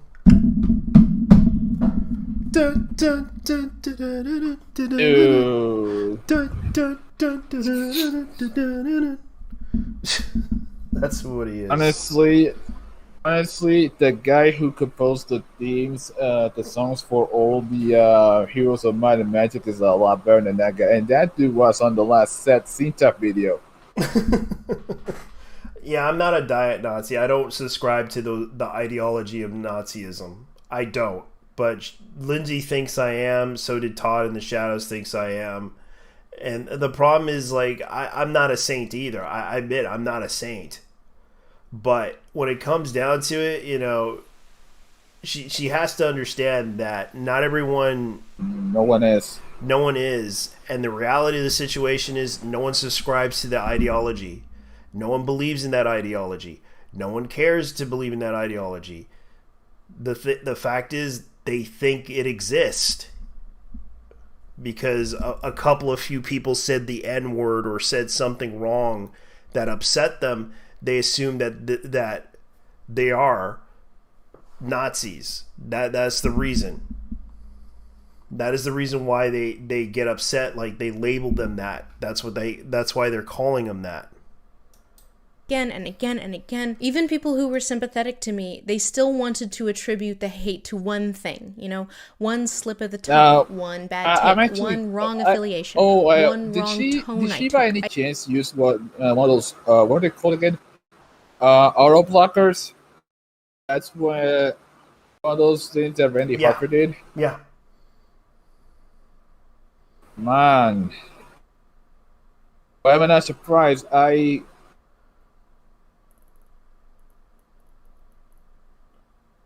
All things considered, I got blocked by Monica Real. Yeah, I know. So, yeah, and I'm not gonna try to disrespect anyone on that level, because I can honestly say, you know, there are people that I dislike, and they can come at me with whatever the hell they got. But when it comes down to it, I'm not going to... Sometimes, yes, they can piss me off to the point of it. But when it comes down to it, I realize, you know, it's not worth trying to get upset with them. Because I had people come up to me on YouTube before and say stupid shit on me. Like, I literally had people say stuff to me before. Because I used to remember the whole situation with... Like, I had people get upset with me over the Playmate Tessie video that I made. And that video went viral. I had the most dislikes on that video. Like, I literally had people send me a lot of messages about this. Those were, I would say that, dude, take a look at 14 Angels. Yeah, I'll be honest with you. The most dubbed voice actors are cringe. Most of them. Yeah. Stephen Blum is for one. That's fair. Stephen Blum, I kind of agree. Stephen Blum, if you can separate, it's almost impossible to separate the art from the artist. Yeah. I mean, considering what the dude's tweets are like on Twitter. Yeah. Yeah, and there's a thing I'm gonna go ahead and bring up. Like, I made a video talking about let's see, like, there's one video that I made, let's see, about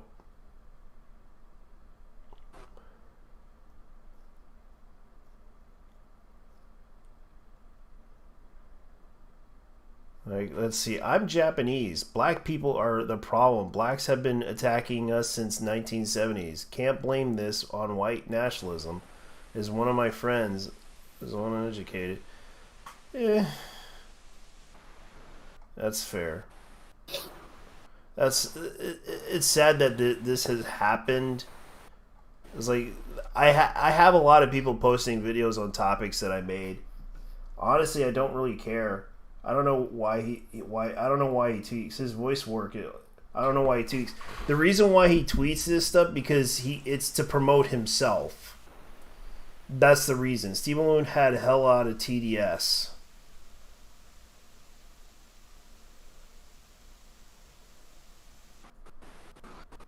Well, you did ask, so I don't know what he tweets, and I honestly don't really care. What? Yes. He promotes himself. That's the reason why he tweets. He promotes himself. Hey, I'm going to this con. You want to see me? Hey, can I get? I'm doing autographs at this time. You want to come? Hey, I'm gonna. Like, that's what he does. That's what Stephen Blum does. Hey, everyone, you want to see what's going on? Hey, listen. Like, I could do the Metal Gear voice of David Hayter if I wanted to. This is Snake here. What are you doing? Why am I here? You can't stop me. I see my love. For you, Snake Eater. Yeah, we call it that.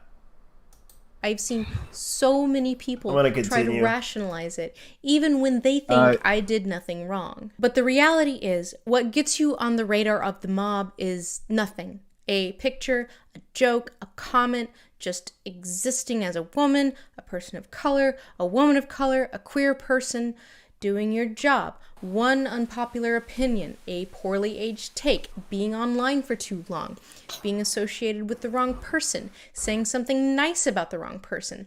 Sometimes all it takes is being successful. People want to rationalize your mistakes and list them and label them, not because it has anything ultimately to do with you. It doesn't.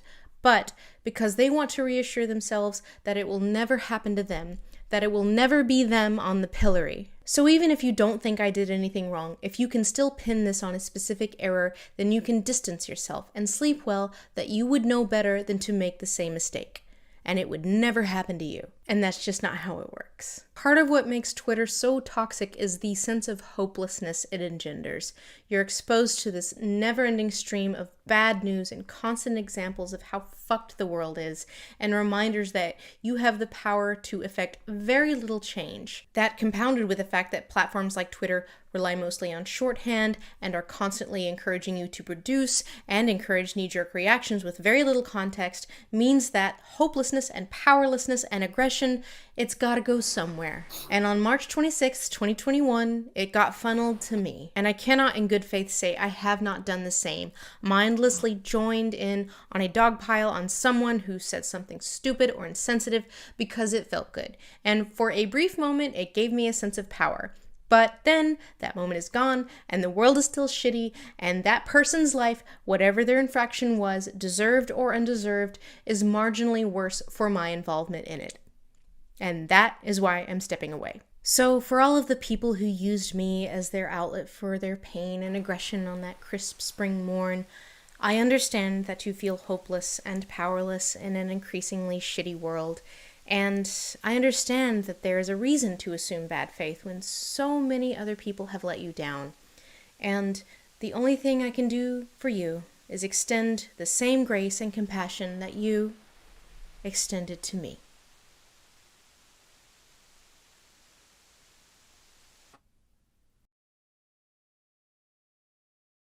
It means she doesn't give a shit anymore. That's what you see, her bitch face right there. She doesn't give a shit. You see this face? I don't give a shit.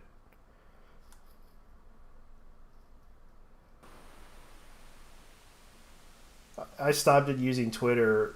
My life got so much better. I kind of... Yeah, I do agree with you. I mostly use Twitter just to see stuff. Just to see the news. I don't usually go into the Same. Yeah, I mostly use Twitter as the news, like, whatever there's, like, something that pops up on the news, or some follower shares something, or anything that is interesting, like I'd retweet it and think it's kind of cool. Most of the people I followed were either shitposters or people I know on Discord, like JT. Yeah, here's something new. Here's something that I posted. This is who I actually met this guy. He's actually the nicest man in the world. Hey, Gloves! Hello. What's up? Hey, you good? Yeah. Felix Celia, that's his name. Yeah, we were talking shit about Linsay Ellis, that chick who roasted the shit out of Movie Blob. Yeah. Oh yeah, remember her? Yeah, she made a video in response to the whole, criticism against her and accusations and everything that happened towards her that she got canceled for. Oh, she got canceled for some really stupid shit that wouldn't be enough to cancel someone if it was legitimate, but edge it up. If it was anyone else, I would feel sorry for them. But she, sleep with dogs, wake with fleas. Yeah. She deserves it. I know, and the fact that I pointed this out, that these are the same accusations that happen in Gamergate. Transphobia, homophobia, and all this other, even the gay, now there's a new word called gay. What is it called? Gatekeeping. Gatekeeping. It's like that's a new word that came out of nowhere. Like, she basically said, "I'm gatekeeping." Like, she got accused of that. Like, I can imagine her doing, like, we were even talking about the idea of a show called what was that, the Creep Show, but instead it'll be called the Gay Show. Just like the Creep Keeper is the announcer, like, "I'm the gatekeeper."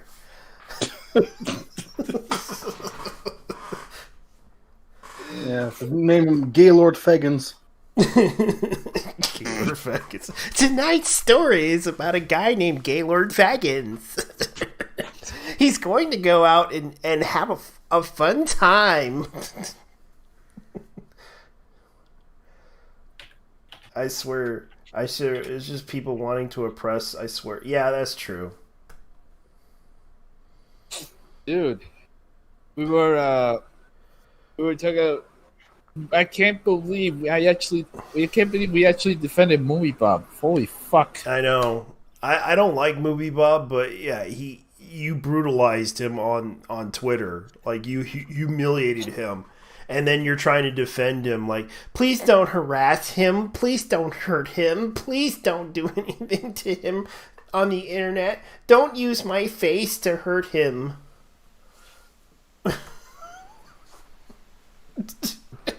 No. I know, it's like... Well, it should be the other way around, because Movie Bob's face can be used to hurt people just by showing it. I know, it's like... Everyone uses, like, that tweet that he said about, whatchamacallit, I forget what it's called, genetic... I forget what it's called. Oh, yeah, some... He's eugenics posting. Eugenics posting. Like, he posted the eugenics thing, and I was like, she said, "I don't agree with Bobby Bob, but he shouldn't. But he was a creep. He was very much a creep, and I don't like him." Oh, Gloves! I think I know you. I know you. I know. 14th. I know you. You remember some of the crazy ass shit that Movie Bob said? Yeah. Well, I mean, has he said anything that is not crazy ass? Yeah. Competitive racism. Take a random tweet by him. like that one where he blamed. Well, he said that because politicians are pandering to the white working class, he isn't in space uploading his consciousness into an immortal robot or something like that. What the fuck? If he wants to be to have a robotic body, just go on eBay, buy some Arduinos and servo motors and build it yourself. Be the change you seek in the world. Yeah. This isn't it. This isn't even. This isn't even transhumanism. This is just a dude who wants to put his brain in a robot.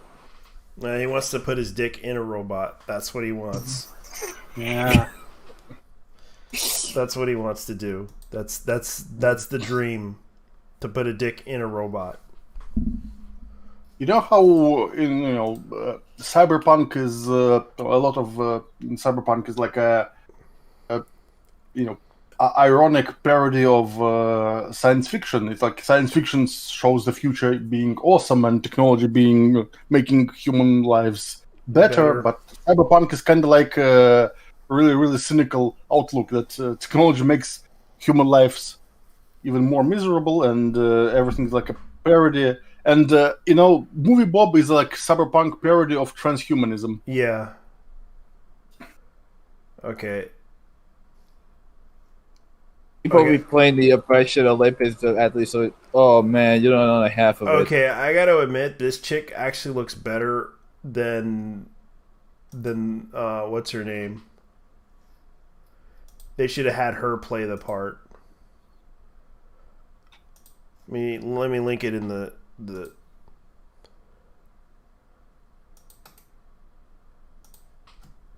Let me link it in the stream chat here, because Pimp Master Yoda posted this.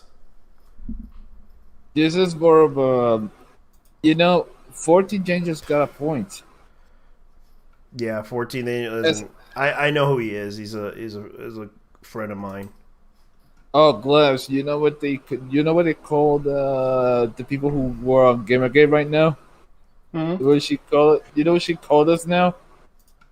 What did you call us? Diet Nazis. Well, of course they would use the word diet as a negative.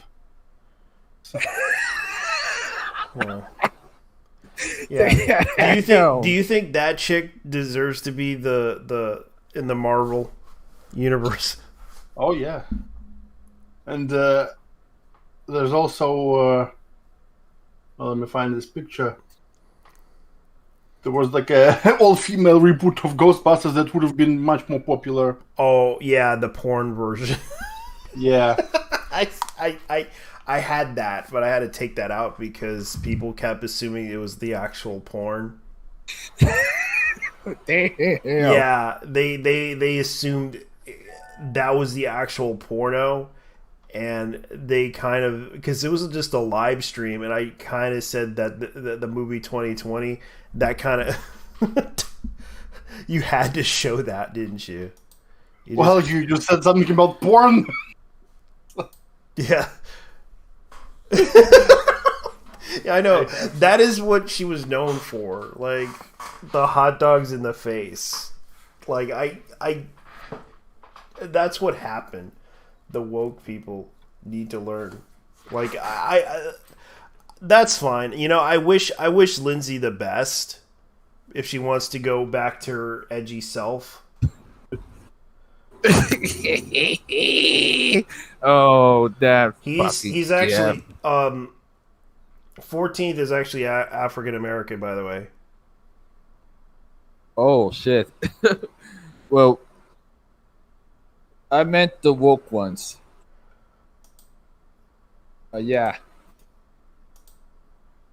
Yeah, I know him. He's a good friend of mine. He's a good guy. In before on level of racist. Yeah. I mean, damn. He's a good guy. Don't worry. He's a good guy. I like him. I mean, in my case, in my defense, I'm a Puerto Rican like JT. So. Yeah. Okay. But it's like Linsay. The problem with Linsay now, she's starting to realize, yeah, these people were attacking her online, attacking her character. She started to realize, yeah, these are the same accusations that were against. Like, she needs to realize that these are the same accusations that Gamergate were accused of. Well, this would require self-awareness and having a unbiased perspective, and forget about it. Not gonna happen. I know, and she basically did the whole. I'm gonna do the bitch face because I don't care anymore. She's even using the Gamergate tactics. Congratulations, you are an alt-right Nazi now. That's what happened to her. I can't believe that she came. Okay, she should actually trademark that, the whole diet Nazi thing, because what is the difference between a diet Nazi and the regular Nazi? Does anyone know?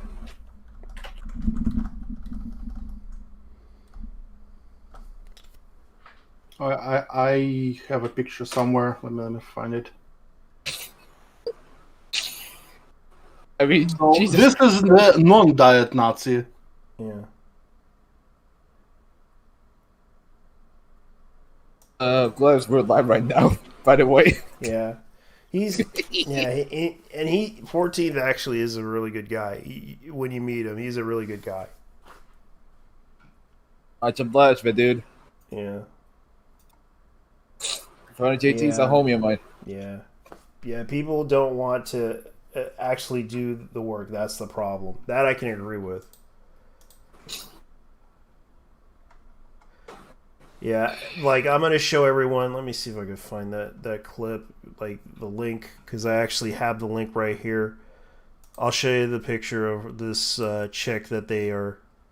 Yeah, that's the video of the Ghostbusters thing. But oh no! Oh, speaking of Ghostbusters, what was that thing about the new one, the new reboot? The new after the Afterlife. That's done by I think it was Ramis' son, because Ramis died. He's dead? Damn. Yeah, the guy who played Egon in the original Ghostbusters died. Oh, Harold Ramis. Yeah, Harold Ramis. And his son is going to take over the project, and it's basically the Afterlife, which is basically about the granddaughter of one of the Ghostbusters, and I believe it's Egon that died. Hitler. Yeah, I see the pictures of it. Yeah. Let's see. Well, that was a non-diet Nazi. Yeah. That's the diabetic kind. Yep. And the funny thing about it is, like, they're trying to literally cancel her over petty issues. Oh, we found videos of your past discretions. You made fun of Arabs. You made fun of black people. You made fun of rape. Oh God, that rape rap! I need to check that shit out. The rape I don't know rap. why, but I need to. The rape rap. Yeah, I'm pretty sure it's uploaded on whatchamacallit. Because if anything, Live Leak or BitChute. Or BitChute. It's definitely a BitChute. Or Odyssey if they have it. Because God knows they probably will have it. Luckily, I have a BitChute account. Yeah. Okay, so they got the whole Mortal Kombat thing. God, they really try so hard to make it happen, and I'm just like, I think the problem here is that they try so hard to literally try to cancel her over this petty bullshit, and most of the stuff I kind of agree with her is kind of stupid. Like right now, I can sympathize a little bit with her, but not so much right now. Because the thing about her is that she's doing the whole bitch face thing, like she doesn't give a shit anymore. JT, you want to hear our thoughts about the whole cancel Genshin thing from 2 Genshin players? Yeah. Glabs, you go first. You actually got me into that shit, so. Oh, well, it almost sounds like too stupid to be real. So it almost sounds like a shit posting from some 4chan trolls. But we know how stupid those woke Twitterati are. So yeah, probably it's real. But the fact is that, well, first of all, if you're going to post unironically under the hashtag boycott Genshin, make sure you don't have Diluc as your avatar, because it kind of sounds a bit hypocritical when your avatar is from this game. Yeah, I think that was the problem. I think someone wanted to cancel these people over this stuff because they wanted to try to. Yeah. Like you look at the shit post that they did on this, like if you're from this area, shut the fuck up. Like they like this is the Genshin shit posting thing that they're doing right now. I do feel a little guilty because the game is Chinese, and yet it, considering what the Chinese are doing right now. But I understood they were borrowing a lot of other culture because they had that inspiration from other cultures. Well, the thing is that.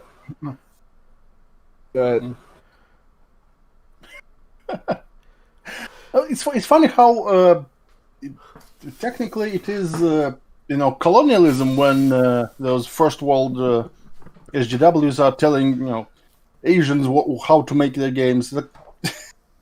It's not much different from the aftermath of the Opium Wars. Remember? Yes, the aftermath of the Opium Wars. Now they have a new drug, which is Genshin Impact. Oh, the tables have turned now. Yeah, the tables have turned. The funny thing is that Ella Musk is actually older sister of Edith Musk. And Edith looks like she's 30. So she's not supposed to be a child. Yeah. I don't know. There was a rumor that in the closed beta, Elon Musk and what's her name? Flora. They had adult models, but for some reason they got changed to child models without the background lore and other stuff for them being changed. Mm-hmm. I haven't played the closed beta, so I don't know if it's true or not. But it's kind of weird. They accuse it as being like they accuse it as child pornography. They accuse it as racism because of the skin colors, I'm guessing. There's also first of all, that is so stupid. These people say that there's what they call whitewashing. Yeah. The problem is this game is made stylized to be similar to anime, and anime is basically. I know that weeps will eat me alive, but anime is cartoons. Yeah. And cartoons, they have a stylized depiction because, well, back in the day, people had to draw every single frame. And that's why characters are, well, kind of simplified. They are not photorealistic because drawing, 24 frames for every second of photorealistic characters would be really tedious and expensive. And that's why race in anime, you probably noticed, is really ambiguous. Yeah, because I do know I've seen anime that had featured characters that of different races before in the past. I've seen a lot of these people don't realize that they do exist, but you have to understand that some of these animes are not available in the US. Like there was one that I watched that was like a fan sub, for example. It featured a black character, but he rode a mecha, and it was Metal Armor Dragoneer. And I can't really... let me see if I can find a picture of it, for example. Dragonar, if that's the pronunciation of it. This is the... Let me see if I could find it. This is the picture of it. Let me go ahead and put it over here. This is the example of it. It had an African American character in that series. Like, a lot of people don't realize, you know, he was like the backup, you know, character, but he was in the series helping his friends, and he was featured in the series. Like, this anime became a very popular, you know, anime, but it wasn't well known. And you can see that they also had him, like, let me see if I could, that's another example, like this picture of him right here, that's, I forgot his name. I can look it up and see what I can do here. And I watched this anime. It's actually a pretty good series. It's just, it didn't last, it just didn't have another, they didn't make another series after that. And it was an interesting anime, I can tell you that. It was entertaining for me. If you were born in the 80s, you would probably watch it. Kind of looks like Gundam a bit. It is. It's made by Sunrise. Mm-hmm. And a lot of people don't realize that this is an anime that that's obscure, because it hasn't been released in the US, or it possibly wasn't released in Europe either, I'm assuming. Well, I'm not I'm not an expert on anime, so yeah, I've seen some, but it's ironic because it's been played in a ton of Japanese RPGs. Yeah. Well, that's because Japanese games actually have decent stories and aren't drenched in soy. For example, I've probably told everyone about this. Tales of Berseria has a really not very subtle, but very almost in your face, right-wing libertarian, ideology throughout, and the main antagonist faction is basically like a leftist big government. Yeah, because this is like this was like a 48 episode series, and I kind of liked this series because it was actually a really good series. Let me see if I can look up the guy's name here. Tap was his name. That was the black character's name. If only those people who try to cancel Genshin had the same, how should I say this? If only they had the same energy to actually denounce the Chinese for what they're doing. With a couple of certain people.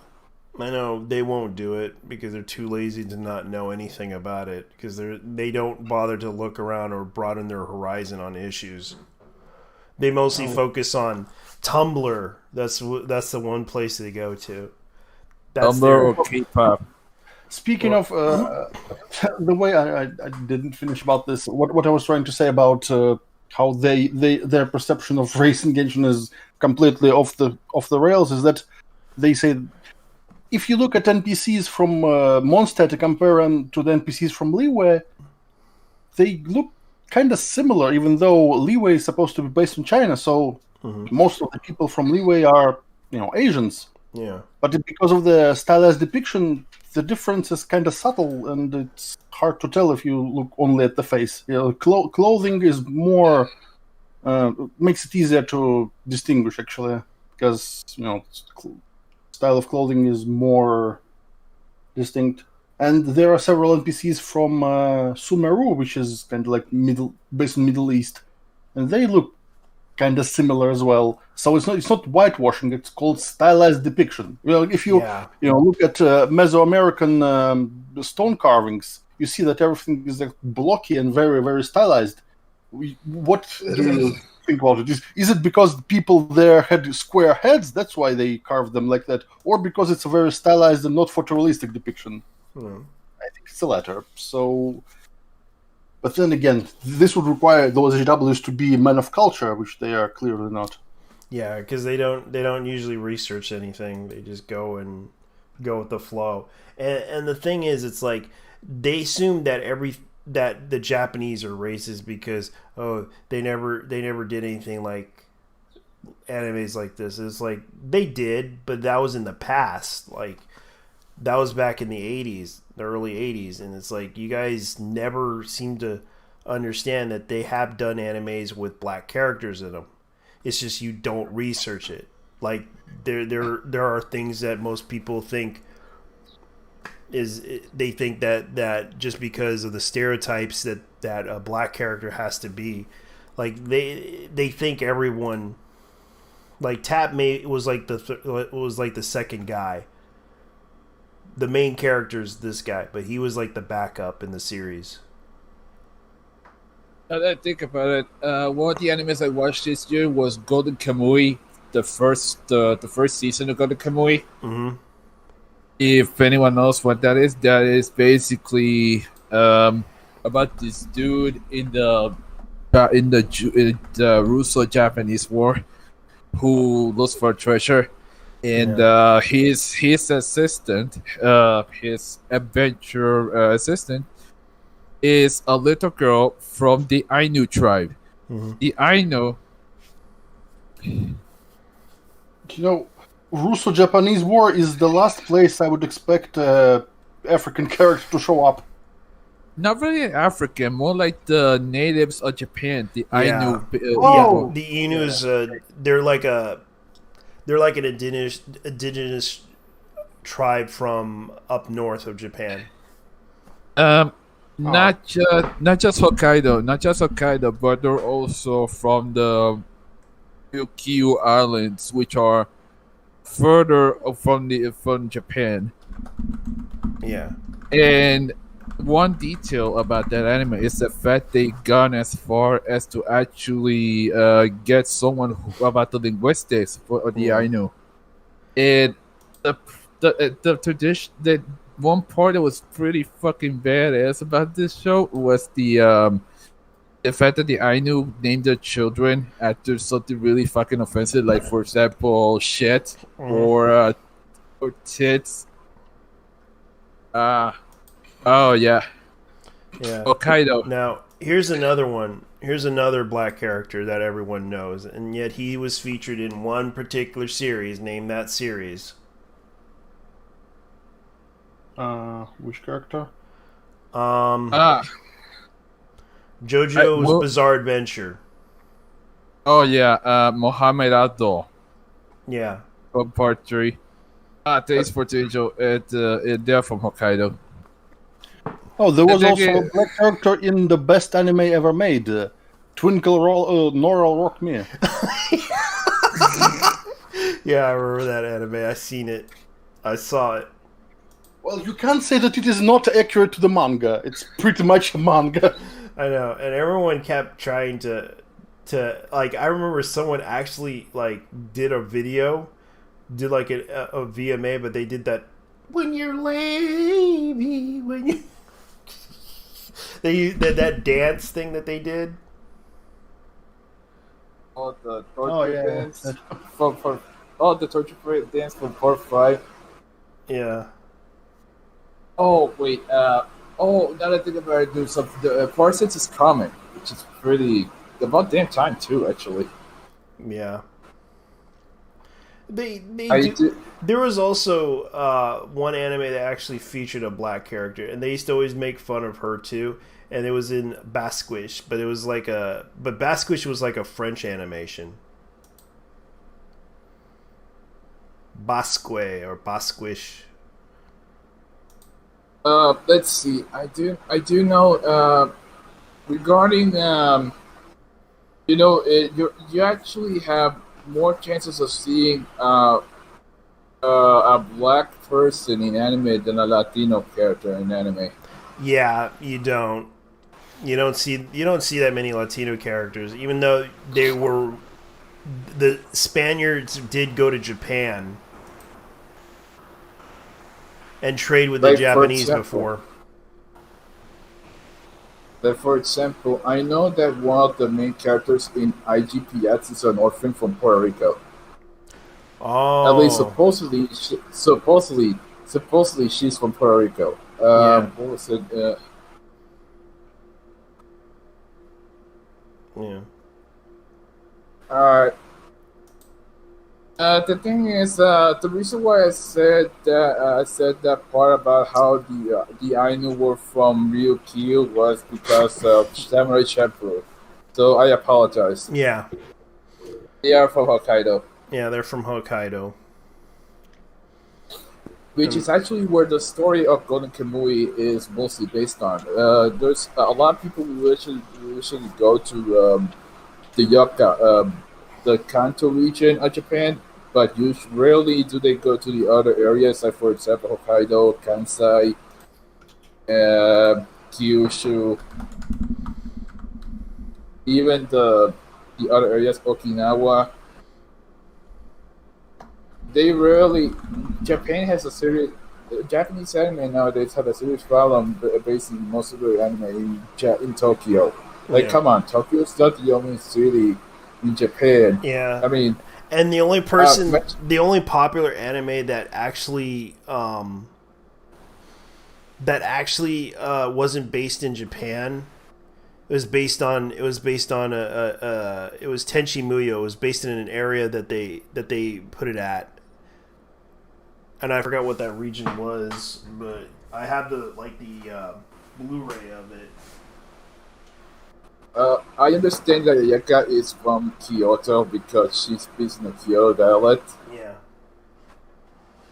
Like old Kyoto dialect. Yeah. You know, for Angel, you know what I like about Japan? Personally, I like the car culture. It's something else, especially when it comes to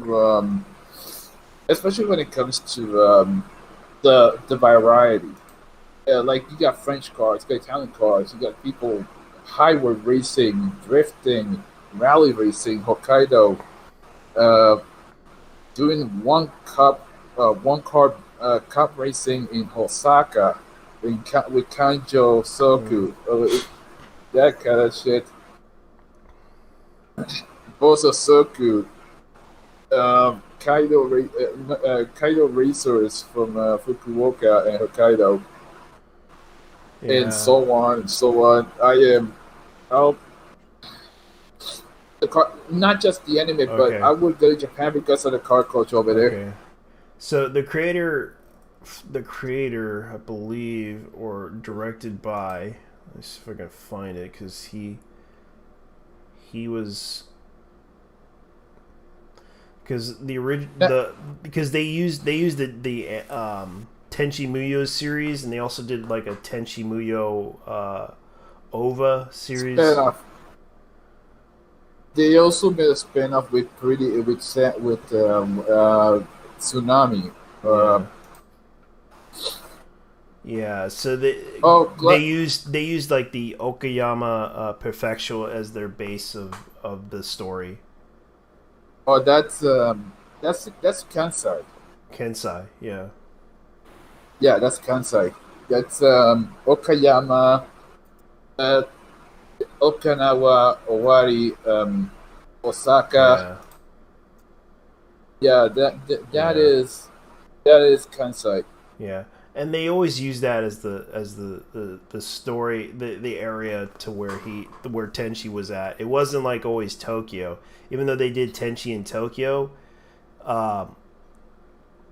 They basically based it on that area, not on.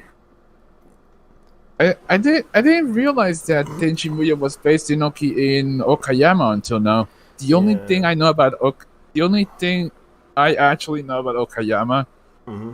Is the TI racetrack they have over there. It's it's still around actually. Let me look this up because I might be wrong, because I gotta look this up on fact. Produced by the series was a 6th installment of Tenchi Muyo I in the city of Takahashi, Okayama.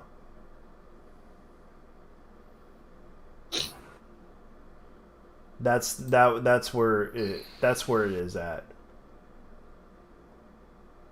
Well, my personal view of the whole Genshin thing is that I'm actually surprised they haven't. I know they're not gonna go against the CCP because let's be honest here, MiHoYo might be a privately well, it's not really a privately owned company per se. I mean, if you do any business in China, you have to give up. You have to information to the Communist Party, so they own a share of the land. Despite being a limited company, they are in fact. I mean, I personally don't know how it's like having a private company in China. Like, two references besides Miyoyo would be Geely, which is the brand that owns Volvo and Lotus. Yeah. They're privately owned. Their headquarters are in Hong Kong.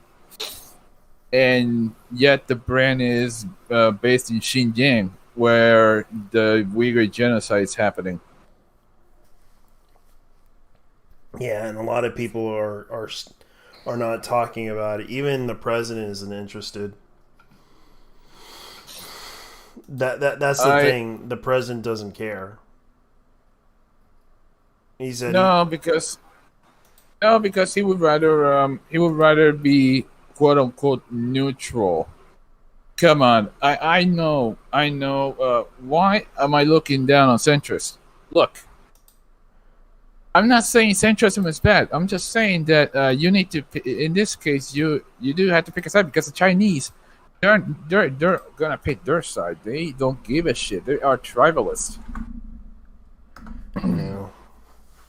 And the Wolf Warrior diplomacy these guys have been doing well. The fact that they got the current foreign diplomacy off a fucking movie shows how stupid they are. Yep. I mean, if I were to say that in the People's Republic, I'd be arrested right now. No. And right now, they're a lot of people don't seem to understand. Like, we're not here to hurt the Chinese or Asian Americans or anything like that.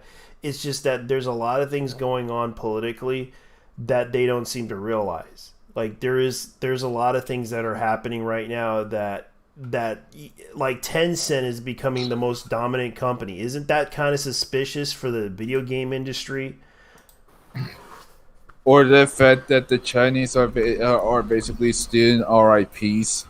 Yeah. Not just America, but the rest of the world.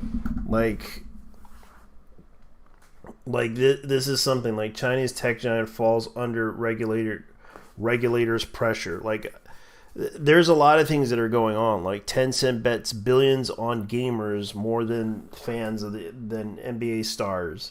There's like articles that are posting like China fines ABBA 2.8 billion, but BABA stock jumps. I know why they're doing that, because I heard that what's his name did something that the Chinese disapprove of. Dude, you know what? Jack Ma. Oh yeah, Jack Ma's disappearance. That's the guy from Alibaba and AliExpress. Oh yeah. Apparently, he disappeared for a while and then he ended up appearing. So I would say that he got kidnapped by the CCP and sent into a re-education camp, because that's definitely how they do things. If you step out of line, you're going to a re-education camp. You're about to do your confessions live on CGTN, formerly known as the CCTV. Yeah, because right now they're fining. China fines Alibaba 2.8 billion. Damn. And that money is going straight into the military force, because they are supposedly trying to be more quote unquote masculine, but the problem is the one-child policy has actually done more damage to the Chinese population than any amount of bullshit wars are gonna be engaging with the United States. Yeah, here's another one. Warner Music teams up with Tencent to crack China. Of course they do. They want that sweet yuan.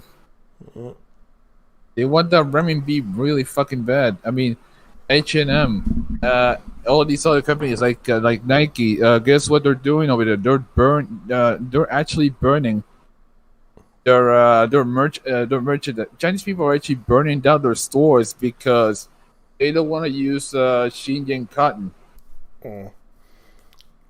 Okay, cracking Asia. The U.S. music groups have been ramping up investments in Asia as they look to capture the new streaming customers with smartphones.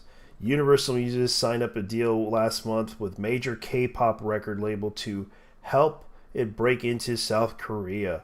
Also joined forces with big hit entertainment South Korean supergroup BTS label to create a new record label to scout and launch a new K-pop boy band together. Oh my god! Yeah, so that's the plot line right there.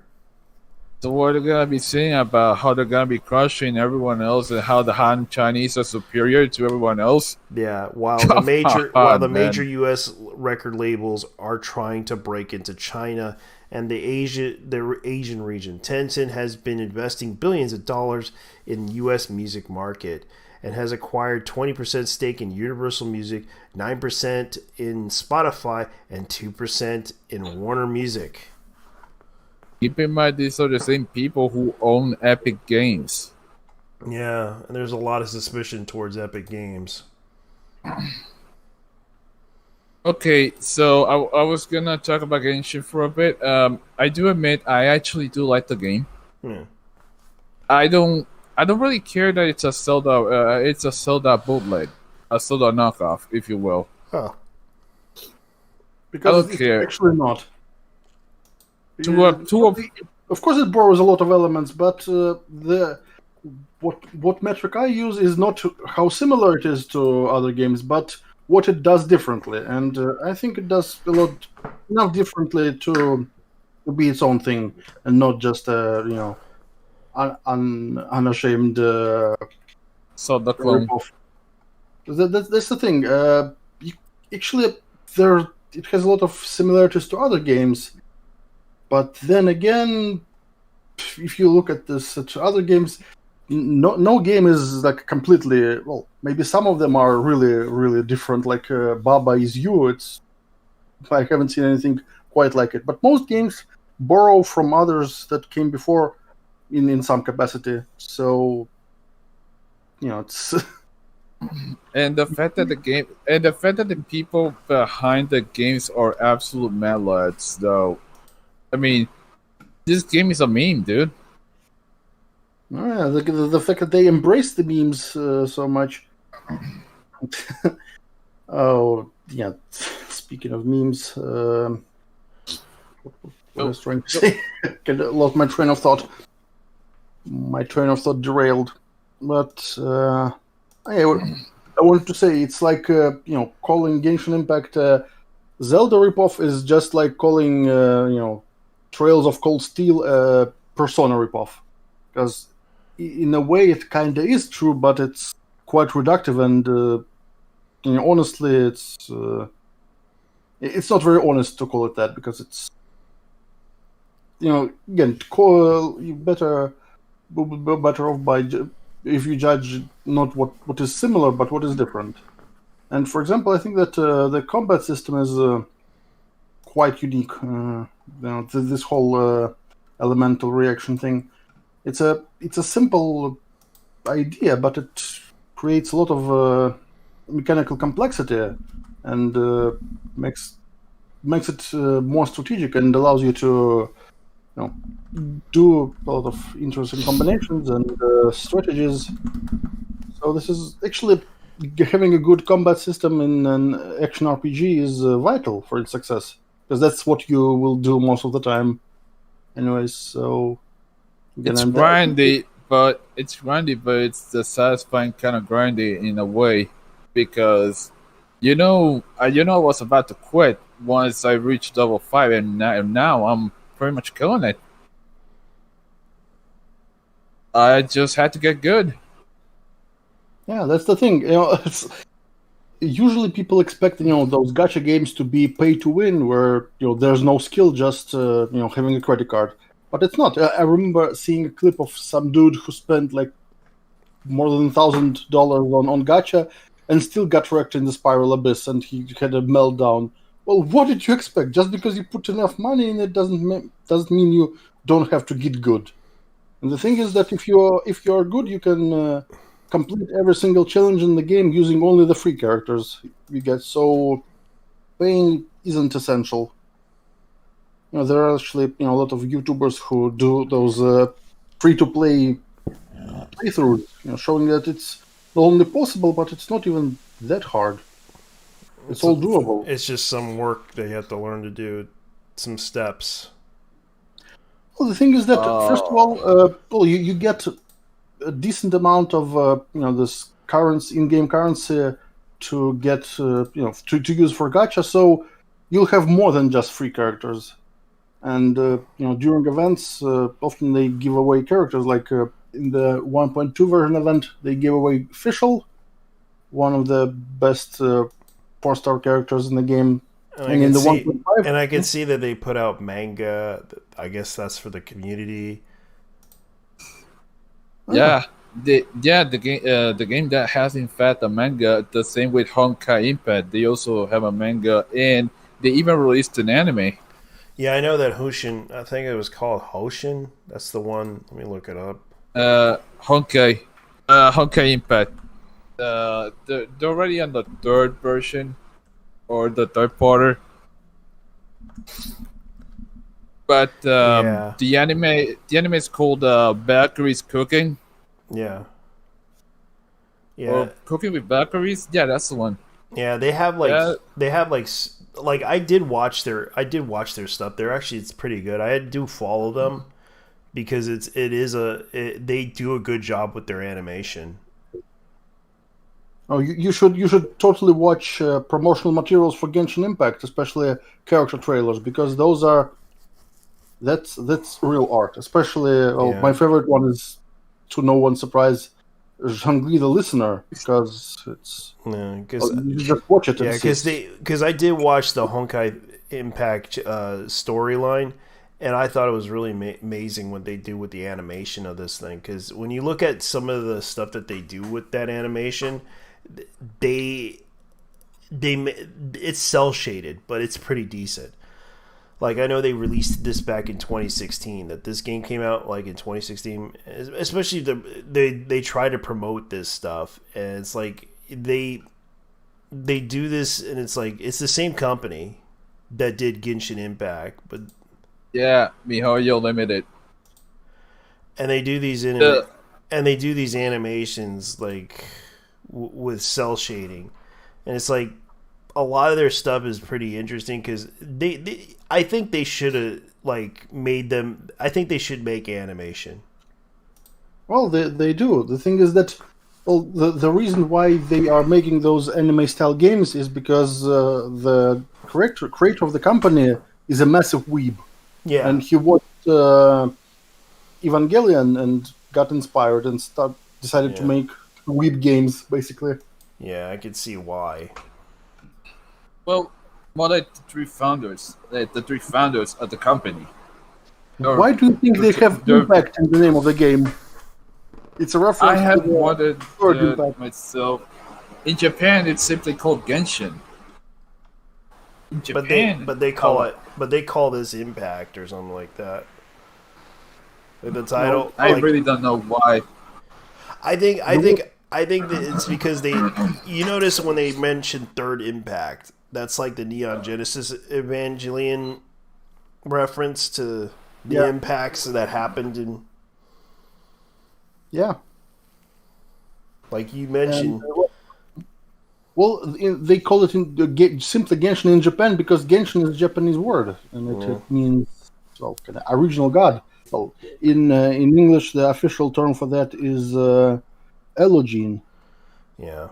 Not something people use normally in daily conversations.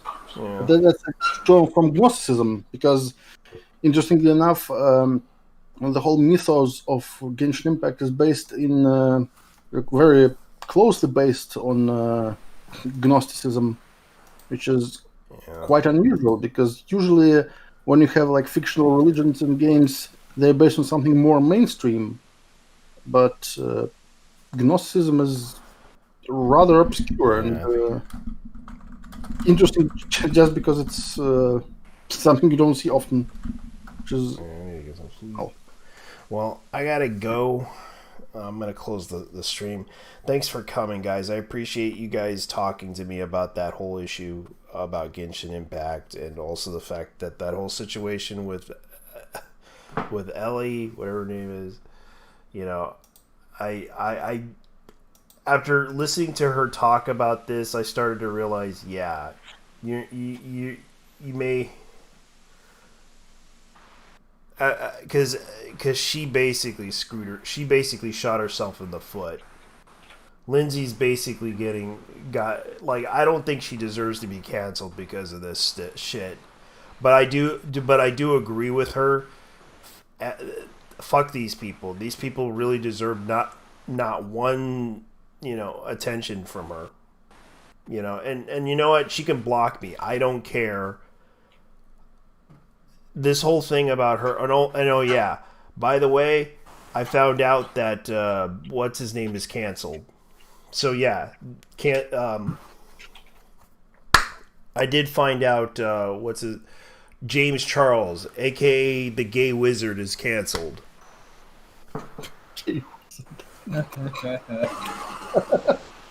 Why this term sounds so funny, but it doesn't. Yes, he is the Gay Wizard of makeup. He's the Harry Potter. He is the Harry Potter of makeup. If you've seen his videos, he wears glasses. You're a faggot, Harry. I'm the what? A faggot. You're up. JT, if there is something, let's be honest here, because that company is not perfect. There is something I do want to add regarding MiHoYo. They have a terrible customer service. I heard that's why I didn't play it. But I'm surprised. You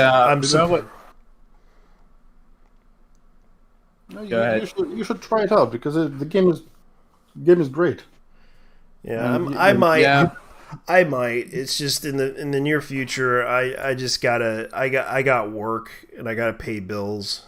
That's the thing about me. Interestingly enough, the game is actually not very much liked in China because when it comes to they actually consider the creators to be cheaters. At Senate Cinema has a video out regarding the how Chinese lack creativity. Like they're really brutal when it comes to the I heard about the scandal. There was a thing where they basically talked about the fact that they borrowed some animation from other games. Well, it's more of an homage than plagiarism. Yeah. Because first of all, they don't actually hide their inspirations. They are pretty open about it. So they pretty much, like for example, in the very first user survey they had in Genshin, they asked for opinion, and before that they asked which of those games you've played before, and among the options were like Nier Automata and Zelda Breath of the Wild and others. So there's a reason why they asked if you played those games before or not, because it's pretty much an admission of inspiration. So yeah. And the weird thing about it is like it gets to that point where they'll probably not play it, but outside the United States and Europe they'll probably play it. Yeah, and the thing is, the Chinese market is mostly mobile. So, I mean, let's be honest, Genshin was originally a mobile game. I know. I notice my friends are playing that. I at work, like most people are either playing Fortnite on the phone, but I do know that there's some people that like to play it on mobile as well. The thing about it, it's Honkai was first a mobile game and then ported to PC, but Genshin was developed simultaneously. So it's The thing is that like Honkai Impact Third, it runs perfectly fine on PC, but you can tell it was developed for mobile because like all the buttons are huge and fonts are huge. On PC monitor, it looks kind of weird. Yeah. And it's for playable. Yeah, Honkai not is terrible, but it really shows that it was made originally for mobiles and tablets. Yeah, because they've been trying so hard to sell this game, and you can tell they put a lot of effort into marketing. They put a lot of effort into this. I know in China, you remember when they did that. I found out. I think in Taiwan they had that chicken KFC thing. Yeah, I remember watching that video about the KFC. Oh, it was China.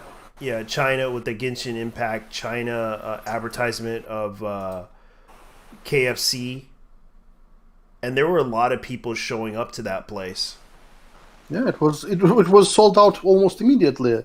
The thing is that this was a big success. It would be an even bigger success, but this campaign was shut down because of the unnameable coup. Government shut it down because too many people were showing up at the same place. Yeah. But given that it was so successful, they will do it again. Almost certainly. They probably would. But I know it's in Taiwan too. Like this game is very popular too in Taiwan, and it's also popular in the US. And they're also trying, like, I'm looking at the social media thing, like they're almost everywhere right now. They're on Instagram, they're on YouTube. They're practically going all out with this advertisement of this thing. But it's not all. Well, besides the whole customer service, there's also the account issues. Like hacking, people getting their accounts hacking. Yeah. I read the complaints that they made about that. The thing is like I read it like several times and realized, this is kind of like the one thing I will agree with is that, but the whole racism narrative, that's another issue that I don't think was a problem. But I do agree with the fact that they brought up those things, especially when I made that video about it. They basically tried to they were basically canceling it over a nothing burger, which could easily be reasonably fixed. Now that I think about it, in the case of Xinyan from Liyue, I would say that she wouldn't be Chinese but rather Filipina. Yeah. Because Filipinos are a bit, they're basically a lot of darker shade compared to Chinese people. Yeah, because speaking of her, the whole narrative that here was the letter that they did, and I'll link it for you guys. Let me go ahead and get the. This is the letter. Let's say. This is the Google Doc that they made that wasn't well written.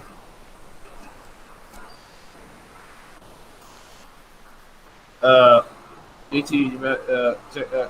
you were saying.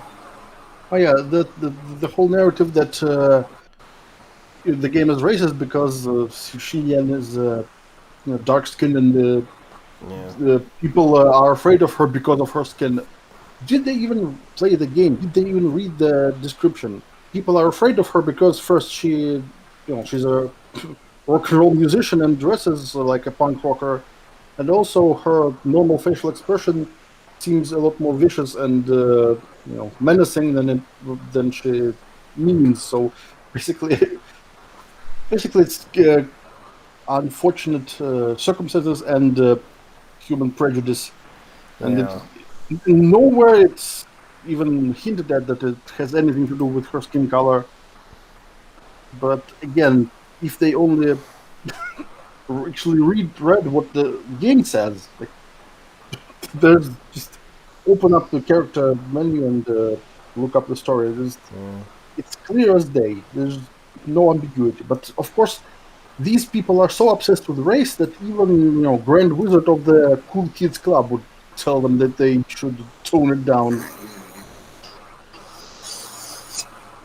You know, it's better you're the cool kids club tells you to stop swearing so much. God damn.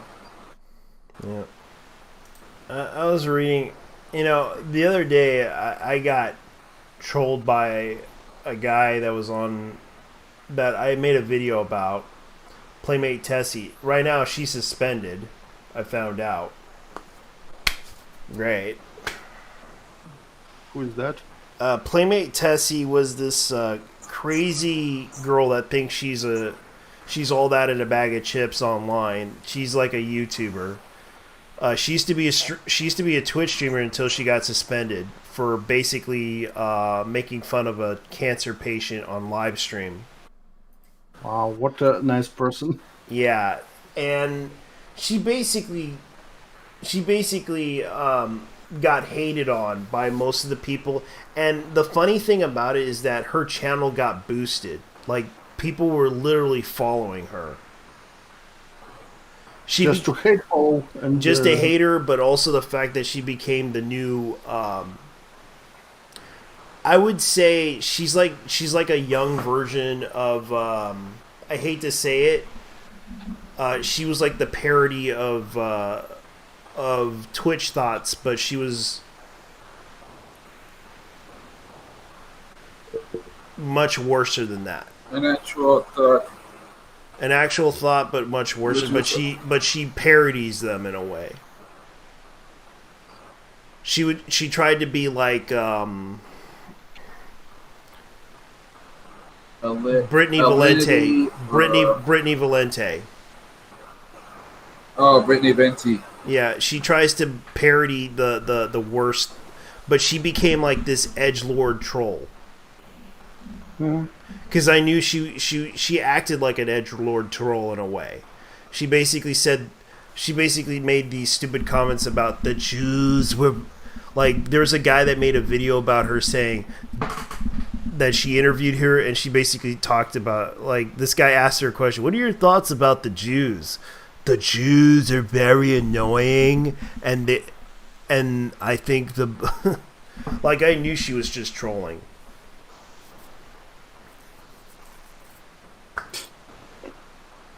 The moment when she opened her mouth, opened her mouth about the Jews and everything, I think they should have been in concentration camps. The Germans, I blame like, she literally said that. I blame the Germans for not doing this. Like, I knew from the very get-go. Yes, now you're laughing. She was a troll. She was basically making all that bullshit up, acting stupid in order to get attention. The festival 1488 is actually hilarious. Yeah, because Paris Hilton did that. There was like a documentary, there was a documentary about Paris Hilton, and they released it on YouTube, and it turns out she's a really smart chick. She was just faking the dumb blonde thing for a long time. She was only pretending to be retarded in order to. It reminds me of this screenshot from an anime. I was pretending to be mentally handicapped for 7 years or something. That was from Orgus too. Yeah, I seen that anime. Orgus 2 was like the worst. It wasn't like the best anime, but it definitely was pretty good. I did watch Orgus. Yeah. I did watch the original Orgus.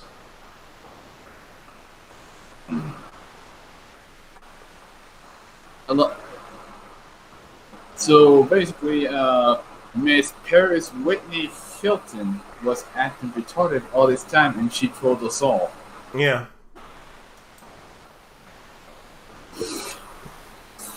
Keep going, you crazy ass dog face bitch. Yeah. Yeah, because she even mentioned on her little YouTube like streams that she said, "I'm just trolling, all jokes, trolling for content purposes. Cash App Tessie." Like, she put that on her YouTube thing. Like she was trying to pretend, she was pretending to be retarded, pretending to be an edgelord, because she's an actual edgelord. She became like, I think like most people would say, she was like the new Bopsy, whatever her name is. Oh, bad baddie or some shit. Yeah, Bopsy. I mean, Boxy. Boxy. Yeah, Boxy. She became like the new Boxy, like the new, like that's what they became. But now she's like the new Hopi. That's what she's now is now. That's who Boxy is now. Now that I think about it, speaking of Boxy, I heard that she went full NAS goals and shit. She did, but you found out. You find out she's an actress. No, I meant Shroomhead. I heard that she went full NAS ball. Yeah, no. This is Boxy now. I'll link this is her YouTube channel now.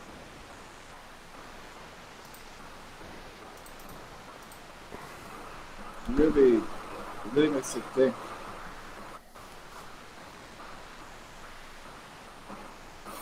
A new Hopi. Wow. You know, starting a new channel themed after Star Wars during the current era is kind of strange. You know, when nobody cares about Star Wars anymore. Yeah, as a matter of fact, nobody has given a shit about Star Wars since The Last Jedi. Yeah, and this is what she's doing now. She's like a voiceover lady. YouTube has been a personal respecter, animation lover, animal person. This is Boxy now. As you can see. Yes, she's a left-leaning girl. Why am I not surprised?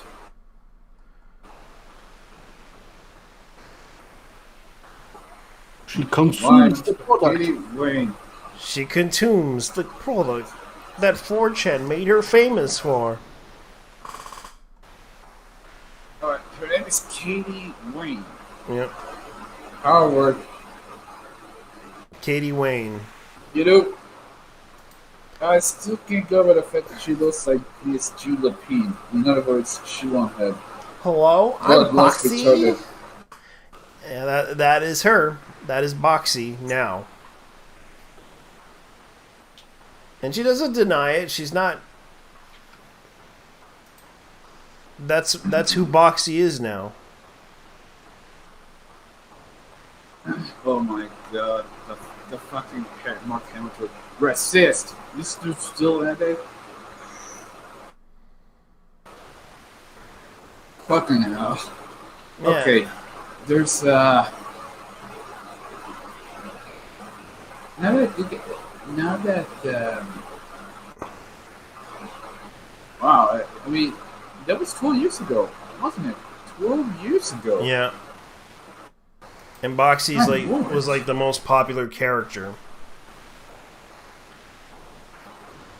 Well, I gotta get off. You guys have a good night. Thank you for watching, guys. I gotta go. Take care. Bye bye. Thanks. See ya. Oh, I gotta check my what that motherfucker is selling tonight. What's his name? Man, I gotta check